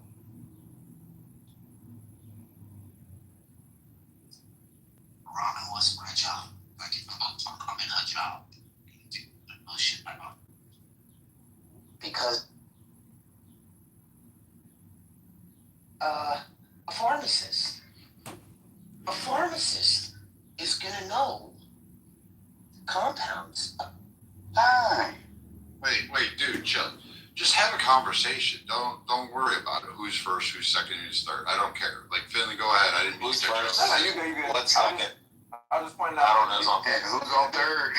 Rich, that beautiful PTR was. No, I don't know who's on third. It was commissioned by me to Nate. Nate painted that. Me and my lovely wife. That commission just want to point it out. Yeah, you're supporting the LGBT community by paying Nathan. And don't forget about the Q and the plus. The AARP. Yeah. Oh no, I'm looking for a T with AARP. Conversation was a good conversation though. Hey, by the way, Oprah did spend before she made it big. She was a talk show host in Milwaukee. High school there, if I remember. Started off like Ricky Lake and all those people in Wisconsin. I mean, everybody start off with it. Like if you want to go to meteorology school, they got the best. You want to be a nurse? Alcorn State got the best nursing school. Every, what is the engineering school? Prairie View A&M. You know, if you want to be a lawyer, Harvard. You know, everybody got their strength. So yeah, you have to start. You remember Jerry Springer? Donald Trump just named the Democrats as Dumbocrats. Man, the fucking donkey. Congratulations. Fucking donkeys. Dumbocrats. Oh, this man is something else. Yeah, I think Jerry Springer originally made his mark. I think it originally was the Cincinnati market. He was a mayor. Do you know what this dude got in trouble writing a check to a prostitute? That is hilarious. No. Did you see his will? Did you see his will? He left his money to his black kids. Oh, what do you guys think about? What do you guys think about? Yeah, Google it. Trump. What do you guys think about Trump floating the ideal of suspending gasoline tax? Man, it's only like 60 cents. I was just saying, it's 25 cents on diesel. Just like tax on tips. I mean, it's beautiful. I ain't gonna say it was much. It's beautiful what he's doing. Hey, look, you remember in his. Wait, you wouldn't want 60 cents off on gas right now? 16 Stand up if you're for America first. That would not make a dent in anything. Hey, I will say this. Also, the tariffs are preventing me from ordering my freaking car too, by the way. Oh, that's cool. Move over there and ship it over here. You'll be all right. Man, this guy is America first. Did you see the State of the Union? He said, stand up if you believe America should be first. What is wrong with that? It's like you. I don't know if y'all are family men or not. I'm not assuming anything. But don't you put your family first over your friends? You're not going to have a beer. You got to babysit. I mean, you're putting America first. I think it's beautiful. I think he's standing on, well, what his Scarface says, I got my balls and my word. We're going to bomb the shit out of them. The other president's like, just don't. Just don't. Oh, you're burdened by what you're unburdened by. Man, fuck that. We're going to bomb the shit out of the motherfucker. Right, I love it. So Finley, right now there's a proposed bill in California that would suspend state gas tax, which is about 61 cents per gallon. If passed, it could save drivers roughly $1.08 per gallon when combined with other fuel fees. Yeah, California has a stupid high freaking gas tax. California. Did y'all hear that in the Super Bowl? I'm not in California. I'm in Florida. Right, where everybody's moving. Yeah, but do you think people in California would give a shit if it went down? Now they would care. Yeah, they're like $6 a gallon. Now listen. Now free. If there was a proposal to bring gas down $1 a gallon here, yes, I would take that. That would make a difference. Okay, I'll look up Absolutely. But the cost of living in California is ridiculous. I know our state gas tax is high. Who wants to talk about San Francisco? Oh, Lord. Been there one time. Don't plan on going back. Yeah, the taxes, what they say, old boy that won the Super Bowl, he said he owed the state of California $70-some thousand just because of that. All the taxes, man. Everybody's leaving New York and California, going to Florida, chilling out. It's just like, I don't know if y'all know about this, but I had a friend that do this. His grandmama died, and he buried her on her property. He don't have to pay property tax. Yo, the movie, do you just kind of go with your stream of consciousness? Just kind of just go? Yes, sir, to keep the movie. That's fair. But if you want me to stay on subject, you're good. That's why I talk about the Amish, because when they bring up COVID vaccine, I be like, well, them Amish motherfuckers on them horses didn't go get that vaccination, and they didn't die. So we've been lied to, just like Uncle Tom. You got a tomcat, a tomboy is tough, but an Uncle Tom is a weak ass nigga. Get the fuck out of here. Uncle Tom was Django, by the way. But you know, a lot of people never read the book. I did. I had to do that, and I had to learn about Malcolm X through my own projects. Cause down south, we don't learn about Fred Hampton and Malcolm X. It's sad. Boy, we don't turn the other cheek. You know what we did learn about down south? A wet dream. I have a wet dream, and I'm a freak. You say that too loud, you get ostracized. You know, you're not entitled to your opinion anymore in America. Culture difference. Everybody's independent. Damn. Yo, Marshall, you there? Yeah, what's up? I learned a new term today. You gotta tell me what is it? Dang it, what did he say? I disregarded that fast. Ostracized? Directional truth. Yeah, it's just another word for lying. It's just a way to excuse it. I know it is. I'm like, I literally, up until man Finney used that term, I'd never heard that term before. If you notice, what an Omar or whatever her name is, that's exactly what she used. Directional bullshit. And that damn Nick Shirley, we need to protect him at all costs. We do. All right, so since it's been be about 60 cents cut in Florida if they were to pass.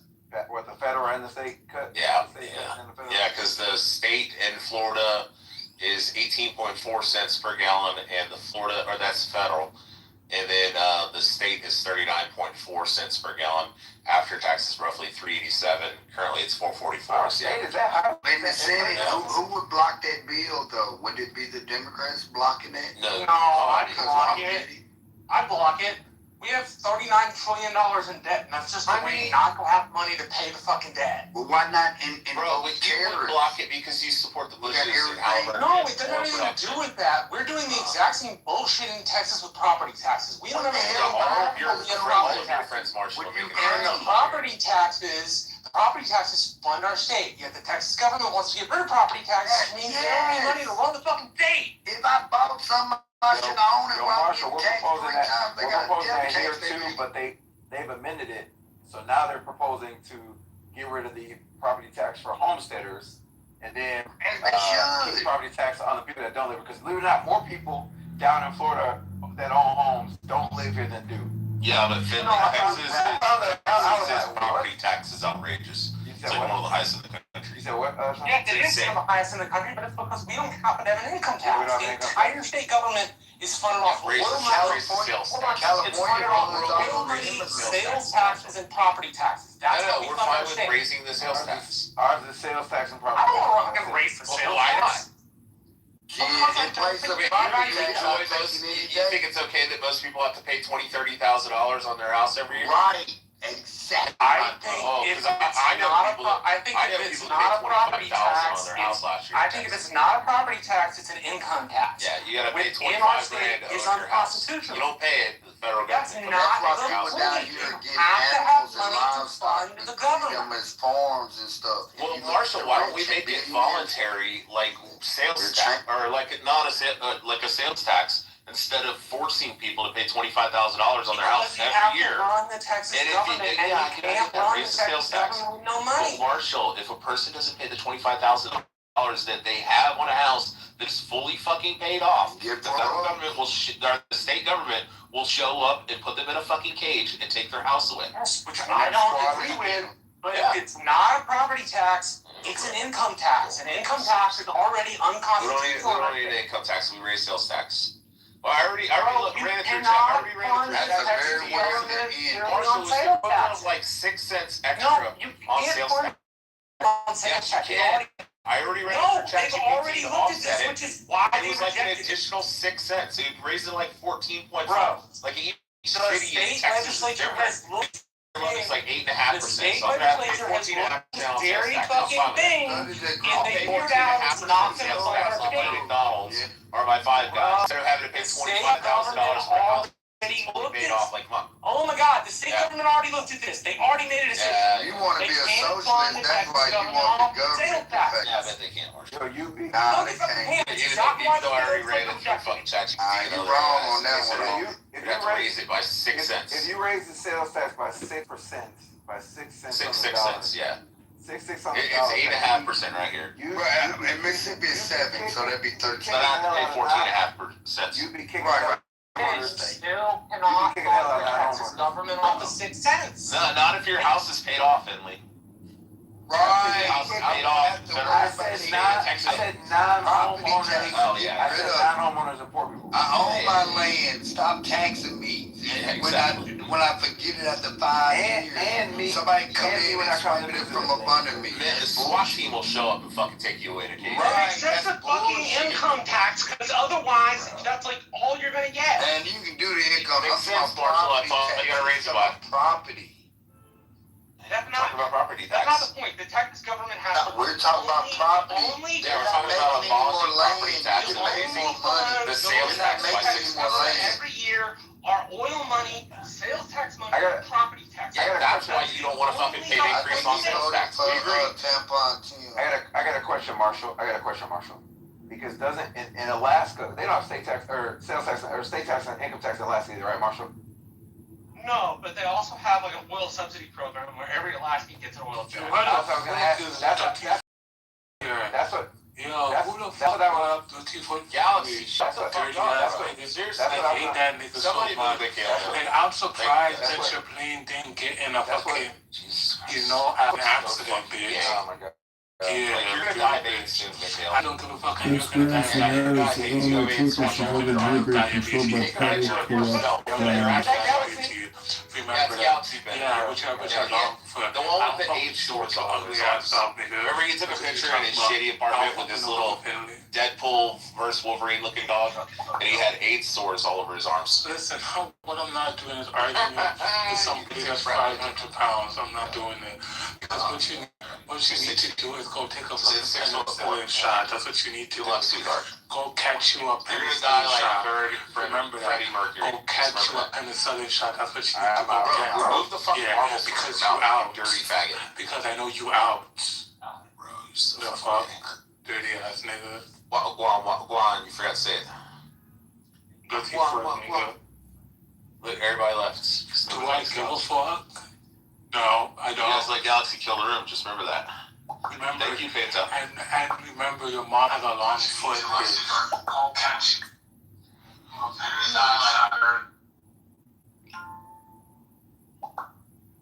Yep, Galaxy killed the room. I ain't killing shit, nigga. You did. What's your zesty gayness? Marshall left, Finley left. Do you think I give a fuck? I don't. Here, I build don't the room. care. It's already done. I Galaxy don't already care. killed Why it. are you so talking? Make Why- Galaxy run around in the hallways. Why are you so talking? Shut the fuck up, Galaxy. Bro, you have AIDS sores on your arms. It's disgusting. You're gonna be dead soon. You're already dead. You can go join Freddie Mercury in hell. What you need to do is go get you your penicillin, remember?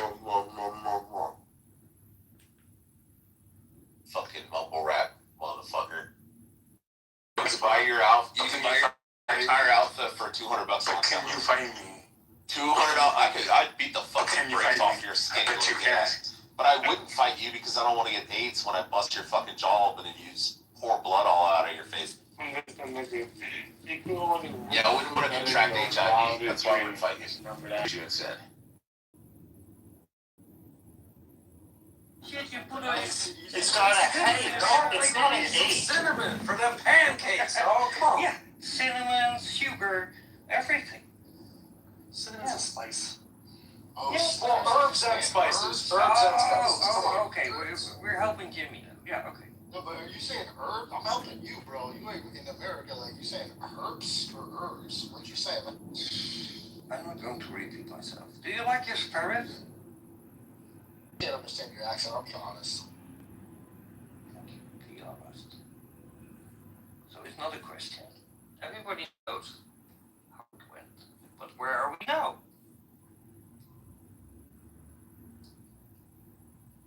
Who's in oil? I'm not in oil. Anybody here in oil? Anybody in politics? Help me out, bro. What's going on in your I don't care, do you? Sorry, I don't mean to disrespect you, Jerome. I'm not gonna have the whole P. Diddy conversation right now. Jerome, ping me sometime. We'll talk about the Netherlands because it's not going to work out here, dude. No, it's not. But I can like shut my mouth. Yo, Pro, have you seen the Michael Jackson movie yet? Or?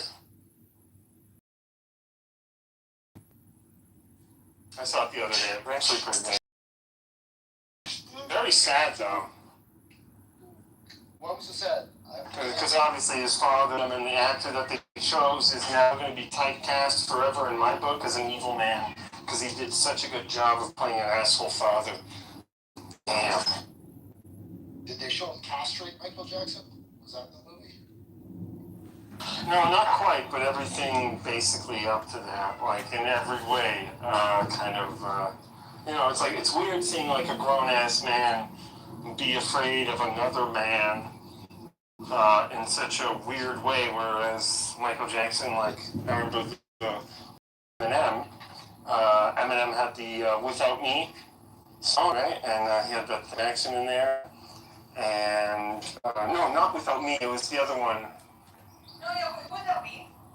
Oh, okay, yeah. And, yeah, Michael Jackson was like, hey, I really don't like that. And, could you do, and I was like, you know, it is what it is, you know, it's like, not really, and then, you know, whatever, they went their way, they didn't really quite agree. And, so Michael Jackson just bought the masters, and that song, so, damn, that's a power move. Was that? He's like, I own this, damn it. Yeah, Michael was bad. Like, B.A.D. bad. That's right. He was bad. Like, a lot of people don't know about when he did those 2 songs with Paul McCartney. He did the same shit. He just bought up the whole catalog for the Beatles. Yeah, exactly. Only did he buy up the catalog, he bought up Neverland after Paul McCartney Say You, Say Me, so whatever the song was, he was just like, yeah, this is gonna be it's gonna be where I live. For like 30 years, and then sold that place for, it went up to 100 million in value and only sold to 22, and he had 19 if I remember correctly. Yeah, he made power moves. He was a good dancer and a good putting people in their place. Like when you hear all these stories coming out of the now because of the movie, he was, you know, he was serious. Like a lot of people thought he was a joke pedophile or something, but he was not that. He was something else. He was beautiful. I love Michael. Well, both things could be true. He was a fucking legend. Michael Jackson was a fucking legend. He was a black motherfucker. Cool. You're not. You're in the audience. But, you know, that's how it plays. Yeah, and they got, I think, his brother's son, so like the nephew or whatever, to play him. So I was like, how is this person so good at this role? And like, duh. Like, I was like, oh, okay. Wow, that's cool. Kind of cool, kind of creepy, but I was like, damn, that's like, you know, nowadays you can actually make like probably an entire career out of just like making music after the movie, right? Like, I feel like people would actually enjoy that. So it's kind of a weird kind of take 2 of this template. You know what I mean? Like if the universe uses some templates, this is like take 2 of that template. It's kind of weird. Chad, am I being too extreme with the lack of tolerance? Don't second guess yourself now, bro. Come on. No, keep shooting hostages. It's a whole new theme. Alright. Oh, Hoshi's here. Oh, Roivus. Oh my god, Roivus. Roivus might not make it either. You're doing good. Yeah, just don't talk about it. It's weird when you start talking about it. Just be you, dude. No, you gotta promote the brand. I mean, the Rufus is actually the room. That's why. Say any annoying shit, you get Rufus. Don't get that angry. Hey, Rufus, you gotta be your best behavior, man. You can do it. I know you can. What if like in like just in a lovable way? If you're annoying in a lovable way, we could maybe make an amend. As long as it's entertaining. Yeah, I don't think Houchi's gonna make it, so I think he left. He was like, damn. You understand what I'm saying, bro? It's like talk about kissing a girl before you kiss the girl. Like just kiss the girl, you know what I'm saying? sometimes you got to talk about it before you do it. You know, you got to give it a test drive. Think like, is this the best move for me right now? Just kind of hear how it sounds. Try to be like, look, you know, I'm thinking about this. Not really sure. You know, people love that lack of decision making. It's really attractive. Guess that's the girls you dig. Amen. I think Jimmy's the girl in this scenario. I know, I just want to be made out with, and Bro keeps like, dude, like, you're going to kiss your ass? And I'm like, just kiss me. Jimmy did say, what percentage gay did you say you were, Jimmy, again? It's like 4 or 5%. I'm just a little. 4 or 5, yeah.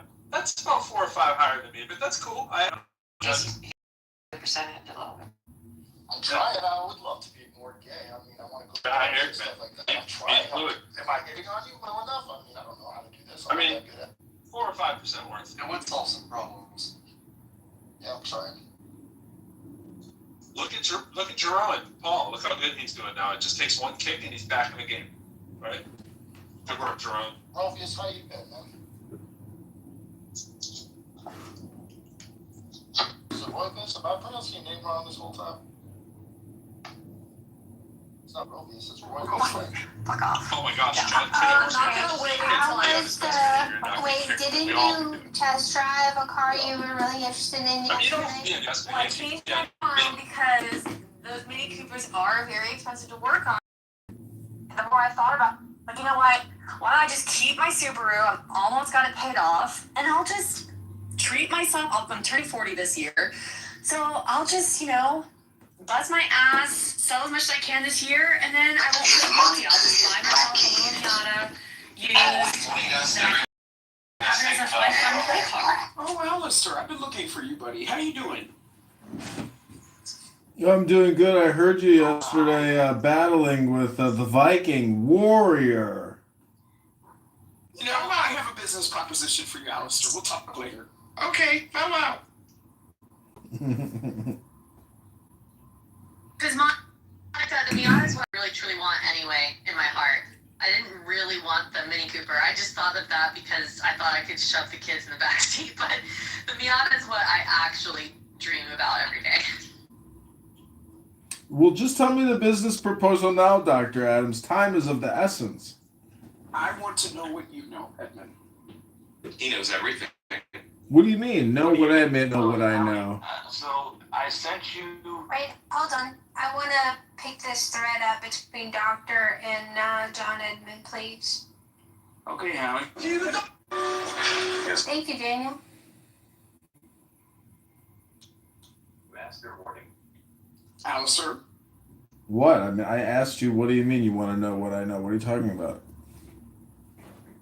I mean, you know, in the process of doing some digging at that person that attacked me and went onto an open stage and told people that I have AIDS, I saw a lot of your postings about this person. So I just had a couple of questions. Yeah, okay, shoot. Has that man ever been married? I'm unaware, and I have no evidence to suggest he was married or any evidence that he has a deceased wife, but I supposedly saw a photo of his daughter who looked distressed to me. So I don't know anything about his wife. I don't know how she passed. And, you know, people who come on here and do insane communication. I mean, I think you're funny when you loud mic. There's nothing quite like it. And I say keep doing you and let the content run, but you have to admit it's like a cray bang room.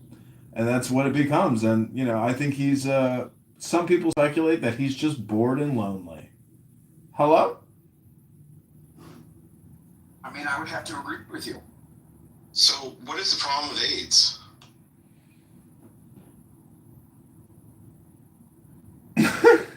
Well, when you make disparaging, slanderous, libelous, defaming comments, if you don't call them out and document them and then get some social justice, you might just become a victim of somebody's insane behavior on an open public conference call, you know, and then they can reap the consequences of their words, because if what they're doing is illegal and then you publicly document their public activities and notify people's associates, maybe employers, or even law enforcement, or even law firms that person lives in, Well, now that person has to start regulating their speech, and they tone down what they're doing on a nightly basis. Maybe they're drinking whiskey. Maybe they're doing 6 glasses instead of the prescribed 1 glass. You never know why people do what they do on this app. But if it's illegal and you document it and you report it, well, that's kind of like saying, see something, say something. That's called national security. That could be called cognitive security. Someone could call it modern law. Off fair. Did they have a mascot for that? Like for the bear, the forest fire? Forest fire bear? Adams, are you your line of inquiry? This is from last night's room. It was, and he leveraged a lot of statements against me and my finances. I've never been evicted, according to your record. He most certainly has. So, I'm just going through these items one by one because I really appreciate him leveraging those type of very egregious lies. Who? Is it Willis? Bruffenberger. Oh, Brad? Yeah. Sorry on you. I thought you were cool with Brad. Well, according to him, I have AIDS. So, and according to him, I have troubled finances and all of these things. So, he'd be projecting from his situation because, like I said, I've never been evicted. Have you guys shared each other's dick pics yet, or no? Very good, Bob. What prompted this, Adams? Because I mentioned the reasons why I decided to vote for Karen Bass, and because Brad is a deranged cult. He, decided to just try to harangue me for supporting Karen Bass, and then took it personal. So, if he wants to take it personal on a page like that in front of people who are recording, doing other things, or could weaponize that information to harass me, okay, I'm going to take whatever. Yeah. Right. No, the reason I asked is because I remember, not 2 weeks ago, there was that room where Brad and I forget who the other guy was, but they were going nuts on each other. They apparently said something about Brad's kid or something like that. And then Brad kept saying to you, like, how much he liked you in that room. So I wondered, in the interim, what had happened. Well, here's what I will say. I don't know how his background is actually true in what he's shared on this app, but what I do know is that it seems like it's a hair trigger, setting him over the edge with just disagreeing with him, and I'm tired of the behavior. Not wrong. Not wrong. Colleen, have you ever been evicted? I have not been evicted. I haven't either. So somebody that's coming onto this app, pointing their fingers and telling everybody what great adult responsibility that they need to have, shortly before coming on this app, they were just evicted. So I don't want to hear him make any type of just or any type of puns against people's personal business, because I have not demonstrated that level of failure as an adult. Evicted? You mean from an apartment? Yes. Oh, Brad was evicted? Is that what you're saying? I have had to evict other people. Yeah, when they don't pay rent. Well, I got served with an eviction lawsuit many years ago, and my neighbor was an attorney who dealt with evictions for many years, and he protected me with great, foresight. And it turns out that I countersued the massive real estate investment trust that I was living under, and we settled. And I got a great, outcome. The only problem I made was I didn't ask that the court records be sealed. And that put me in a public database of individuals who have had eviction lawsuits served against them. And as soon as you are in that database, whether you are guilty or not, future landlords will search that database. And if you are even in it, they want to have nothing to do with you. It depends on your state. But there's a difference between an unlawful detainer being served. People go on vacation and they forget to pay rent. There's a difference between successfully going through the whole entire process and a judge having to remove you from the home.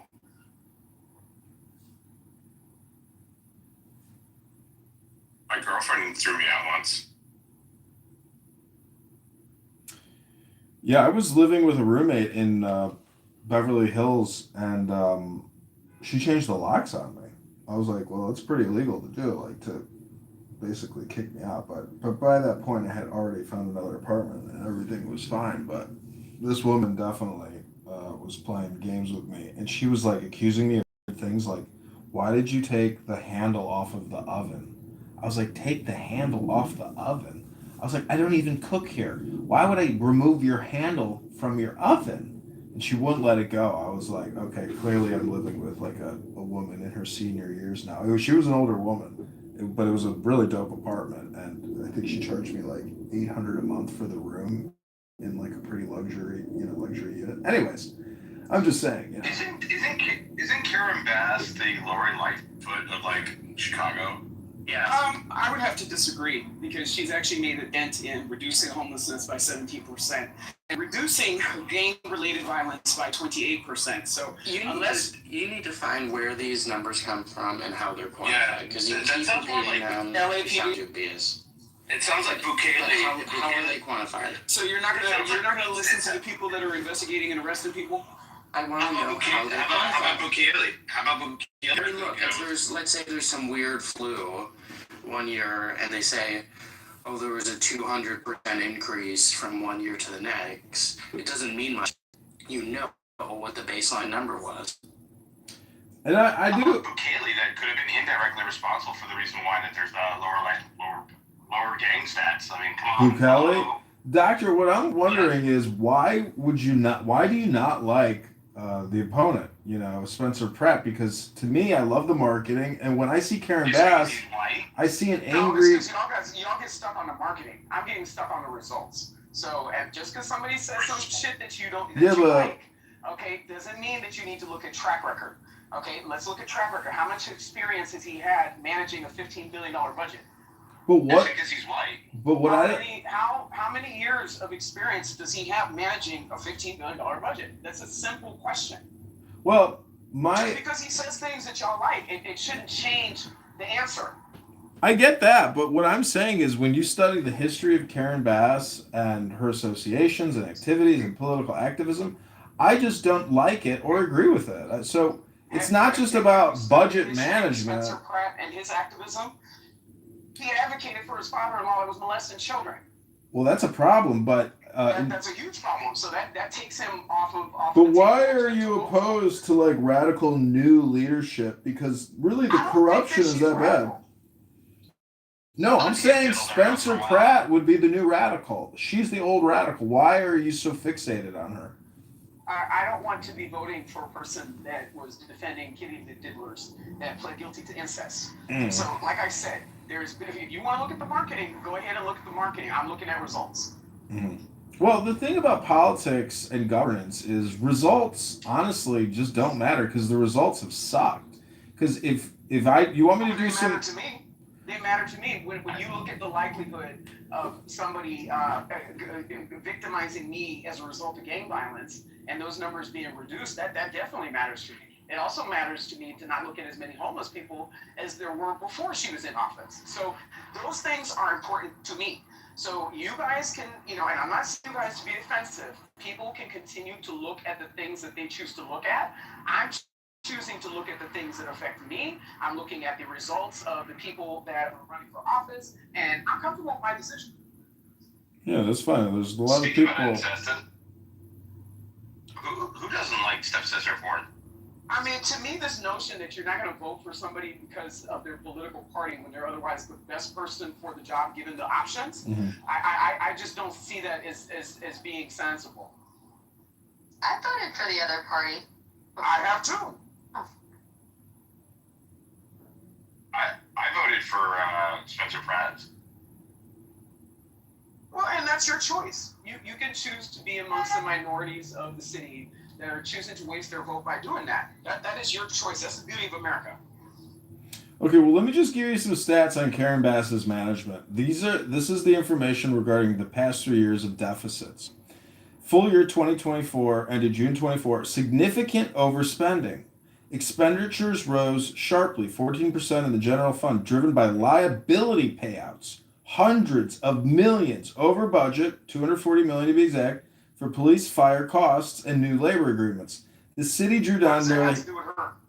Well, she's And by the the way, she's city the. council actually approves those payouts. By the way, I hope that you understand that. Well, how could you ask? What does it have to So do with this, her? She's the this leader. it doesn't have to do with her because again, her predecessors in allowing the city to go into disrepair, she's now dealing with mitigating the lawsuits that have stemmed from that. And I think that she's doing a good job. Some of those people needed to be paid for their damages. Okay. Well. So I mean, when you drive down the street through Bel Air and you have potholes the size of bathtubs that are causing car accidents, I can understand why motorists are getting to the point of suing the city. And this was a persistent issue before she was even mayor. A lot of these issues were persistent issues before she was even mayor. For example, my aunt falling on the sidewalk and busting up her face. That was something that occurred before she was even mayor. You have sidewalks with trees that are bringing up the sidewalk and people are falling. People in wheelchairs cannot get on the sidewalk to and from where they need to go. So, I mean, yes, those lawsuits needed to be paid. I'm not understanding exactly how that's a gotcha moment speaking to her inability to run the city. Well, it's not a gotcha. I'm actually have just gotten very good at pulling up what I would consider controversial statistics, but actually, Los Angeles is actually in a great financial position.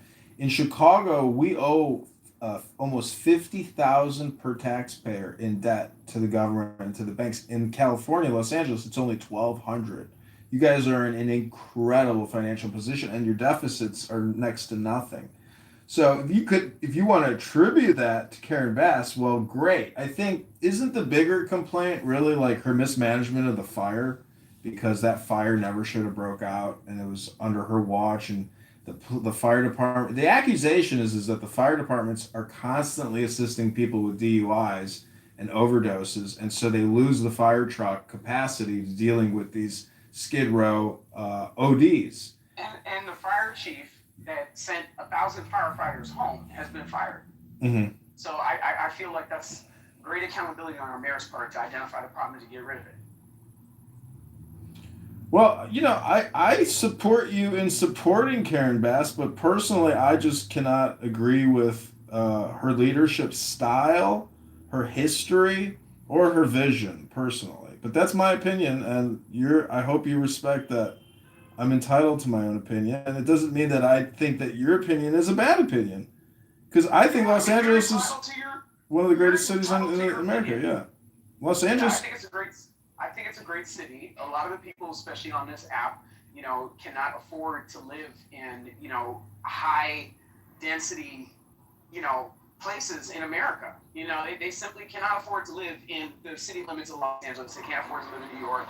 They can't afford to live in Miami. That's just a reality. So when they look at the cost of living and they look at the dedication and the work and the effort that people have to put forth to be able to afford to live in these places, and then on top of that, they have their opinions about how we should live. This is where I draw a line.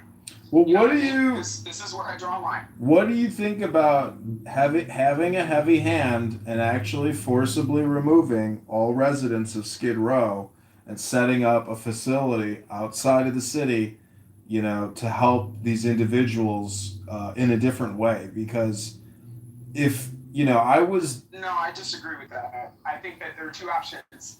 You either go into treatment or you go to jail. That's it. So I don't think that we need to long-term house these people. I think that people need to have short-term housing to get back on their feet and go through treatment and to keep it pushing. I don't believe in long-term support housing because it's a long-term solution for people as opposed to them doing what they're supposed to be doing. See, the way I look at it is that everybody is dying, and some people choose to die on the streets. And it's just very sad, and it's unfortunate that people don't want to do the hard work or the minimum amount of work just to stop dying and rotting in the streets.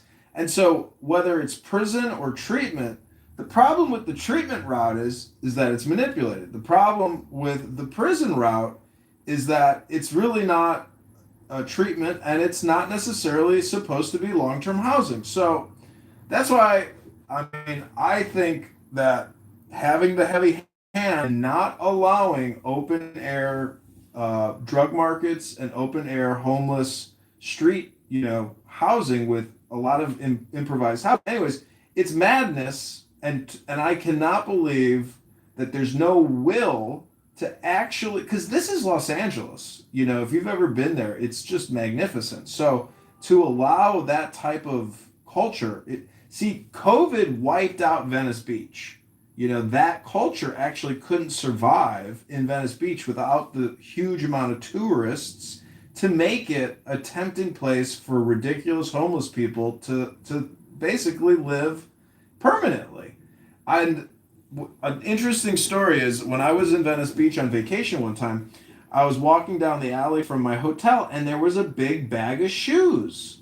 So I picked up that big bag of shoes and I brought it onto the boardwalk and I set up all the shoes in like one of the vestibules. They have them marked like with numbers. And a homeless guy attacked me for having the gall to try to sell shoes in the open marketplace in Venice Beach. And I was so angry at this homeless guy. I was like, you know, he was making physical death threats against me. And I was just like, couldn't believe that the homeless were so insensitive. So that was kind of the irony of the homeless is you think they would be like cool hippies, but no, they're like gangster street gangbanger mafia. And they're not, they're entitled and they think they control the streets. It was ridiculous. I had one of them living in my car for a week when I went to Miami last time, and my car still stinks. That's crazy. That is absolutely crazy. I heard this story of somebody that lived in San Diego, and they went into their car, drove to work, and they smelled this stench, and they looked in the back of the car, and there was a homeless person sleeping. I had a similar experience to that, except it turns out that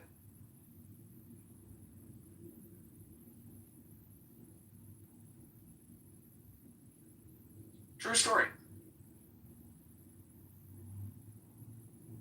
Well, it's not true because nobody heard what you said in the Matrix. And I would just submit that, like, when you use Clubhouse, though, because, you know, I don't like being alone either in my car.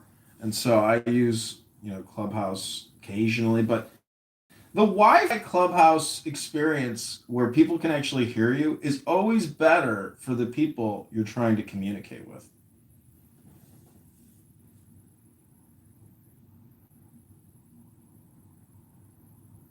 You know, I got to give you credit, John. You know, even though your campaign was not, at least you went out there and did something. You know, I would say that that's more than a lot of people on the internet bitching and moaning and complaining and don't even lift their finger. I do things. I'm not talking about you. It's funny, there's a very predictable matrix at the corner of Marginal Way and Franklin. It's like a little, and there's always matrix down there. And I went through the matrix hole and now I'm out. Well, thank you, Dr. Adams. I do believe that we are not what we say we are what we do. And so, you know, it's an experience to try to like LARP as a politician because you realize that most politicians are just LARPing, being politicians. Most of them are terrible leaders. They actually don't care about the homeless people in their area. They don't necessarily care about the property taxes that are taking the food and the fun out of families' lives every day. And, you know, the sad thing is when we compare America and major American cities to Norway, born in Norway is literally a millionaire because they save their fucking money. They don't spend it on woke DEI CRT programs and bike lanes and bump out lanes and rapid and enhanced taxation. We're living in a taxation vampiric society, and the people who never talk about it but yet push all these daily holidays and weekly holidays about it's tree day, it's LGBTQ day, it's this day.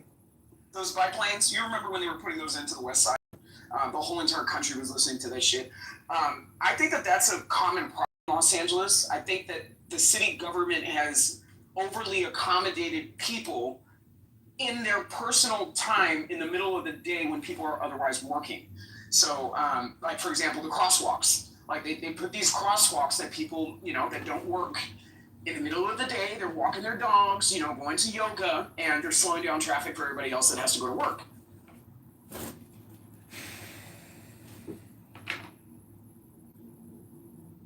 Well, in Chicago, the bike lanes have removed parking for businesses that need new customers to have access to fucking parking.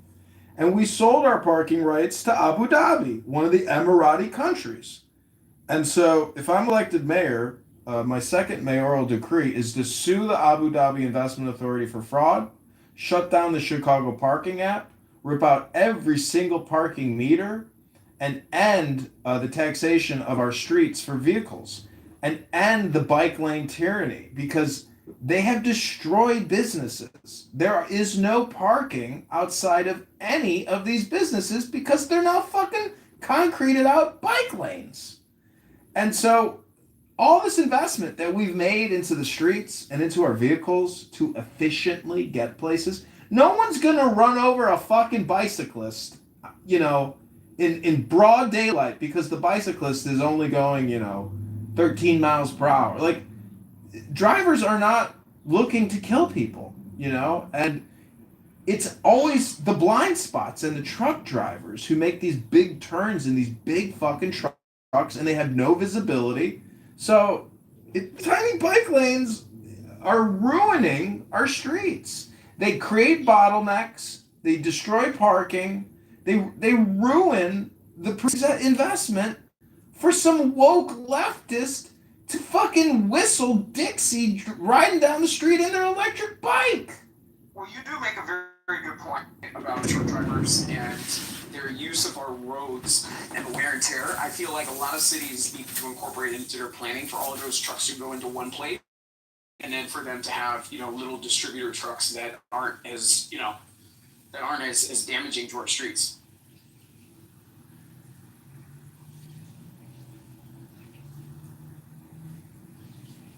All right, I'm gonna bounce out of here. I'll see y'all later.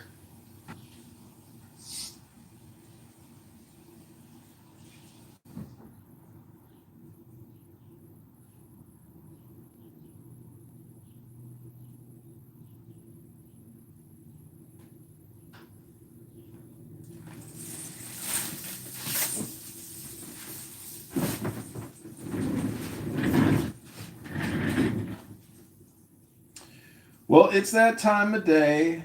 Adams is not my ally. He's not my friend. He attacked me vigorously in an insane way every single day. I'm pretty sure he's called the police on me times, maybe the FBI. And now he says he's my best friend and he wants to know all about Brad Stauffenberger and the research I've done into Brad because he's being accused of being, evicted. And the drama here just never ends. And I wrote a poem about elite intellectual gay black male Democrats.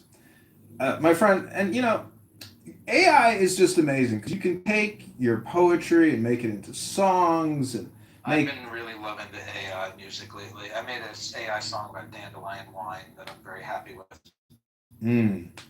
Well, But no, I'd love to hear your whatever you've got. It was fantastic. It was a lot of fun. I read it in a ultra intellect elite liberal hangout space here today, and they were so angry with me. Very upset, but it was a lot of fun.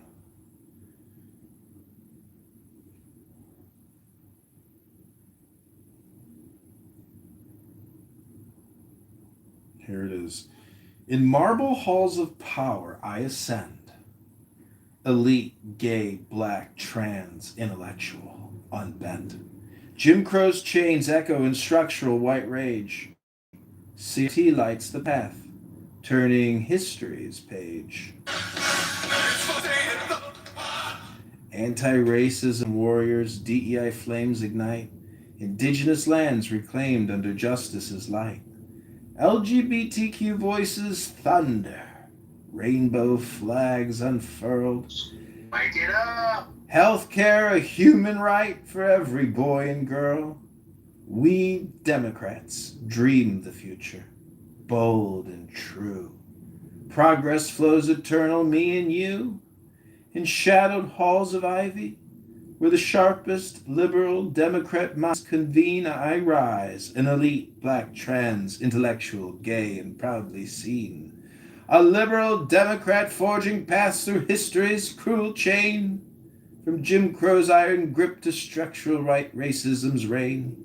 With CRT as compass and anti-racism as flame, I champion DEI, indigenous rights, and queer acclaim. LGBTQ liberation flows through every breath I claim. Healthcare is a human right, not profit's greedy game. We build the just society where equity prevails. No more divisions, chains together progress sails. I am an elite gay black trans intellectual Democrat. Hello? Hello?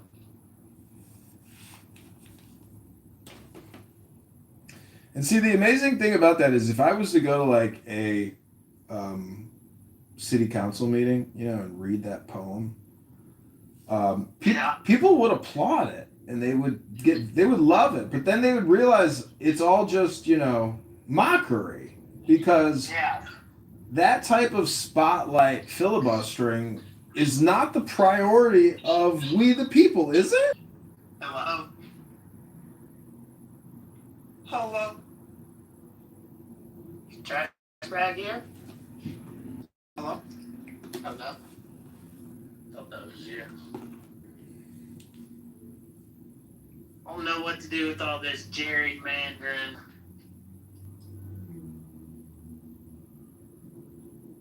Do you know what to do with all that junk that you got inside of your trunk? I'm gonna shake what my mama gave me, Zach. There you go. There you have it. I'm gonna shake my money maker.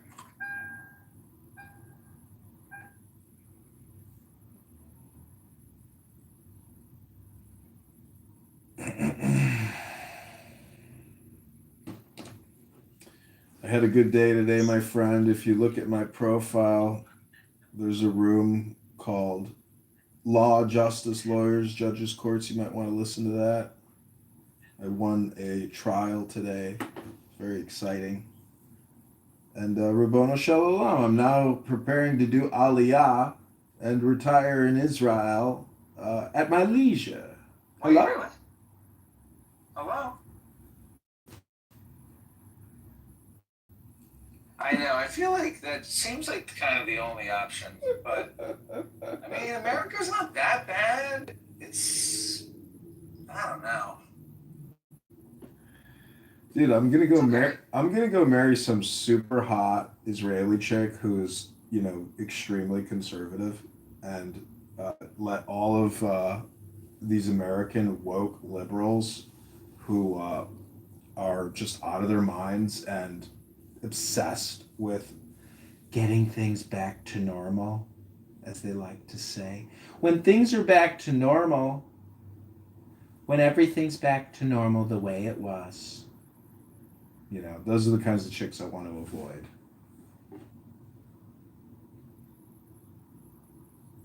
Who wants to get back to normal? Do people talk that way? I never heard anybody talk about that. Oh, that's because you're not really listening here like I am, 80 hours a week, recording people, listening to all the liberal talking points. When things get back to normal. Repeat it back again. Isn't that what Kamal's slogan was? We are never going back. It's the same thing.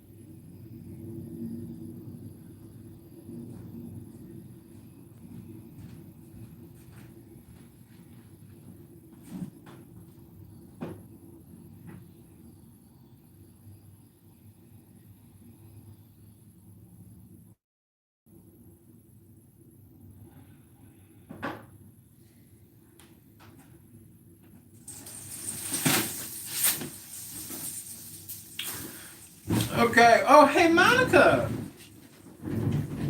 Monica? I was imitating you yesterday. I was like, well, I'm going to do my Monica impersonation. You should all just watch my replay. It was an incredible conversation, and I know you're going to love it, and it's on so you can check my replays.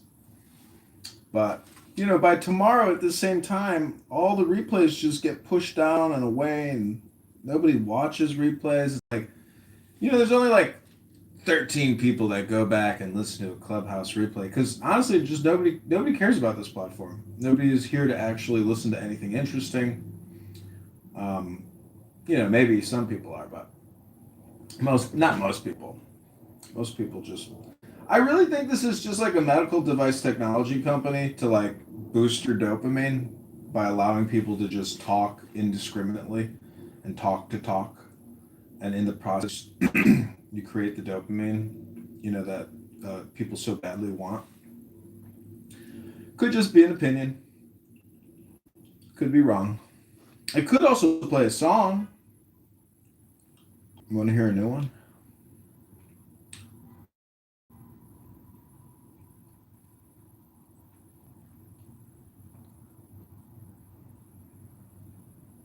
It's called "Fit the Crime." Cop here in Chicago got killed by this young piece of shit. Had a gun stuck in the blubber of his gut. Pulled it out in the hospital and shot that cop down because he was full of hate. Fit the crime, the punishment.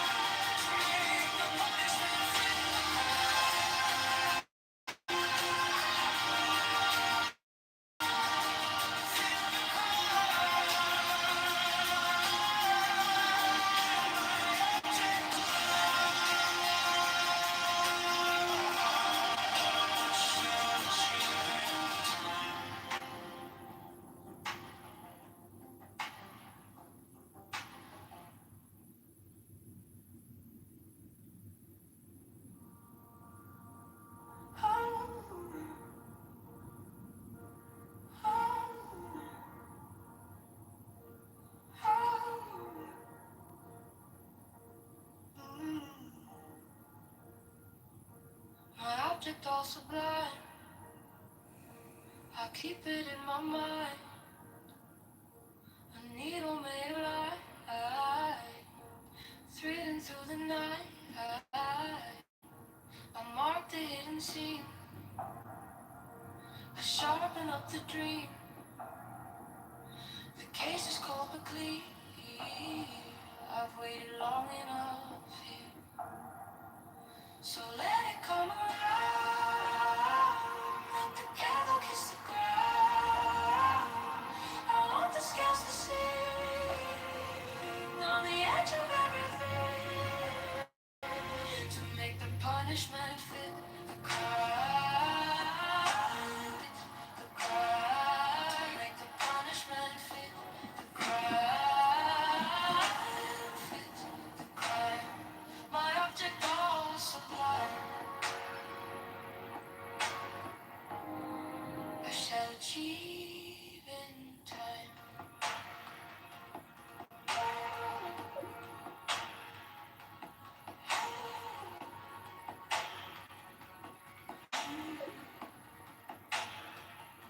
You wore the borrowed face.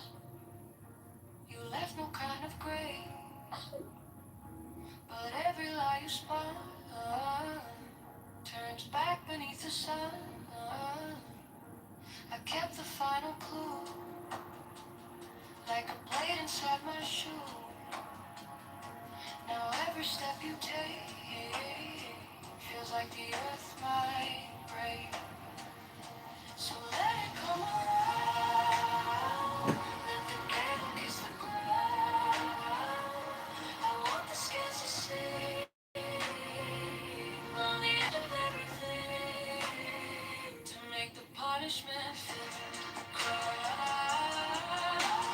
Fit the crime. To make the punishment fit the crime. Fit the crime. My object all sublime. I shall achieve in time.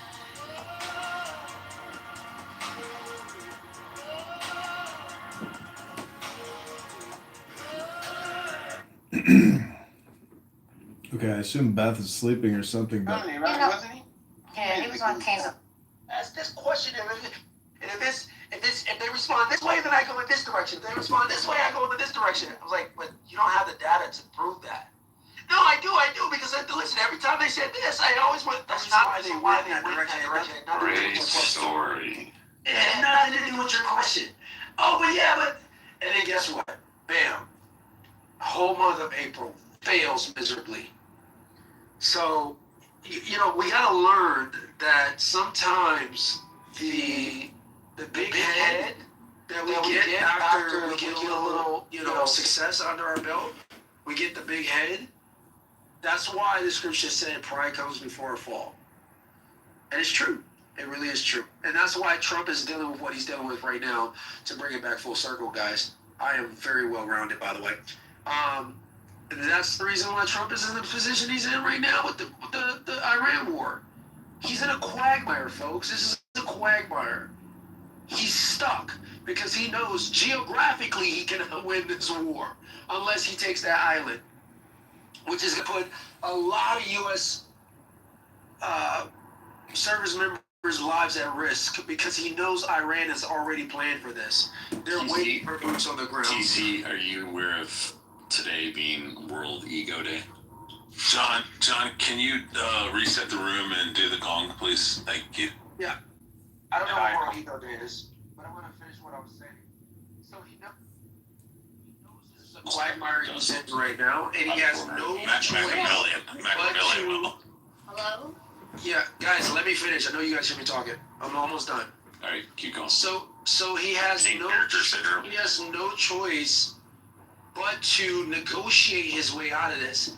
And now Iran has, I don't know if they knew this from the get-go, I doubt it, but they realize now that they've got a stranglehold on how much leverage they can use in these negotiations. And now he's stuck. He has to either commit boots on the ground, which is not a pretty option for us because we know that's going to come with casualties, or he's got to lengthen it out. And at what end? Like, to what ends does he lengthen out these negotiations? So that's my 2 cents.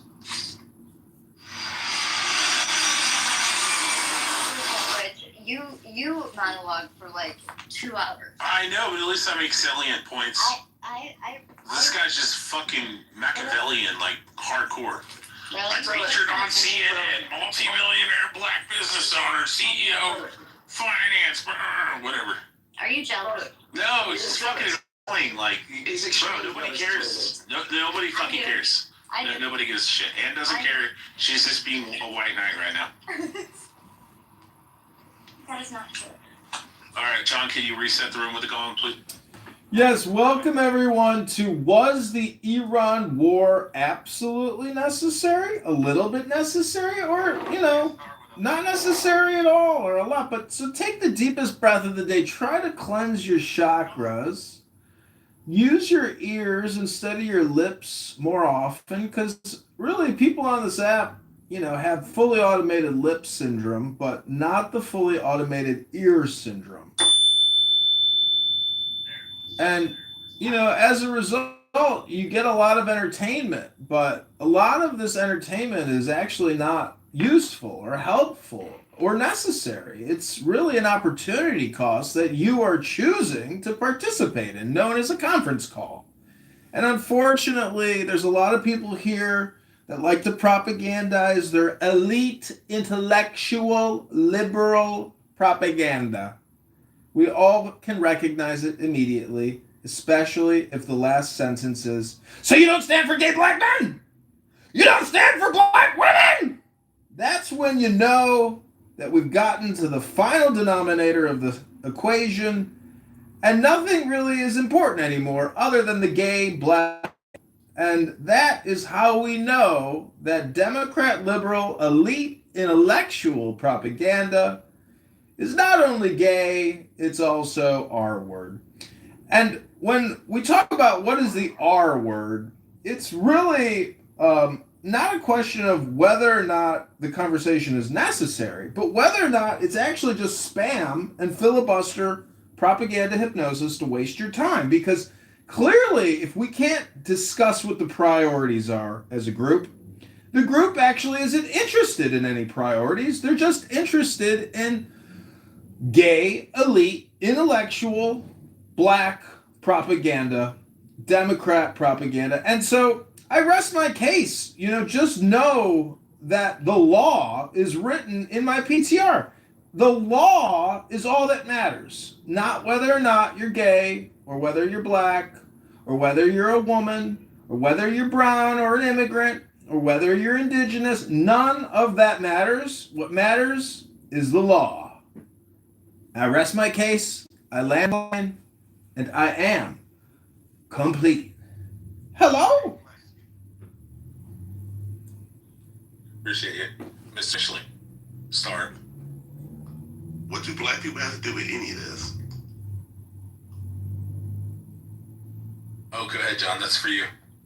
Oh, what I say is that no matter what happens, we have to protect the elite, intellectual, liberal, gay, black Democrat, because they are clearly the most subjected upon to white structural racism, to hatred, to all things terrible. And therefore, we have to protect the most effeminate, the most weak, the most objectionable, the loudest. I don't know if you know Pierre, beautiful Pierre, and beautiful Dr. Adams. Well, if they loud mic and just scream into the mic at the top of their lungs, and they just loud mic, and then they say you don't support gay black men, well, they may support Karen Bass, a known communist, political activist agitator who's a criminal.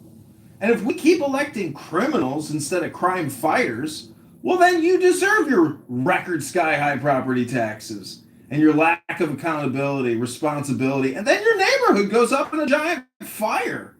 Or next thing you know, you got looters and gangbangers terrorizing you. All because your leaders are ineffective, communist, liberal, intellectual, elite, gay black people. Do you know any intellectual, elite, gay black politicians? Hello?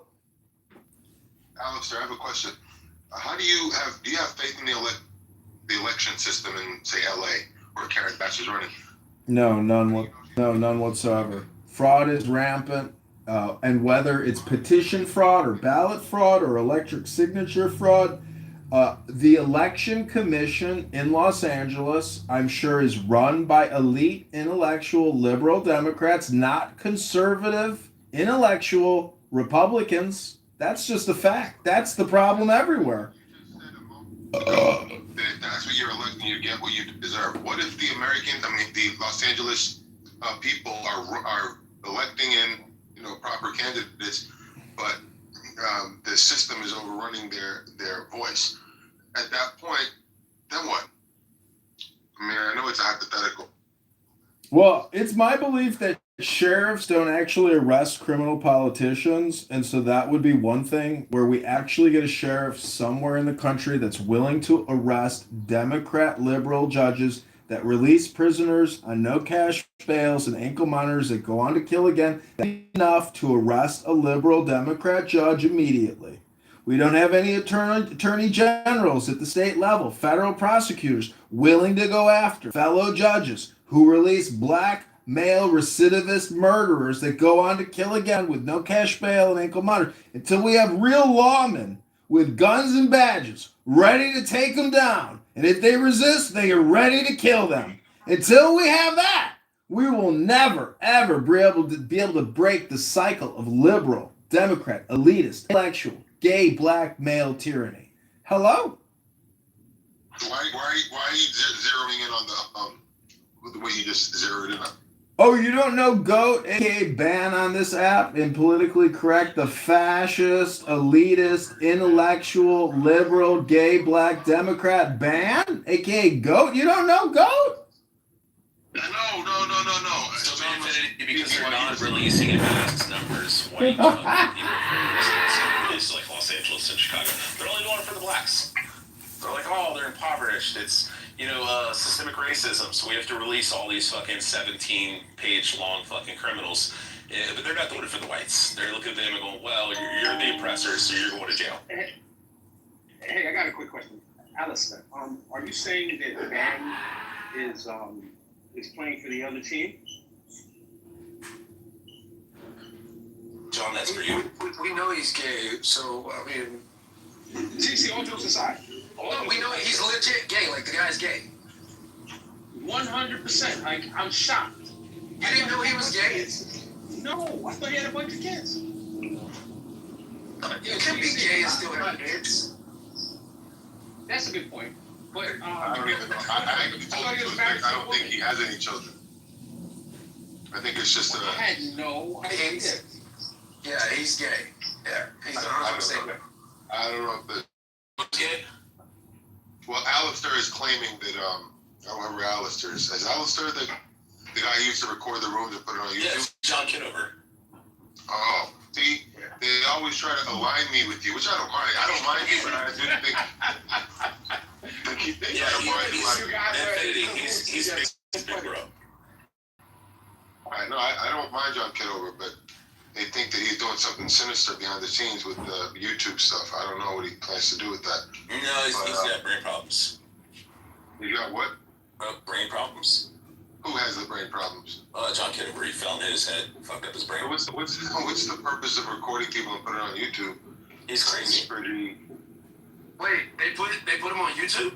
I mean, you're on YouTube. So you're on YouTube right now. Here records. If you go to John Kitover, and then you hit, if you go to John Kitover, type it in on YouTube, and then hit live, you'll find you're being recorded right now.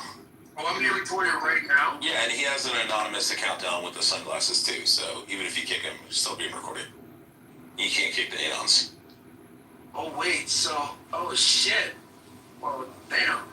And I am complete. We'll do it live.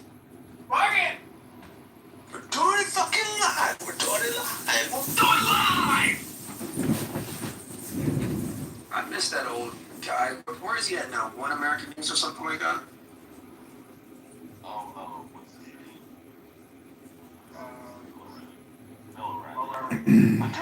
We're doing it fucking live. No, don't do it live. Don't My phone's shine out. TC, make sure that you perform for the recorder. Give him something. You're great. You do great. You do great content, TC. TC, let me ask you a question. If we were to make you the president, yeah, let me ask you a question. If we were to make you the president, what would be the top 3 priorities of your administration be, Dr. TC? Because I love black men. There you go. That's what I was getting at. You never hear her say, hey, Bree, or hey, John, or hey, we got some other white person. She's like, hey, Mr. Black Man. You know, well, first of all, I don't talk like that. Second of all,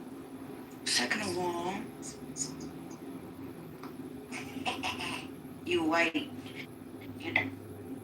So we are. I mean, that's not what statistics or IQ numbers show. We are in the President Trump house. This is, was the Iran war necessary? We want to hear your voice and your opinions. If you are an ultra elite, liberal, intellectual Democrat, we want to know, was the Iran war absolutely necessary? Hello? It was not necessary, no, but as the Trump administration, we're not in a war. Well, pause though. How do we don't know what's to come. We haven't completed this task, so we need to see like what happens.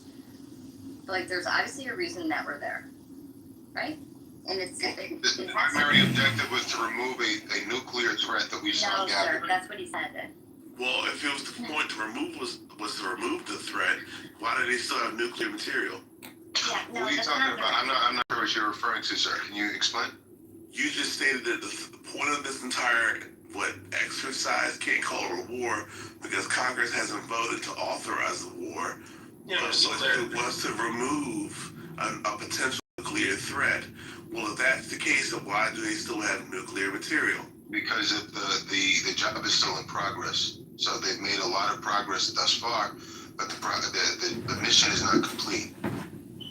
Well, there's a lot of concern with Hold on, I want to hear this. Oh, go ahead, TC. Wait, was that a smoke detector? Whenever TC talks, I'll listen.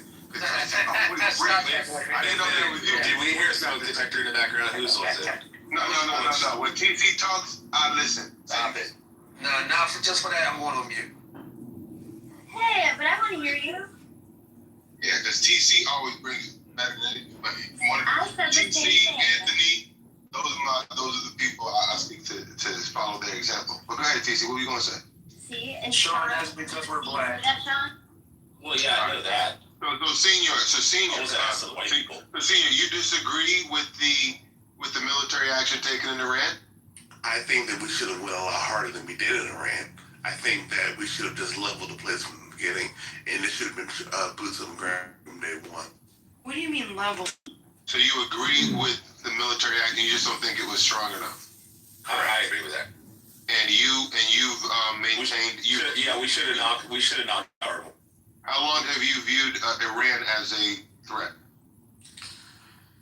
I think since I was born. Oh yeah, I would go back to the ISL. I mean, sorry, not the ISL. I would go back probably to the 70s because the reality is they're the ones that are probably the main progenitors of terrorism cells in that part of the world anywhere because they're our primary nemesis there. If we're going to go after someone in the Middle East, they should have been that. Perspective. Sure. I don't know what the truth is, honestly. I hear so many different backs and forth. So I'm going to push from the other side. Why Iran and not other countries that have nuclear power? Why Iran and why now? Because they openly would admit and they openly fund Hezbollah. They have all of these other organizations like fucking roaches, and they keep on seeding them all over the fucking world. And so yeah, they admit it, and fine, fuck them. They should have went in there, leveled the whole country to the ground, took everybody out who was in their fucking government, and been done with it. If we're the biggest bad superpower on the planet, should have did it. How would you respond to the loss of civilian life and how that cost of war? Honestly, my honest response to that, I love omelets, but unfortunately, you have to break eggs to get them. You love who? Get omelets. You love I omelets. don't you gotta break eggs to make omelets, man, Benedict. I don't. You gotta eggs. I feel like this is trolling. No, I agree with him wholeheartedly, though. I He's feel not like the only this one is that trolling. has This is a troll. I mean, I think we should. I'm really, honestly, I'm pissed off that Trump didn't knock out. I mean, it's going to garner more fucking hatred for the United States, and you're gonna people that are going to become politically aligned with the IRGC if they were to knock out the fucking water and they were to knock out, you know, the electricity in Iran. You're going to have a bunch of people that are going to switch team. That was going to happen anyway, though. Yeah, but it hasn't happened. They should have done it by now. Like when he first gave that first, 24 hours, 2 hours, whatever.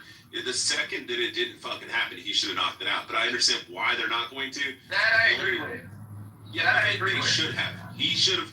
I got really pissed off that we didn't fucking knock the shit out as soon as we did. Right, so the power, right, I agree, but he's talking about civilians. Like, nah, I draw the line with that. But I agree. Nah, I don't agree with that. I don't agree with that. But I just came in, but can I comment on it?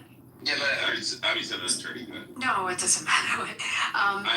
We're going. Thanks, Rich. We're going to try to have an economic war with them as much as we can. And if we force them to cap their pipelines, I mean, they are royally screwed. They're holding on, but I think that's the direction he's going. And I was listening to a podcast where they talked about kind of what Trump would want to do, he can't because we bootstrapped ourselves 80 years ago with restrictions on how we fight wars and what we can destroy in a country and what would then be considered a war crime. And there's, to go in and really take them out, which we have done in the past as a warring force. We've limited so much of what we can and can't do, if that makes any sense. And it limits our warfare. So going out their train stations and their, communication systems and really decimating them, and really, bringing them to their knees.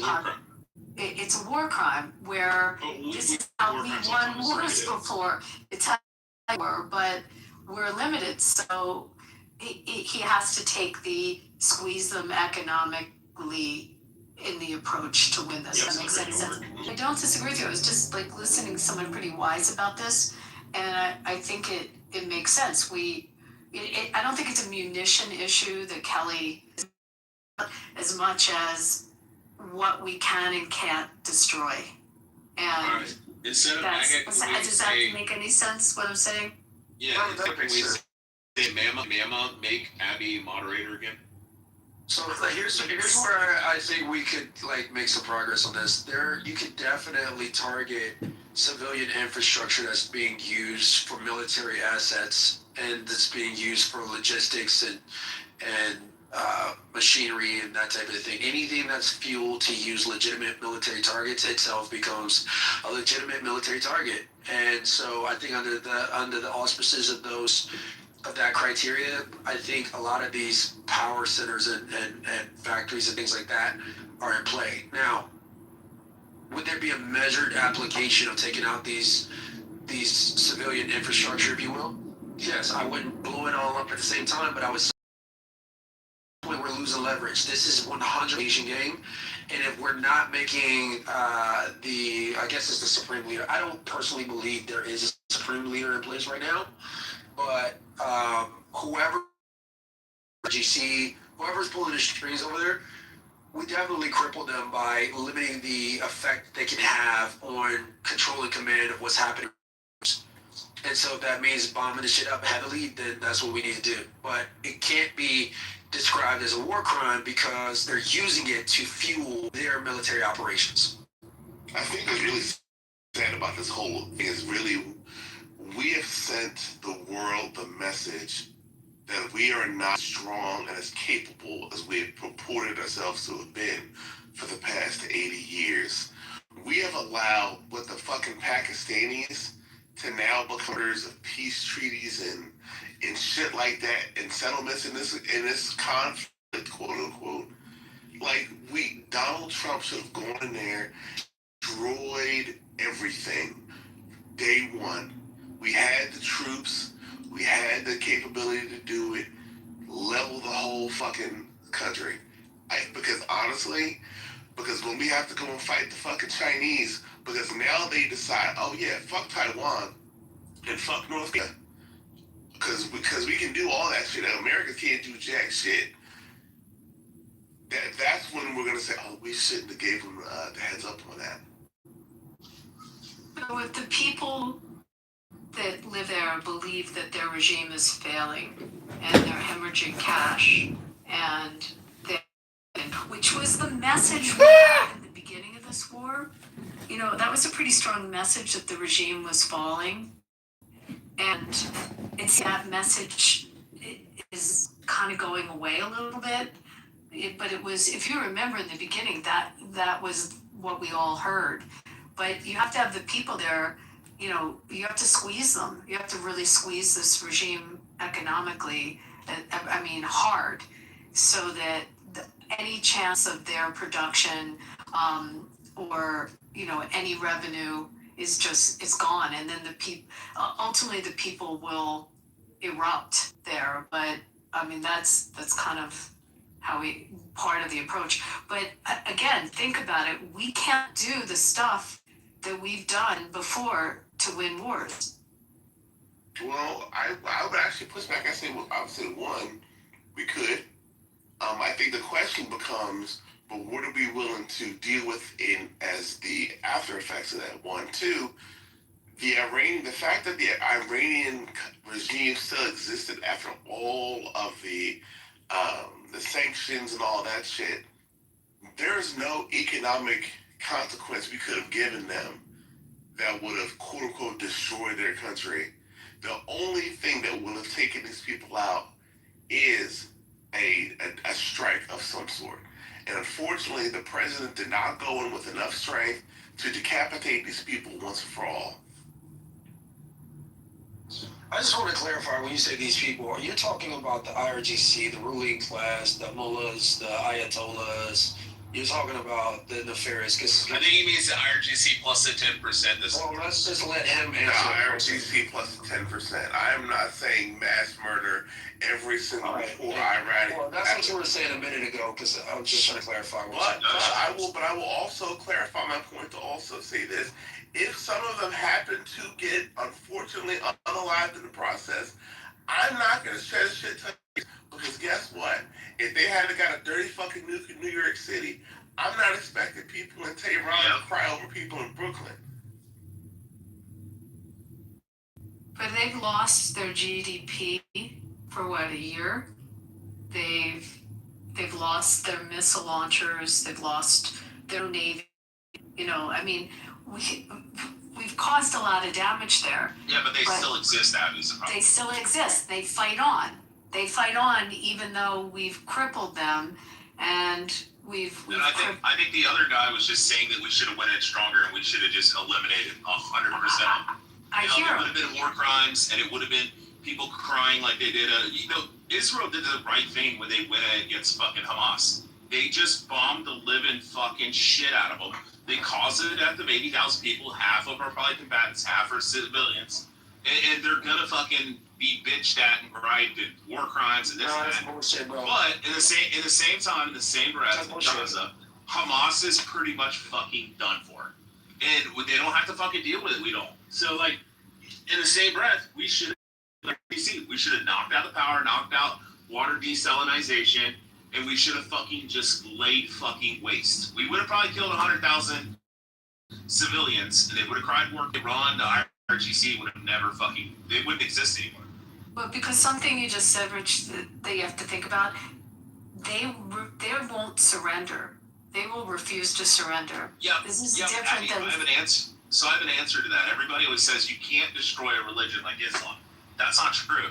If you destroy everything that holds to the ideal of Islam, and you destroy every fucking mention of Islam, and you destroy from every person's mind that Islam no longer exists. You burn all the history books, everybody that holds to that ideology, everybody that's sympathetic, and you kill them all, and next thing you know, there's no more mention of it. It doesn't exist. So you can't actually make it like that on YouTube. Those would be considered hate speech and abusive rhetoric. However, if you attack the legal code of Muhammad, the Charter of Medina from 660, and you look at the gangsterism, the mafiaism, the terrorism, and what they did to the Jews in Saudi Arabia, the Muslim terrorists, the first Islamic State, it's right there in 600 AD. All you got to do is study the law, and thank God we have Abby here, a lawyer, who used to be a Democrat lawyer. Now she's a Republican. Mazel tov. Look at her. Abby, I was going to mention, are you familiar with the story of Genghis Khan? So, like, I think it was Khan, right? He was the one that they came in and they murdered like his whole village and shit like that, and they left like the women and children alive. And then he realized through them allowing him to survive that it allowed for that idea to still survive and thrive. And then he ended up like conquering like a quarter of the fucking world and populating like 20% of the world or some shit. And just, he realized that when he would go into a village, instead of just wiping out all the combatant soldiers, he would just murk the entire area and just go scorched earth and kill every woman and child. Or he would bring them into his group and like them into his group. And that's how he did it. And I mean, that's what we should have done in Iran. We should have went in and just absolutely fucking laid waste to it. We did it in Hiroshima and Nagasaki, you know, and it stopped the fucking war. Had we just done regular, storming the beaches and shit, that shit would have probably ended up either losing, we would have, or that shit would have lasted 30 years and we would have lost millions of people. But we went in scorched earth and bombed 2 cities and they surrendered. And that's what we should, I'm not saying we should nuke Tehran and Shiraz and stuff like that, but we should have